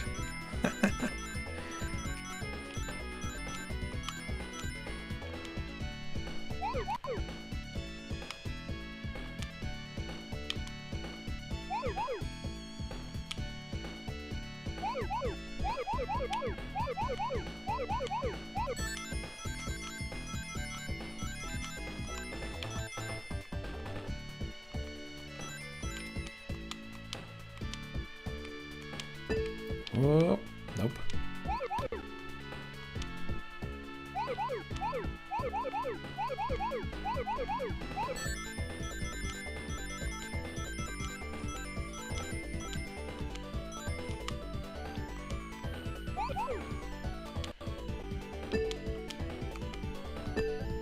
Whoa. There's something in Oil Ocean Zone Act 2 that they got from this act. Try to figure out what that is.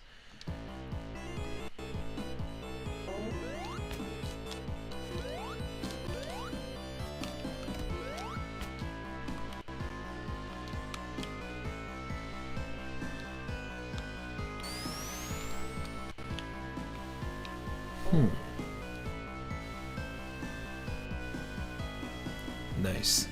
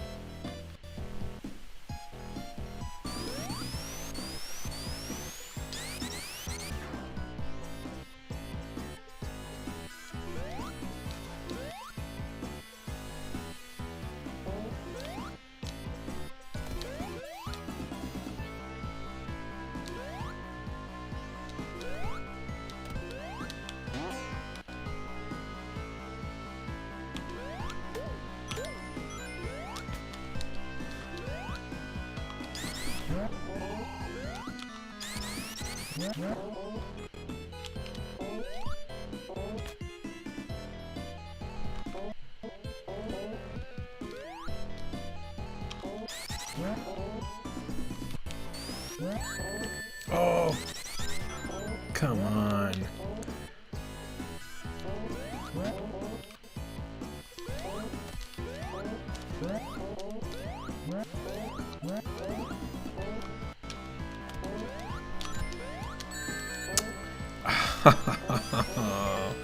Wow.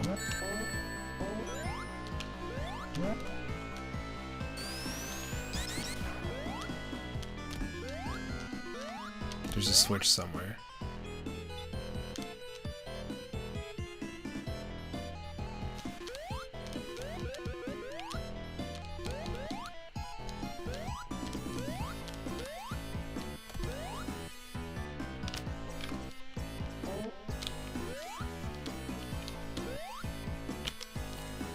Aw, what?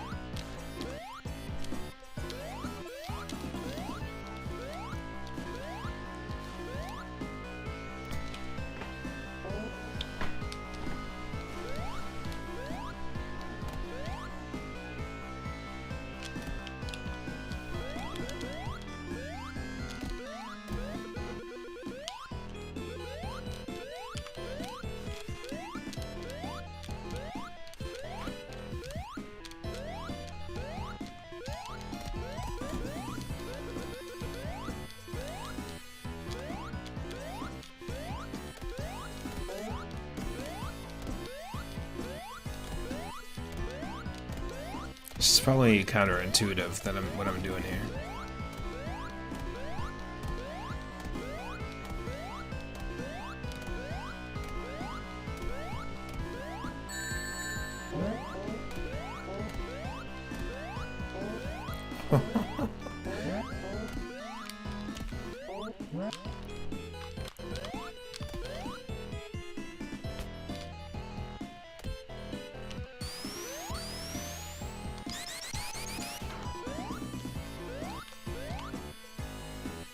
Right? Like, where's the switch for that?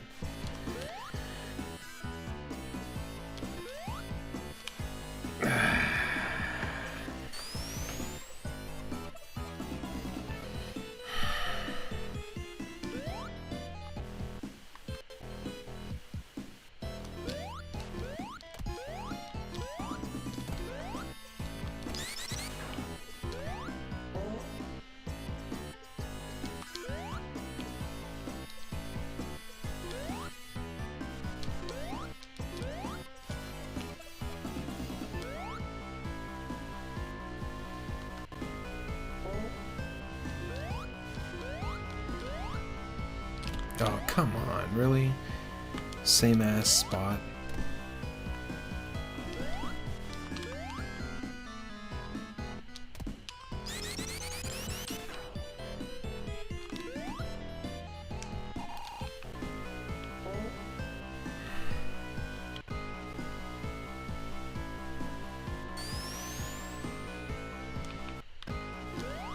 I want to like slow right down in that moment.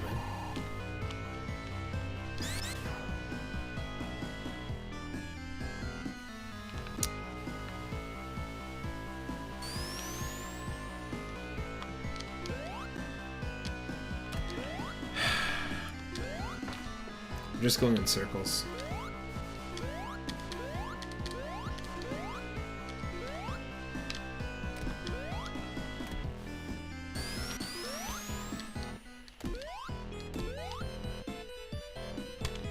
I just don't want to keep going in circles.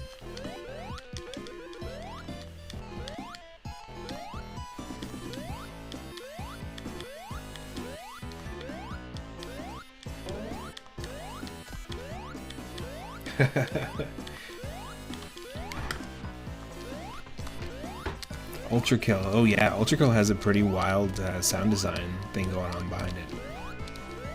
If you start, if you listen to the soundtrack, it's got some pretty eerie dissonance going on too. Ooh, this is rough. I might actually just switch the game up because we've got 3 games to play still, and we've already been playing this for like, I can't even believe like this amount of time. I might switch the game to Super Mario Bros. 3, and then we'll do some Donkey Kong Country 3, because the whole point of this was to celebrate 33 1/3 with 3 different threequels. We did play the entirety of the first half with Sonic 3, but this is cool. I want to come back to this, and I want to try this with different characters. And just see what else there is to discover about this game, because there's a lot. We've learned a ton about the game already, just today. But I want to say thanks again to LJL Chess for the follow, Agent Frowny for the raid and the follow, Cal, Son of L for the follow, and Silent Twitch as well. Same with Floppy Bagels for the Prime sub. So just stick around. We're going to be doing a quick transition here. We're going to be playing music from different stage 3s across different retro games. And, of course, because we have to do that. And then we'll play some Super Mario Bros. 3 up next. This will be the first time we're really digging into the Game Boy Advance version on the stream. We might have played it once or twice before, but not fully into it.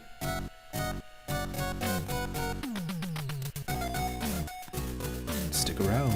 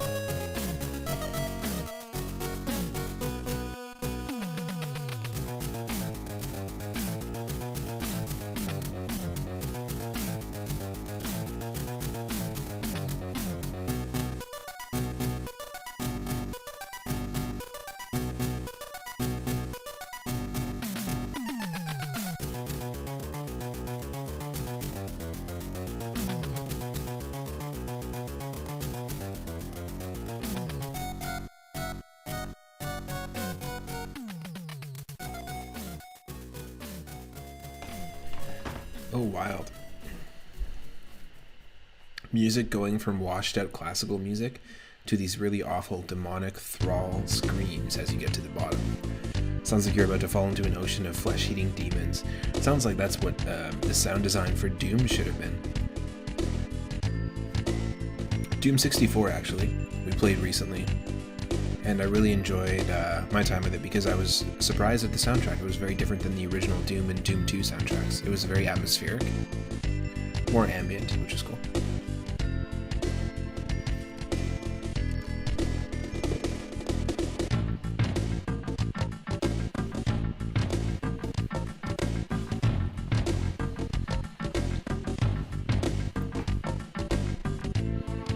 Oh, that's even more weird, where the game isn't really a horror game, but there's just like a random horror segment. That's cool.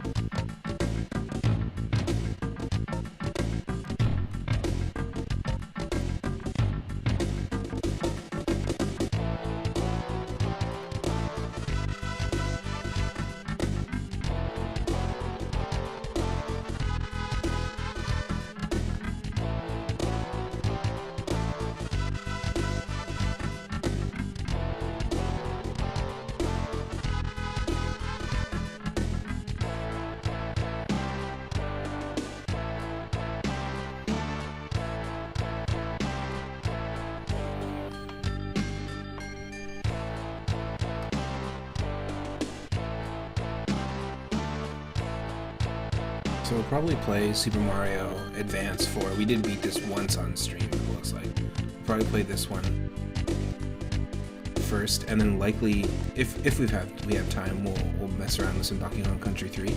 But I really like the game, and I want to give it some time. So we might likely do Donkey Kong Country 3 tomorrow at 5 p.m. Pacific. As usual, that's when I normally start every day.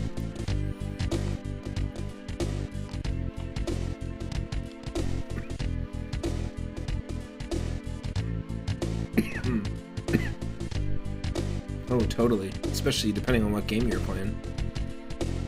What was more scary than Mom standing near your console's power adapter? No, Mom, they don't have save states built into cards yet. No, don't do it.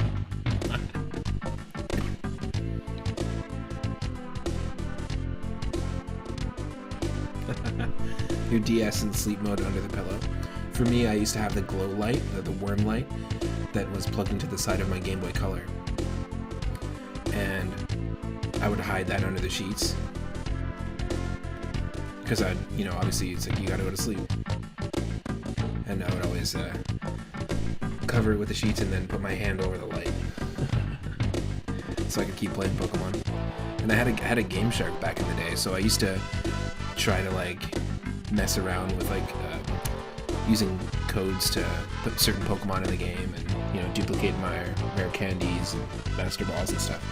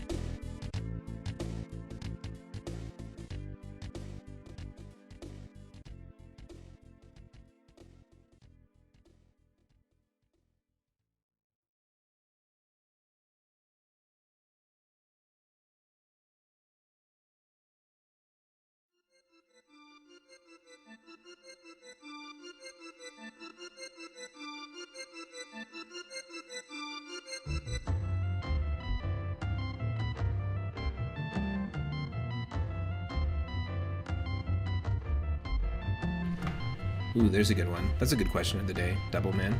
I have fond memories of pulling an all-nighter playing this one. When you and your brother got Game Boy Advance SPs for the first time, you'd literally go sit at the wall outlet and take turns charging while playing for Super Mario Advance 4. That's awesome. An all-nighter. So good question of the day. What is a game that you used to pull an all-nighter to play? 100% RuneScape back in the day, because I just would not sleep and just try and train my character. But definitely the Pokemon games, like I was saying, with the original Game Boy and having the Game Shark and being able to just like glitch in Pokemon that I didn't have. That was pretty cool. But the biggest memory for me is Super Smash Bros. Brawl, because I was such a fan of Super Smash Bros. Melee, and I ended up waiting in line for Super Smash Bros. Brawl, doing the whole pre-order thing at midnight, getting it, and not sleeping. Just getting home at midnight, like maybe 12:30, 12:45, and popping the game in. And me and my cousin stayed up until, I want to say like 10, 11 a.m., maybe till noon, playing the game straight, 12 hours straight. We beat it. We beat the like main story mode, Subspace Emissary, just passing back and forth the controller. And I remember it totally burnt me out on Super Smash as well as Brawl, because I spent so many hours with Melee, and I can still spend so many hours with Melee. But Brawl is kind of when my like love for Smash games kind of fell. And then the next game that I played after that, because I couldn't wait for the release of Super Smash Bros. Ultimate, I was like, I'm impatient, I'll get the 3DS one. And that was the next one I played. So I was just like, okay, well, I think I'm out of Smash games at this point.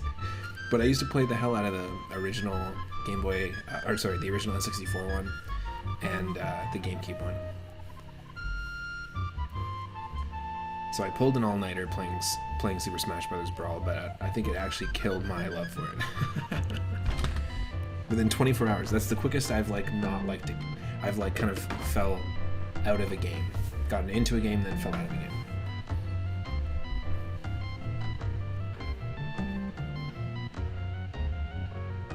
Chess is saying, I remember when the original Game Boy came out, that was the coolest thing. Then the Game Gear came out, and that was awesome. Yeah, the Game Gear had some pretty sweet games for it. I had some friends that had a Game Gear. But there was some pretty impressive stuff that you could do with the Game Gear, visually. Yeah, Double Man, I actually really like the... so Super Mario Advance 1, the beginning of this series, is one of the first games that I got on my Game Boy Advance. It was a launch title, and I got it with my purple Game Boy Advance. But I loved it, and it's actually how I've played Super Mario Bros. 2 the most often. Because I didn't own the NES Mario 2. But I played the hell out of that. And yeah, the port of Super Mario World isn't my favorite. It's also really odd that the physics from Super Mario Bros. 2 Luigi is carried over into the Game Boy Advance Super Mario World. So when you play as Luigi, it's kind of like a hard mode challenge, because that flutter kick, holy, in Super Mario World levels, it is not easy.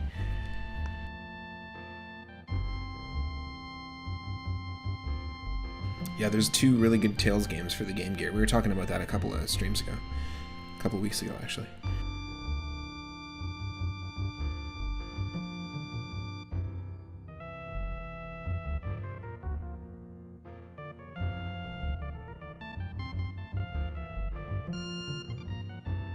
Heck yeah. The Thousand Year Door was the first time you ever pulled an all-nighter. So that's the next game. We've been gradually taking on all the Mario RPGs. And in November we played and beat Mario and Luigi Superstar Saga. But the next game in the list is going to be Paper Mario Thousand Year Door. When we dive into it in a few months, that'll be the next one. But yeah, sometimes getting a game for Christmas or getting a game like for like a birthday or something like that, it's like really exciting, and then you end up pushing that all-nighter. You have a long history of all-nighters, which began on my cousin's old Atari 2600 Asteroids, which you were close to world record playtime. Yeah, games like that, you just like, it drives you to just keep trying to beat your high score, and it's like, I know I can do better, I know I can do better. That's part of the reason why I love Burger Time and DK Jr., Dig Dug 1, the original. It just drives you to kind of beat your high score, and there's like something about that I feel like is kind of lost in newer games, but some indie games are bringing that back. Even this game actually introduces high score and kind of makes it a little more worth it.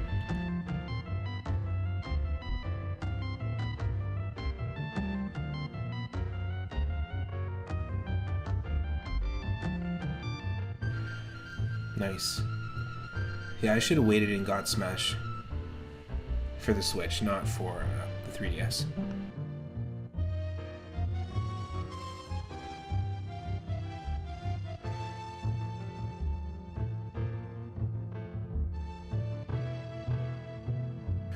Can you not pause it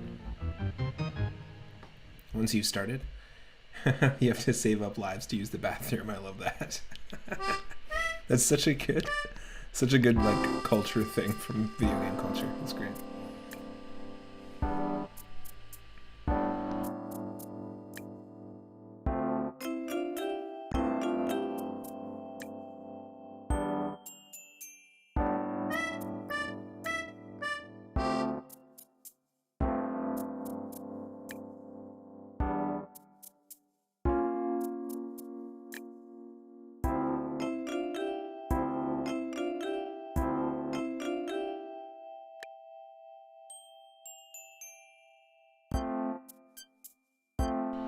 I'm not sure what the first game I bought with my own money was.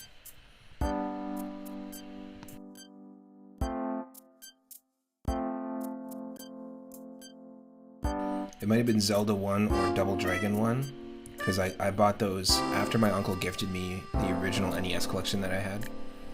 I had Zelda 2 in that collection, and I had... It might have been Zelda 1 that I bought myself.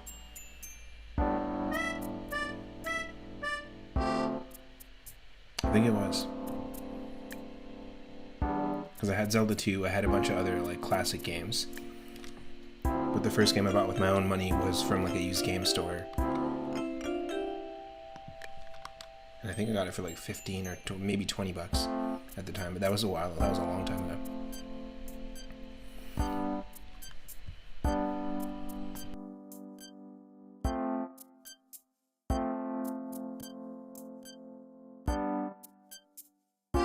That's right. Mewtwo was an exclusive for 3DS, wasn't it? And they didn't have any plans to release Mewtwo. I remember that.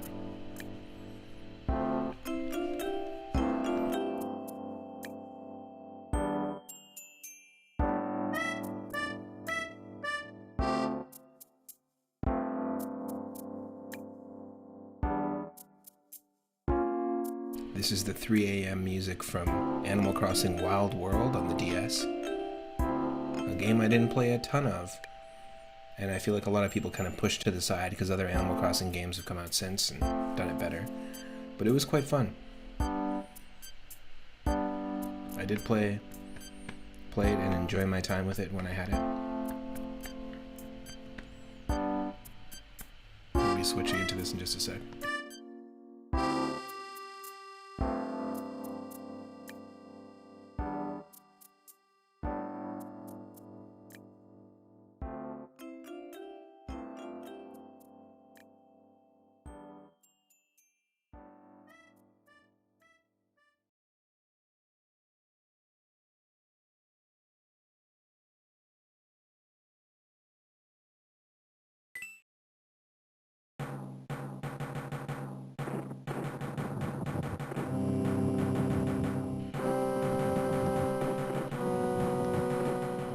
So I'm just going to bring down the volume in the game just a touch. You let me know if that's a good balance, and we'll kick into it.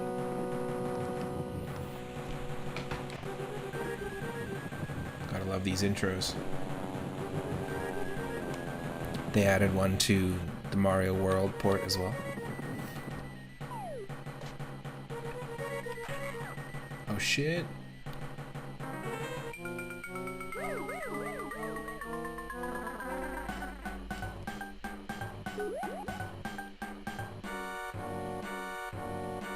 Dear Princess Peach, I have terrible news. Those evil Koopalings are spreading chaos all across the mushroom world.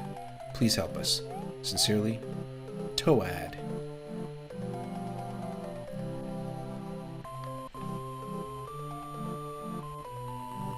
Now my all-time favorite NES game, all-time favorite Mario game is Super Mario Bros. 3. So I'm a little biased. Mario Bros. Is also a lot of fun to play in this game. It looks like, hey, we have a little bit of a top high score to beat here, so maybe we'll try and beat this high score while we're playing through it. 799. Let's see if we can get 800,000. That was not an intention to get that high score, and that's what I was saying. You know, a lot of people don't really focus on high score anymore. But these Super Mario Advance games, they tried to bring a little bit of that back. Even some of the animations are pretty. Let me just bring it down just a touch more. The animations and also like they put more focus on like showing you how many points you get, because I feel like that was something that was lost. Like I feel like the original Mario Brothers games had. We'll go Mario. The original Mario Brothers games had the high score almost as a result of it being like left over from like previous games. Like, it made sense to have it in Donkey Kong, it made sense to have it in Mario Bros. Arcade, but it didn't really make sense to have it in Super Mario Bros. 1. There isn't even, like, a high score board. But they introduced the high score board into these advanced ports, and I think that was really smart. Smart move. I love the UI in this. They did just such a good job.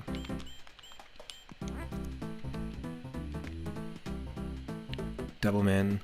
I also remember freaking out at the Smash 4 final DLC livestream. I remember that. I was watching it. You got the fake out.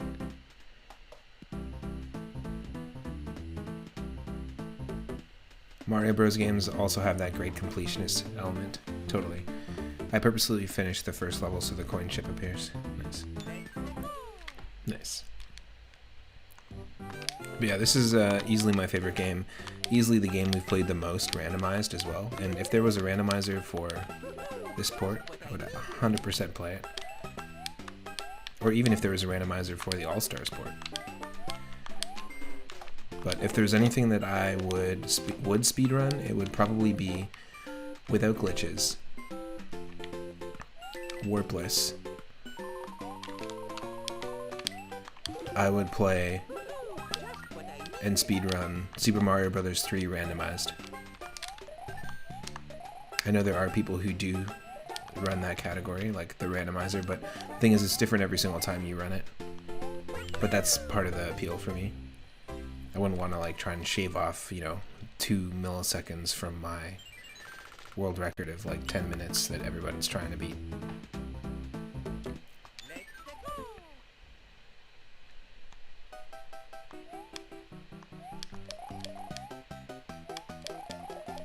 But yeah, this is a good port. I mean,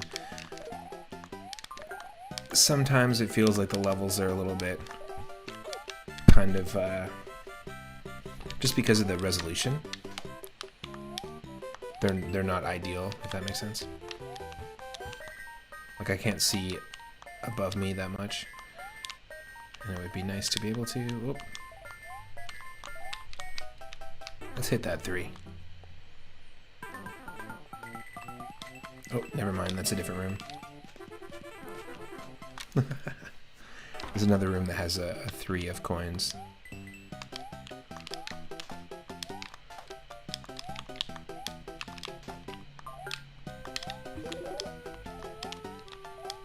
I also have a very distinct memory of beating Mario 3 for the very first time, and also learning how to tie my shoes for the very first time on the exact same day. Both taught to me by my cousin Jessica, which I thought was pretty cool. She taught me how to tie my shoes. She was babysitting, and she also taught me how to beat Bowser, and then that day I figured out how to do it. Or how to trick Bowser into ground pounding himself into oblivion.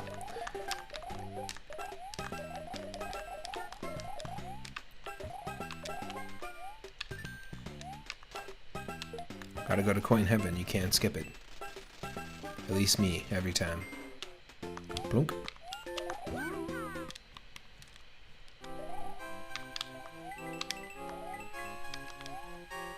Yes.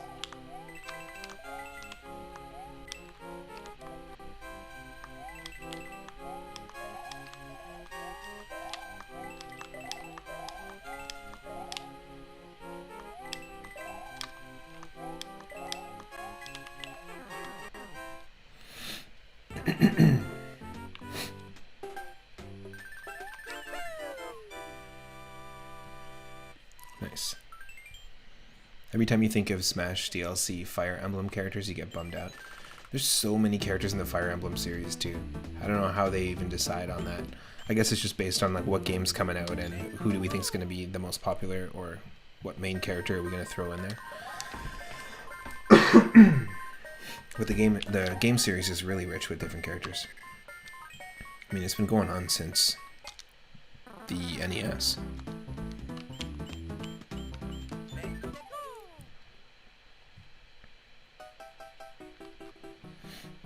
Yeah, all the ones they choose are middle of the road infantry sword units. Yeah, they're not any of they don't dip into the interesting characters, the more interesting characters in this series, in terms of design at least. Oh, heyo, I'll take it.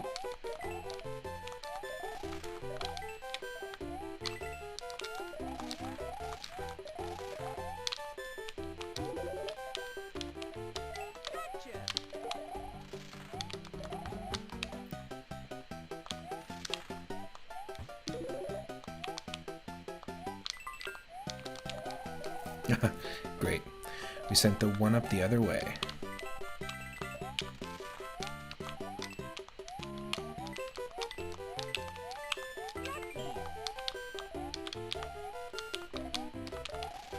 If we got that one up, that would have been 3 one-ups. And of course, why'd I do that? Getting the P-Wing from this level is easier here than on the NES version.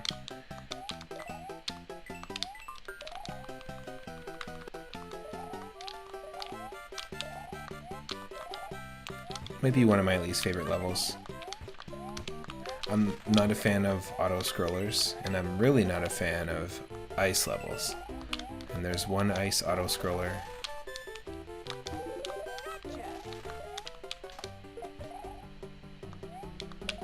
And there's one underwater auto-scroller, which I like to call the Wato-scroller. There we go, there's 2 one-ups. And I think we can get ourselves our 3rd up. Boom. Alright, if you're one of our followers, drop that 3-up emote, or if you're one of our subscribers, you can drop the moon emote in the chat. Perfect time for it. It's technically our first actual 3-up moment. that we've had in the stream.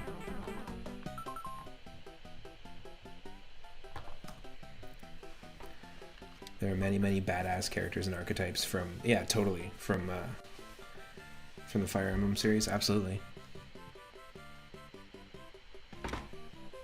I think Robin's fun to use, absolutely. I actually really enjoy using Robin. But I'm not, I don't know, every time I play the newer games, I just want to dive into a couple rounds of Melee, you know? It's just how I am. And I'm not, like, competitive, didn't play in tournaments, none of that stuff. I just really like Melee. There's just something about it.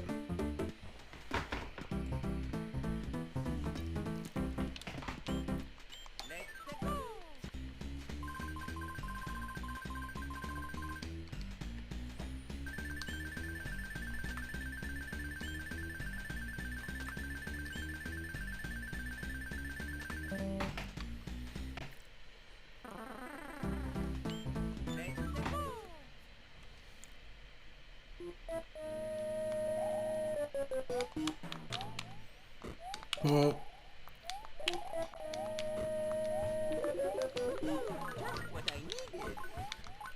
is that the same reuse Just What I Needed from Super Mario Advance 1? I bet you it is.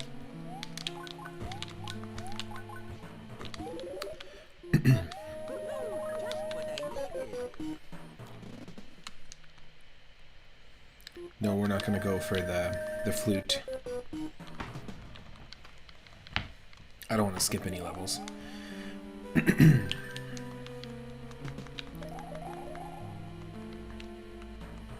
Just like we do with our Super Mario Bros. 3 randomizers, and we've done like at least 45 of them completed on the stream.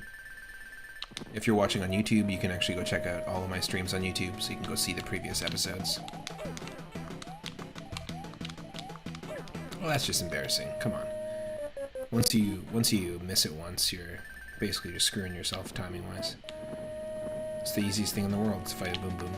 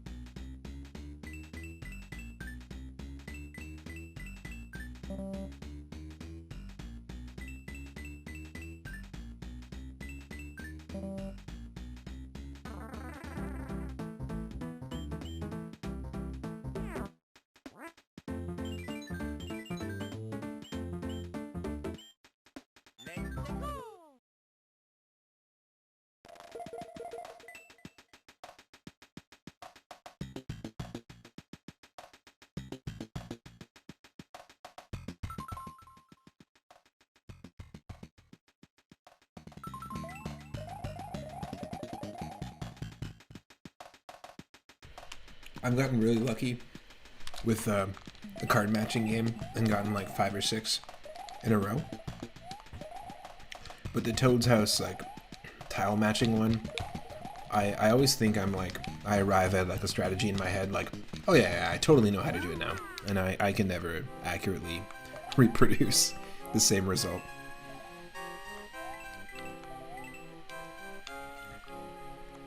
Yeah, the Wii U version on the Wii U eShop of this game does include the e-reader levels, and it's one of the few places you can get them without collecting the actual e-reader and the different cards.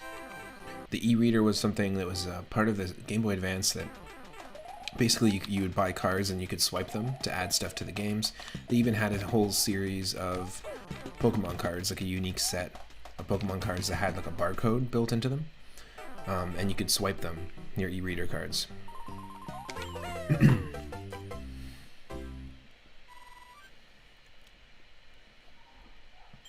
But yeah, the e-reader content in this does include a lot of stuff, including like the Super Mario World cape,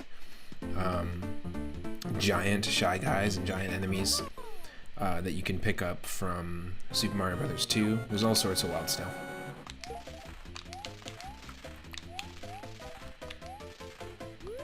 Hey, a star.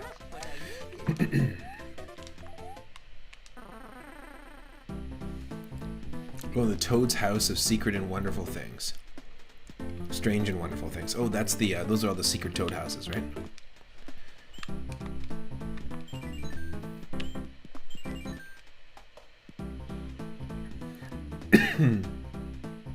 Totally. Excuse me. Oh.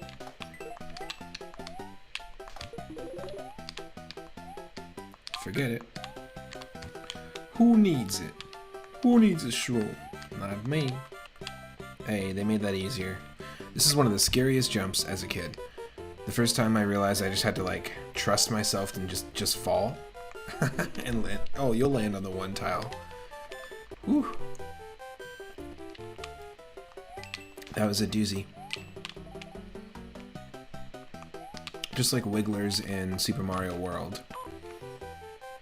I would always like stop in my tracks whenever I'd run into a wiggler, but then once I realized they're just like a 4 tile wide series of springs that move towards you slowly, I was like, oh, it's just springs. They're not even an enemy.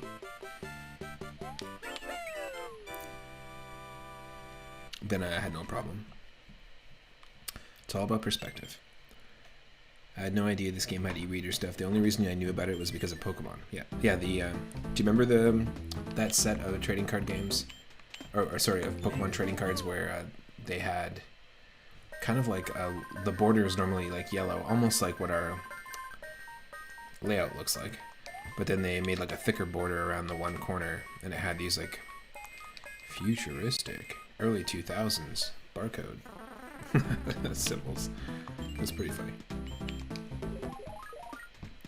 You had some of those e-reader strip cards.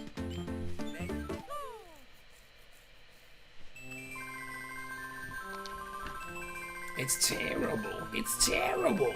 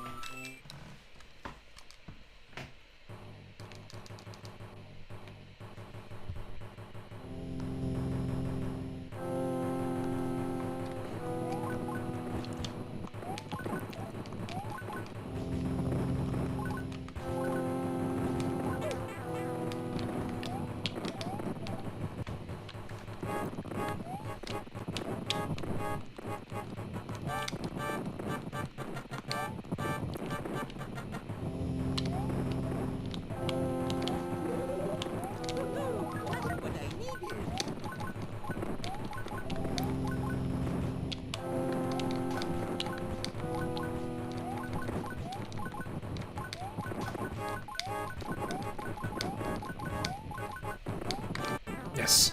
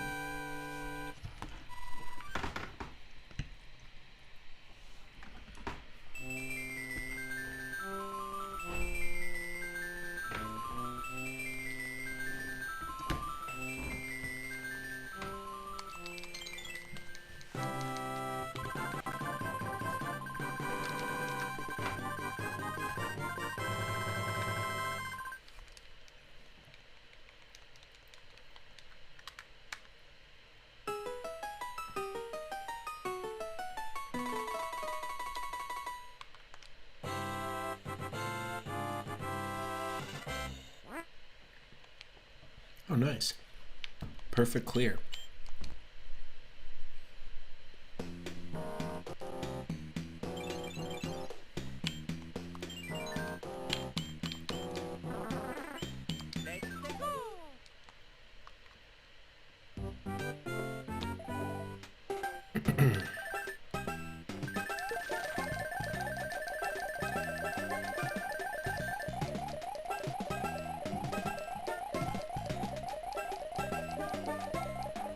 Yes, I do remember this. The Aeon ticket debacle.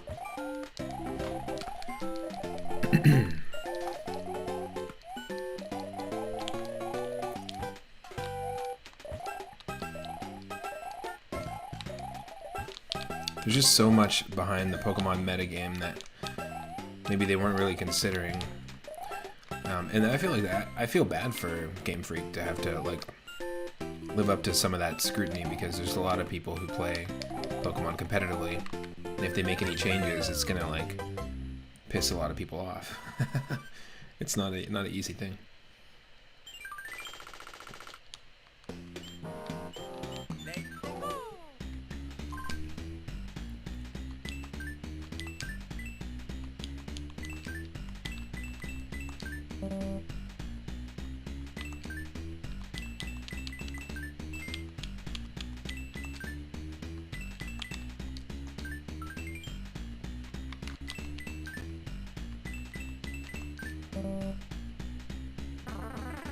Hey, you got a 1-up though. That's nice.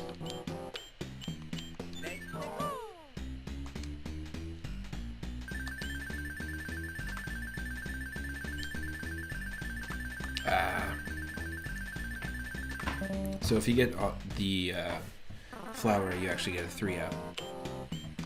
So they introduced the 3-up moon in this as part of the e-reader content. But normally in Mario 3, it's the 3-up flower.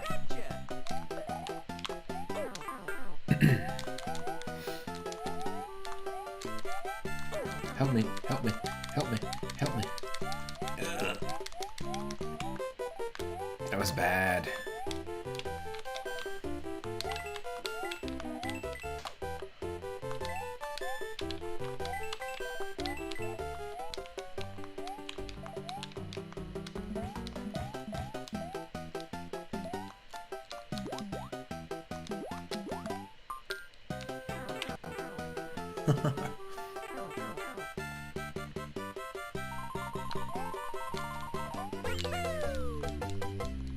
The leaf is 7-up.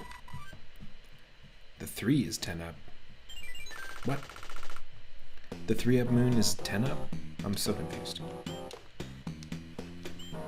I mean, I'll take it. I'll take the extra 7. I'm kind of thirsty. Give 3-up a 7-up and we got a 10-up. Yeah, you needed to own a ton of stuff. An e-reader, 2 Game Boys, a link cable, a copy of Ruby and Sapphire, and had randomly subscribed to Nintendo Power at the exact same time they shadow dropped the Aeon ticket in order to earn it as intended. An Emerald Chad, I like that. Who isn't an Emerald Chad?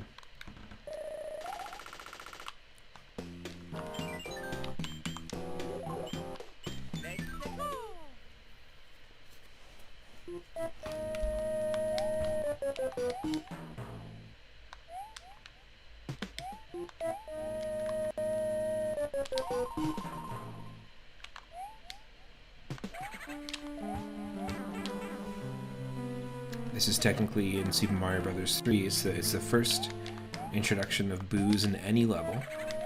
It's the first level that you'll see them in. So technically, even though it's a castle or a fortress, it's the first ghost house level. Before they officially call them ghost houses.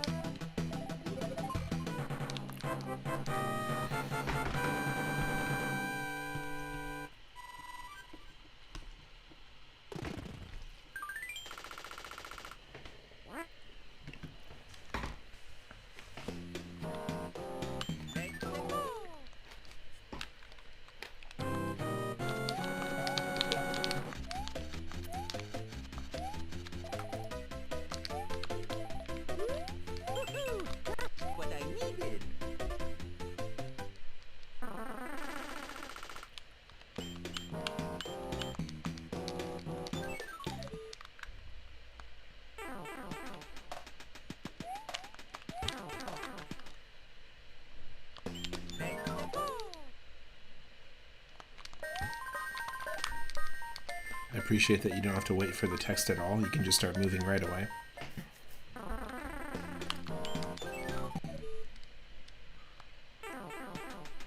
It's a nice little quality of life improvement. Simple. Boonga, boonga, boonga. They go hard with the slap bass on that rendition of the song. In this version, at least.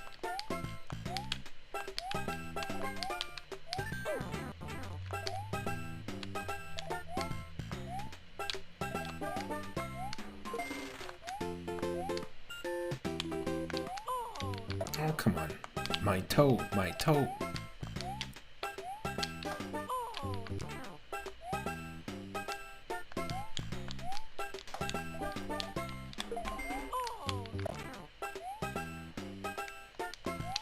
Why don't you shut up?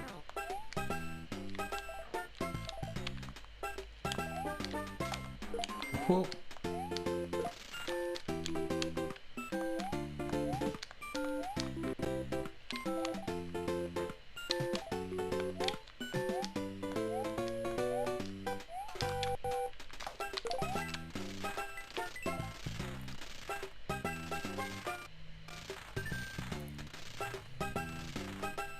Oh, after you match the first one with either the mushroom flower or a star, you have a chance to continue and get the leaf. You match twice in a row, and you have a chance for 3. Oh, that's how the leaf's introduced. Interesting.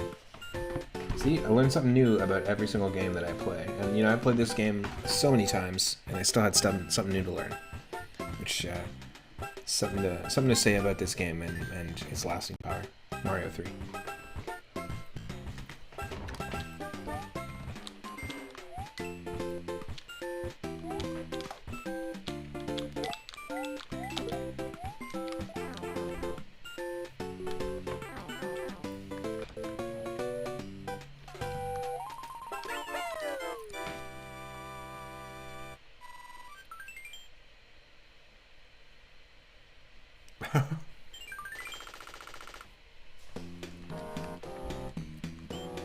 Wow. You had to be at NASA in Texas for 2 weeks in 2004 to be able to have got a chance at a Generation 3 event Pokemon Chansey.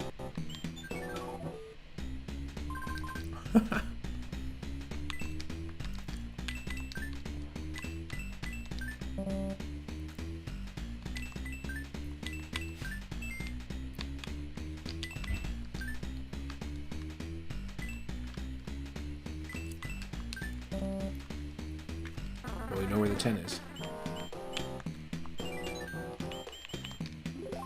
Did somebody say 10 is?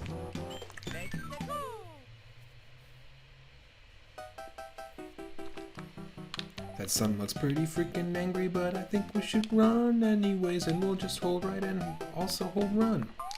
Ah. Don't be angry, son. Don't be angry. I didn't do anything.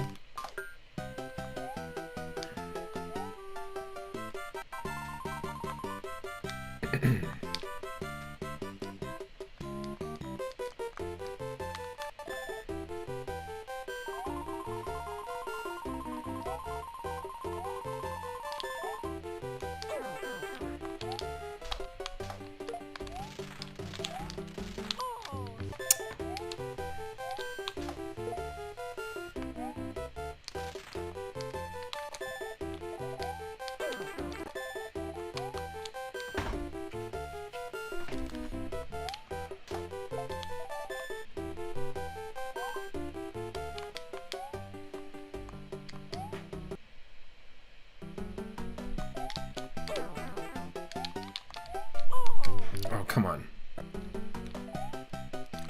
That was amateur. Let's go.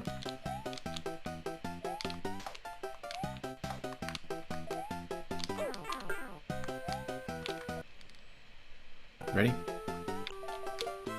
I have no son.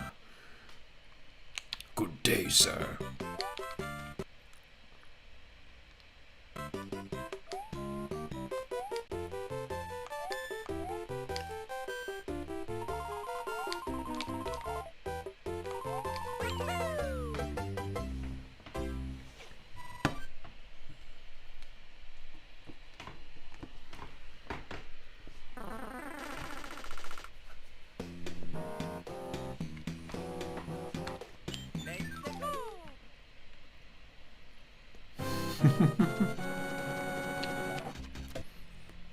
Super Mario Land 2 does have a fantastic soundtrack as well.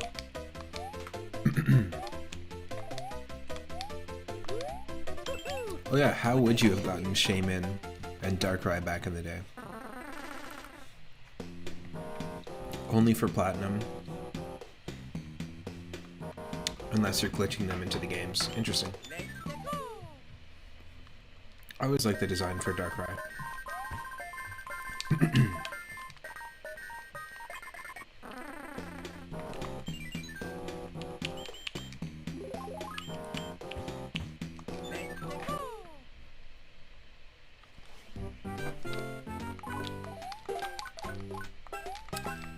You like how Tatanga, the mysterious spaceman back in Super Mario Land 2? Oh yeah, totally. How he's the main boss in Super Mario Land 1, but just kind of ends up being just the boss of Space Zone in Mario Land 2. In fact, that's what our Discord is named after. Is the Space Zone, Moon Space Zone.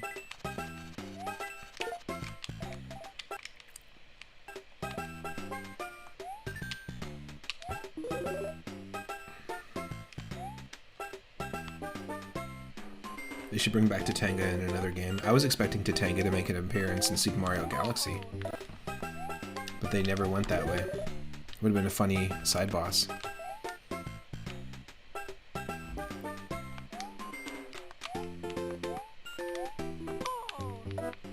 The lore is that Tatanga was hired by Wario to get Mario to leave his castle unguarded, which leads into 2.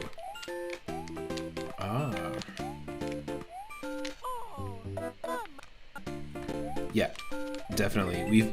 I've also played Super Mario Land 2 a bunch. It's one of my like go-to road trip games. It came out after Super Mario World, and it just has a lot of clearly a lot of things inspired by the game. Oh, come on. We screwed ourselves. I screwed myself.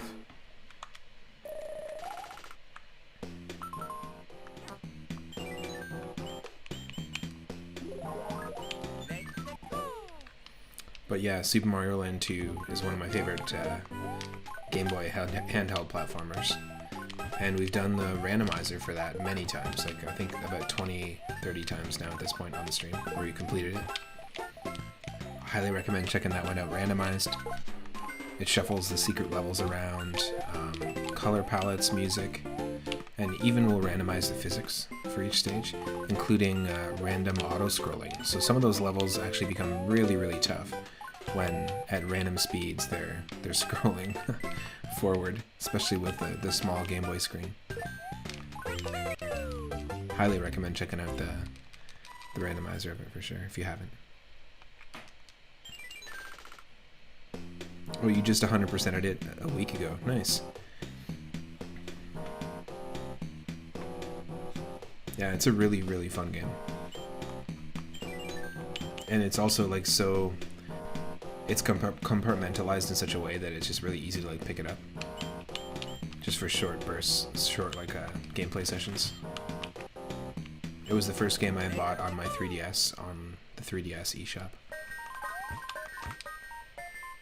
Hey, we got the frog, got that frog, got the frog, we got that frog.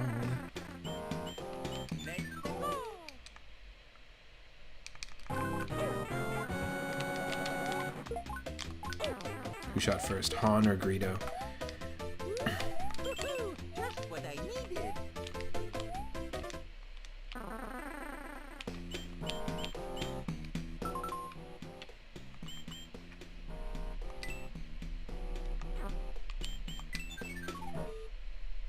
This is a cool feature they added.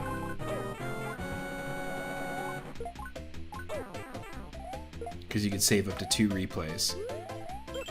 Just what I needed. That's a really neat little feature. I think more platformers should have that. If you really like it, then you can be like... Wait, how do you do it? Select. You could save it. And then play back that whenever you want. That's cool.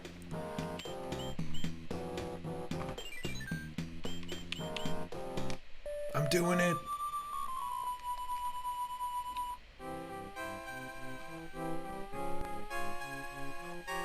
never do it, but we're doing it.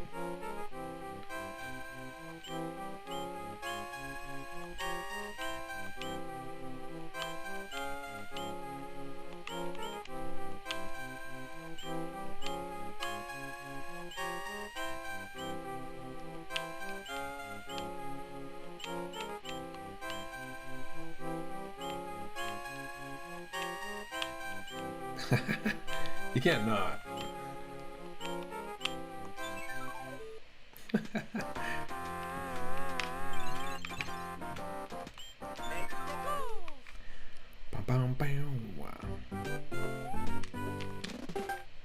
Whenever I get a chance to jam along to the music, I gotta do it.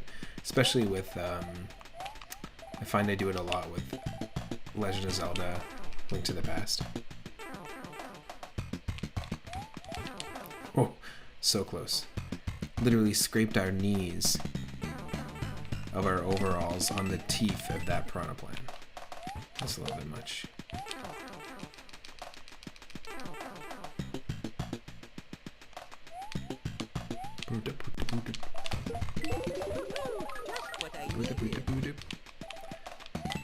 That was pretty nice, what just happened there.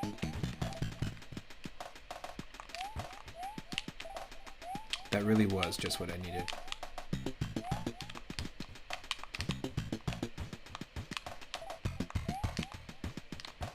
Oh, they made that a bit easier.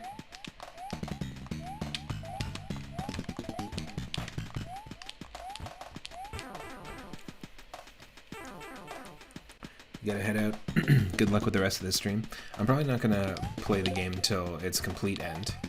Just because I spent so much time with Sonic and Knuckles, Sonic 3 and Knuckles, and we've played and beat this one before. Same with Donkey Kong Country 3, but we'll probably do a part 2 of this stream. It'll be like a part 2 birthday stream tomorrow at 5 p.m. Pacific, and I'll be diving mostly just into Donkey Kong Country 3. But yeah, nice to meet you. Thank you so much for the follow, and welcome into the Discord. Go to World 5. Oh, the Goomba Shoe level. Then skip to World 8. Hey, look at that. Second 3-up moment of the game, of the stream. Boom. Amazing.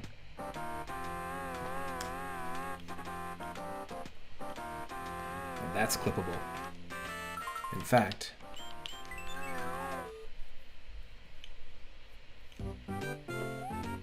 oh, it's the entire thing. Wow, interesting.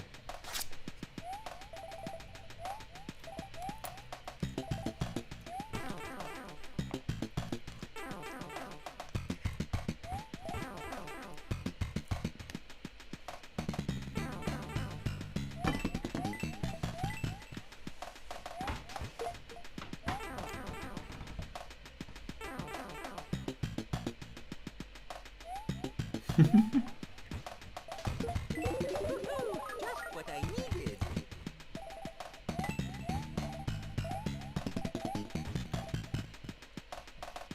I definitely have to save this because this is a pretty good run here.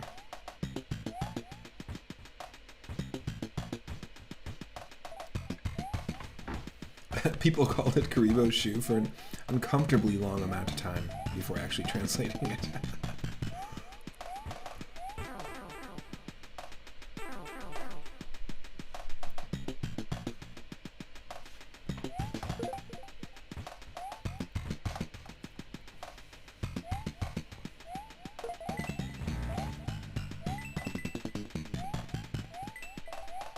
I really went back for that coin, didn't I? End this shit.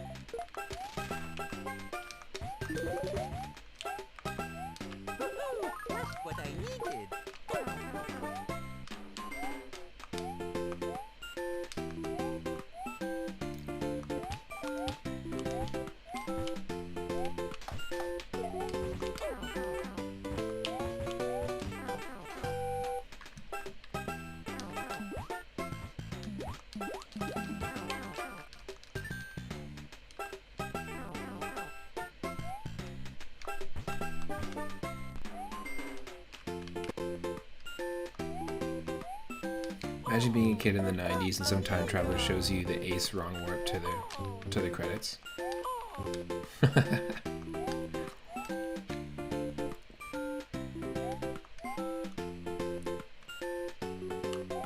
I'll just beat this game in 3 seconds.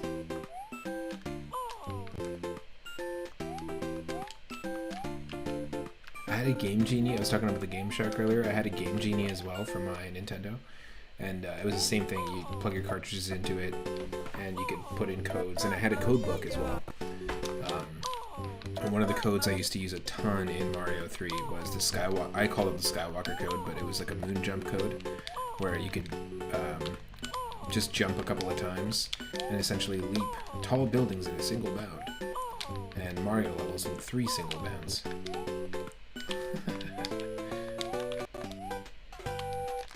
What a time to be alive, you know? Fuck those piranha plants.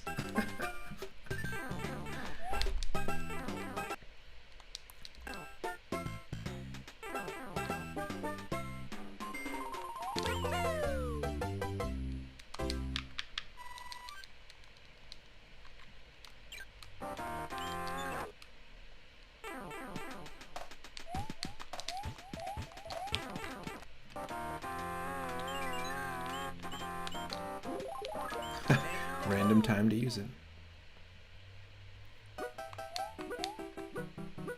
So for fun the other day, when we decided to not do a Valentine's Day stream, and we did a leap into the leap year stream, but then realized the leap year's next year. So the theme didn't really make sense, but we did it anyways. I tried a few different challenges. We played a bunch of classic frog-themed games, including Frogger on PS1. Frogger on Genesis, which is as close to the arcade version as you can get. A bunch of different Battletoads games. Played a whole bunch of frog-themed games, essentially. And one of them was Mario 3, but we randomized all the enemies, not the levels, just the enemies. And we turned on one-hit KO mode using the randomizer, and permanently gave ourselves the frog power-up. So we were doing one-hit KO mode frog challenge. And I tried that before, and we actually got to 7-7, whatever you want to call it, the level before, right before the final castle or airship in World 7. And soft locked because we were in a situation where we needed to duck to be able to progress forward. Or be Small Mario, and you couldn't do that. You should have played this with a hack that forced you to be Small Mario with frog movement. Exactly. So it was even tougher because if we were Small Mario and we just had frog movement, that'd be great because we could just run through it. Because we were still 2 tiles tall. Sounds like an old country song. 2 tiles tall. And don't you wish you were 3 tiles tall? Instead of just stankin' 2 tiles tall.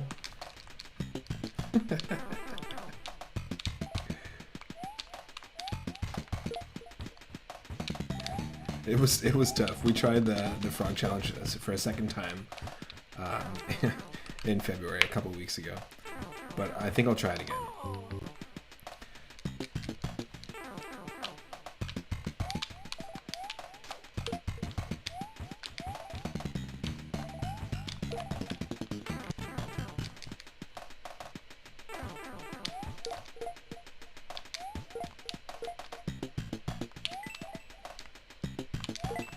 So yeah, this section with randomized enemies in the NES one is so tough because you never know what you're going to get, but immediately you have to deal with 3 of them. And if you're lucky,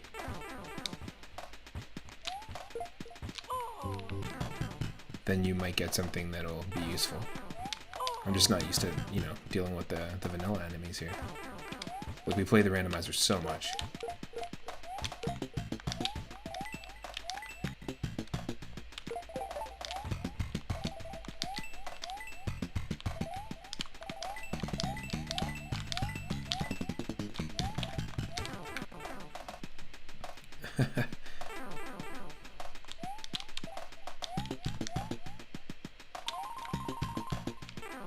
But yeah, like if you go back 2 weeks ago, like on my YouTube, all my streams are uploaded there.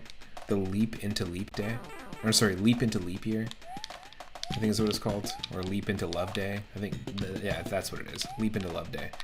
Part 1 is gonna have the Super Mario Brothers 3 Frog Challenge, if you want to check that out. And it's one of my more recently uploaded videos on YouTube. Yes. This level can give you a pretty hard time if you don't know where you're going.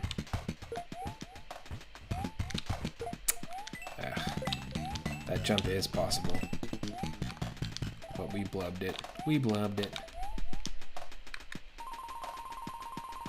Past the ice Game Boy. Get our one up. Keep moving.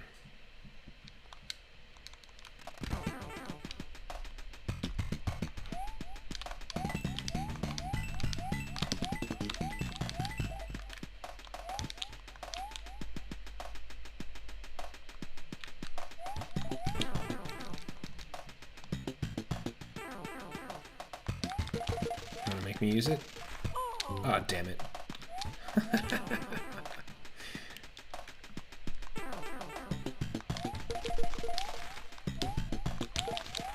Oh my god. That was way too close.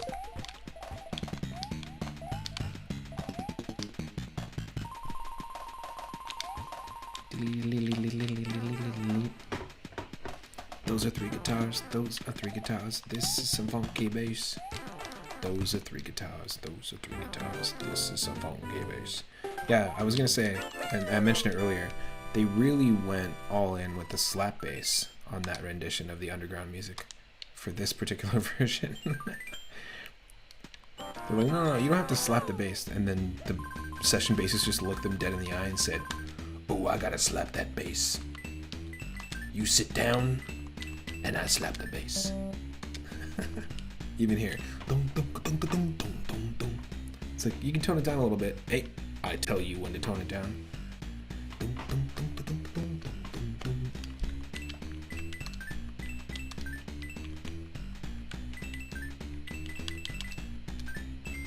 Yep.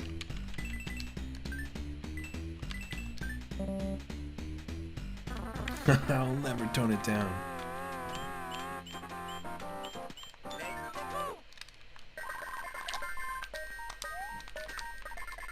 Nice. Tanuki suit. First Tanuki suit in the game.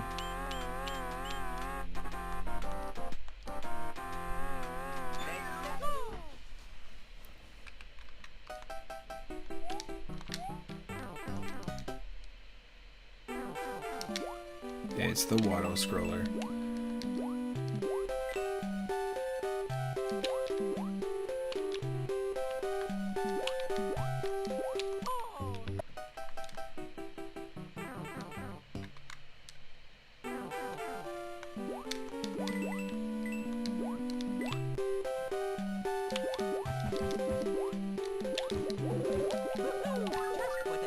When I'm 66. We still haven't toned it down.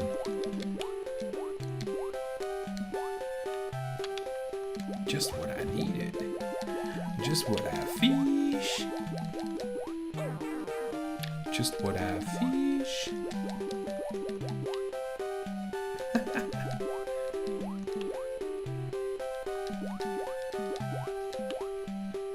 Alright, folks. Oh, I was literally just about to say I gotta be really careful here.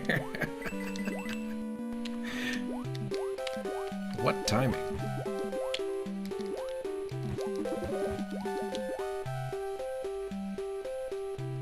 No.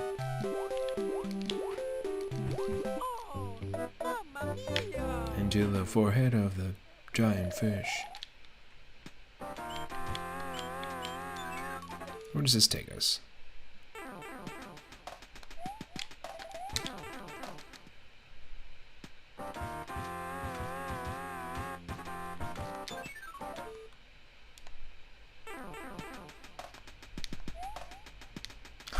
Yeah, I know the one you're talking about.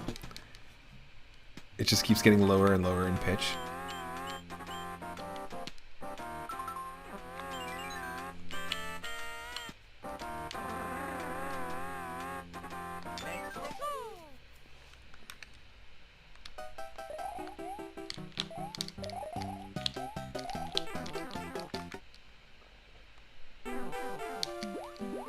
Gotta get this Tanuki suit wet, you know? Nothing better.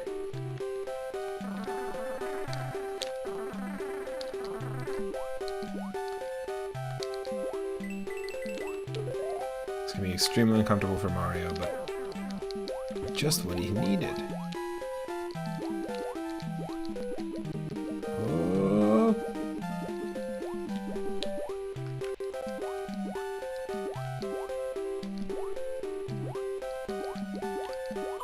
Oh. Dang.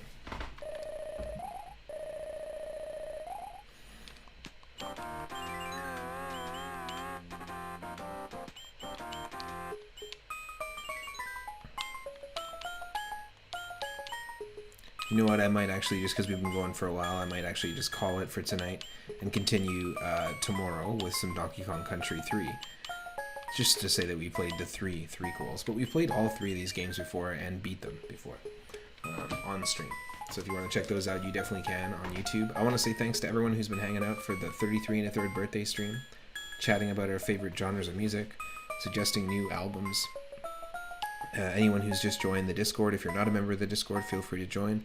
We've got all sorts of cool channels there where we can chat about video games, retro arcade cabinet memories, or albums that you're listening to, all sorts of cool stuff. Hope you're having a good Friday so far. And thank you again to LLJ Chess for the follow, Cal, Son of L, Silent Twitch, Agent Frowny for the follows, as well as Agent Frowny for the raid, and Floppy Bagels for the sub with Prime. If you're watching on YouTube as well, as you can see, we definitely didn't get close to our 800,000 high score. It's just been a long day, and we did a bunch of Sonic before this. But if you're watching on YouTube, feel free to check out some of the other previous streams that I've done. I'm usually live every single day on twitch.tv/3up_moon around 5 or 6 p.m. Pacific. On Wednesdays and Thursdays, that's my weekend, so you can usually catch me during the day around 10 a.m. And I think we're going to raid someone. I've been keeping an eye on who's streaming. There's a bunch of people who are streaming.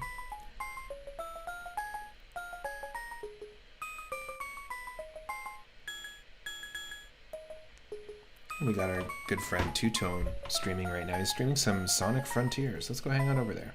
He's got a really cool channel. He was our 50th follower and good friend of the channel since the very beginning. So we'll hang out over there. I'll see you in the Discord, or I'll see you tomorrow at 5 p.m. Pacific, right here for some Donkey Kong Country 3 on the Super Nintendo. Excellent soundtrack. Can't wait for it. Take care, everyone, and happy Friday.